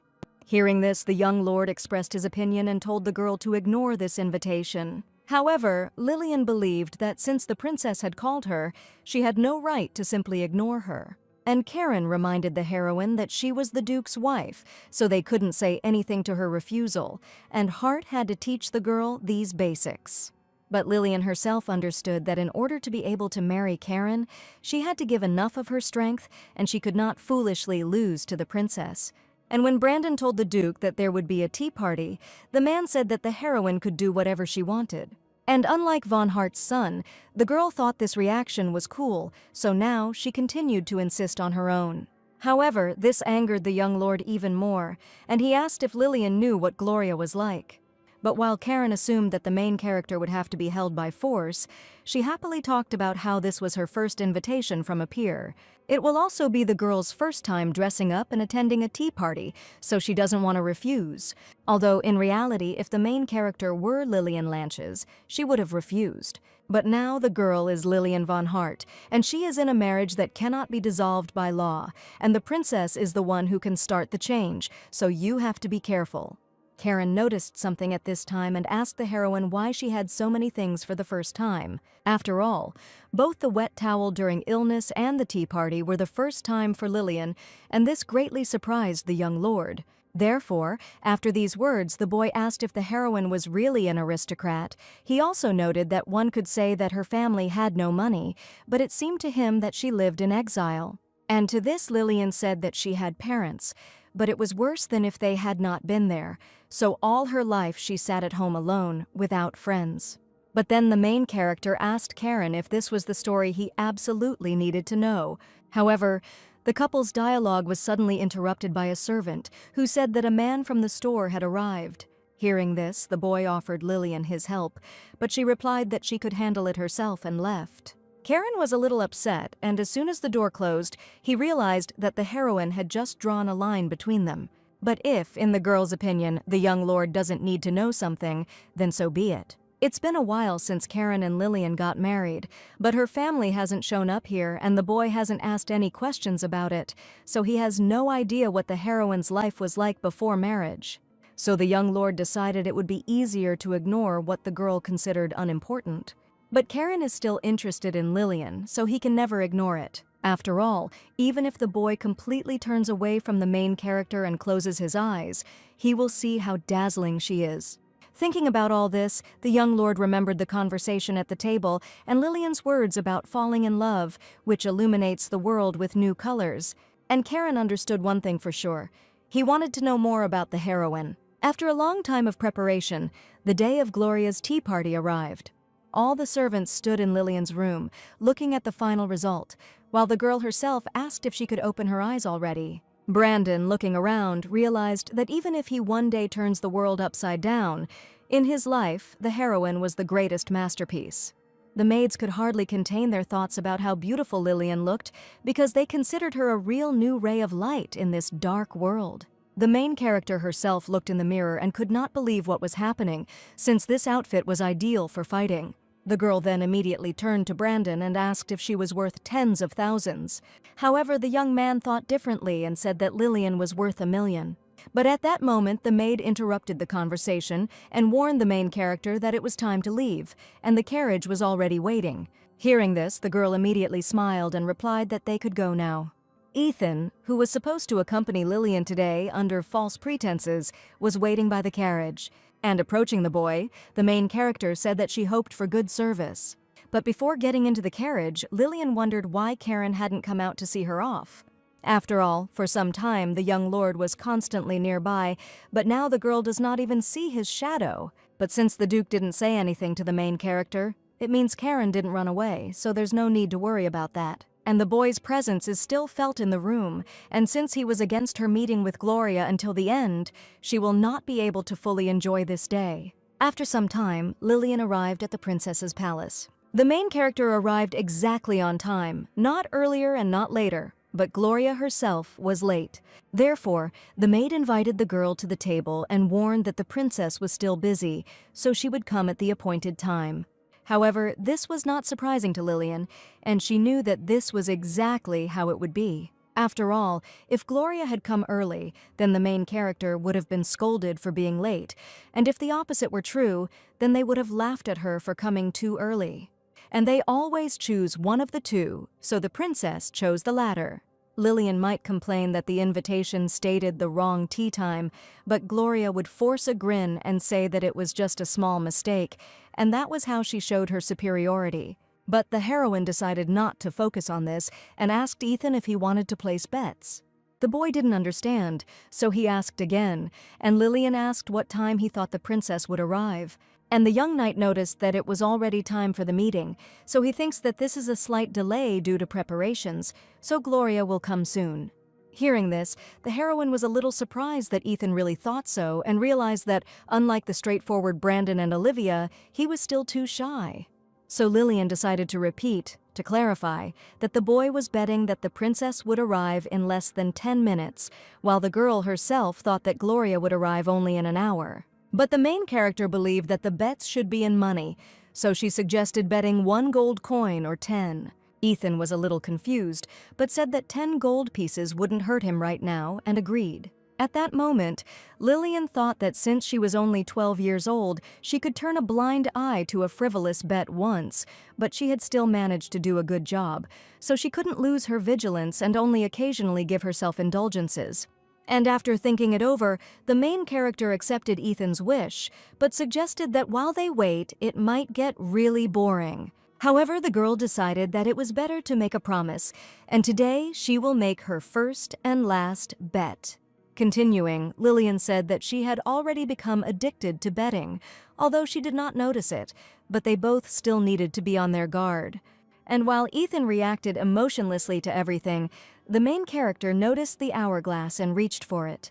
Putting the clock next to her, the girl explained that 1 circle takes about 10 minutes. So if the princess arrives before the sand on top runs out, Ethan wins. To this, the young knight said without further ado that he understood everything, and Lillian, delighted, suggested that they begin. But even after 5 revolutions of the clock, the princess did not appear, and once Gloria came into view, about an hour had passed.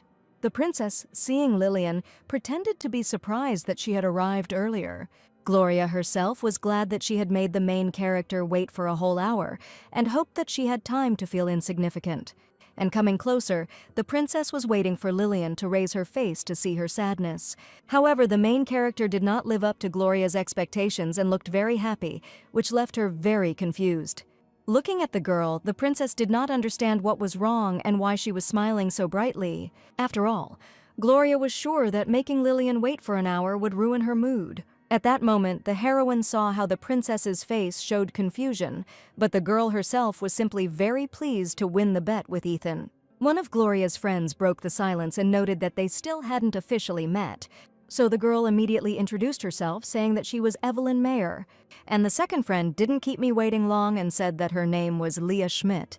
Then the girls both called Lillian by her last name, Lanches, adding that they were pleased to meet her. The heroine didn't like this because she was married to Karen and had to be called by his last name, and from this, Lillian assumed that the invited guests didn't even know the basics of etiquette or had started their own plan. After some time, everyone was actively discussing the main character's marriage, but Leah noticed that there were no guests at the wedding.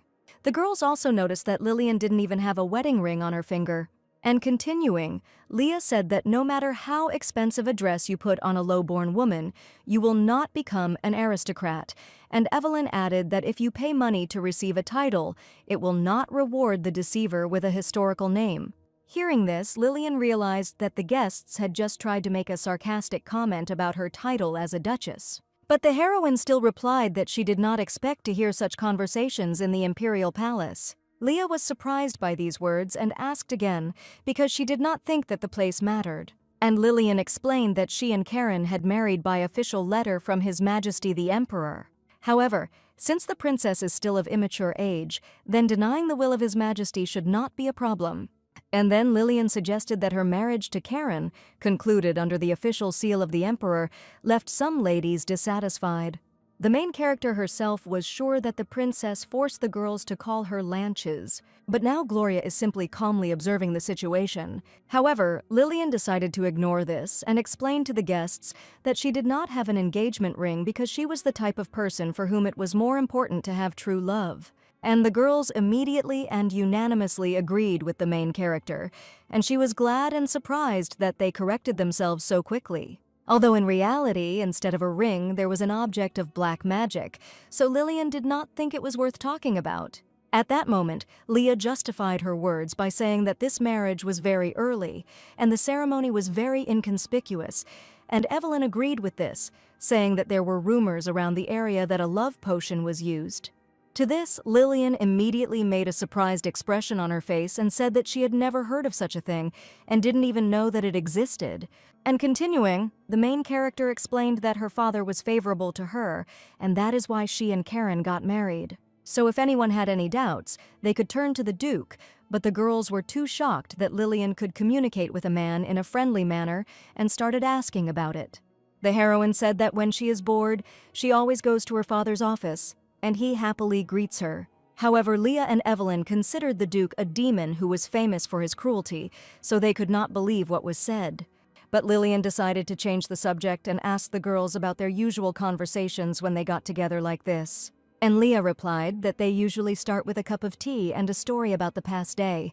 And continuing, the girl said that the tea ceremony is the basis of etiquette, so tea is always brewed in advance. So the main character, as today's guest, must try the drink. However, Lillian immediately began to analyze everything and understood that since this was the princess's tea party, the tea was not poisoned, and if it was brewed in advance, then she would not dare to use cheap tea leaves. Therefore, the heroine immediately guessed that this was the most obvious trick and began to calmly drink tea. At first glance, there is nothing unusual, but in fact, the tea has a disgustingly bitter taste. And to appreciate the true value of tea, they say that a person must be of age. Taking a sip, Lillian said it was bergamot and guessed it was from the Lane region, as it was much richer and more aromatic than what was available on the market. And while everyone else was in shock, the heroine continued, saying that they had stunned her, because even for a lot of money, buying this tea here takes a lot of effort. Leah thought everything that was happening was strange, and assumed that the leaves had been replaced. However, after taking a sip, the girl immediately grimaced from the unpleasant and bitter taste. And Lillian watched this and understood that if she had spat out the tea, they would have ordered her execution. But they chose the wrong person, since the heroine is a big fan of bitter tea. The girl then turned her gaze to Ethan and said that she couldn't come empty-handed, so she had prepared something. And handing Lillian the box, the young knight inquired about the contents, to which she replied that it was her favorite tea. After some time, the heroine made tea, happy that she had not made a mistake and had been able to choose the right gift. Moreover, the girl believed that if someone enjoyed bergamot, then this drink would also be to their taste. And having done the necessary manipulations and waited a little, the main character finished preparing her gift. The ladies who were sitting at the table and watching Lillian's actions were very surprised by what was happening.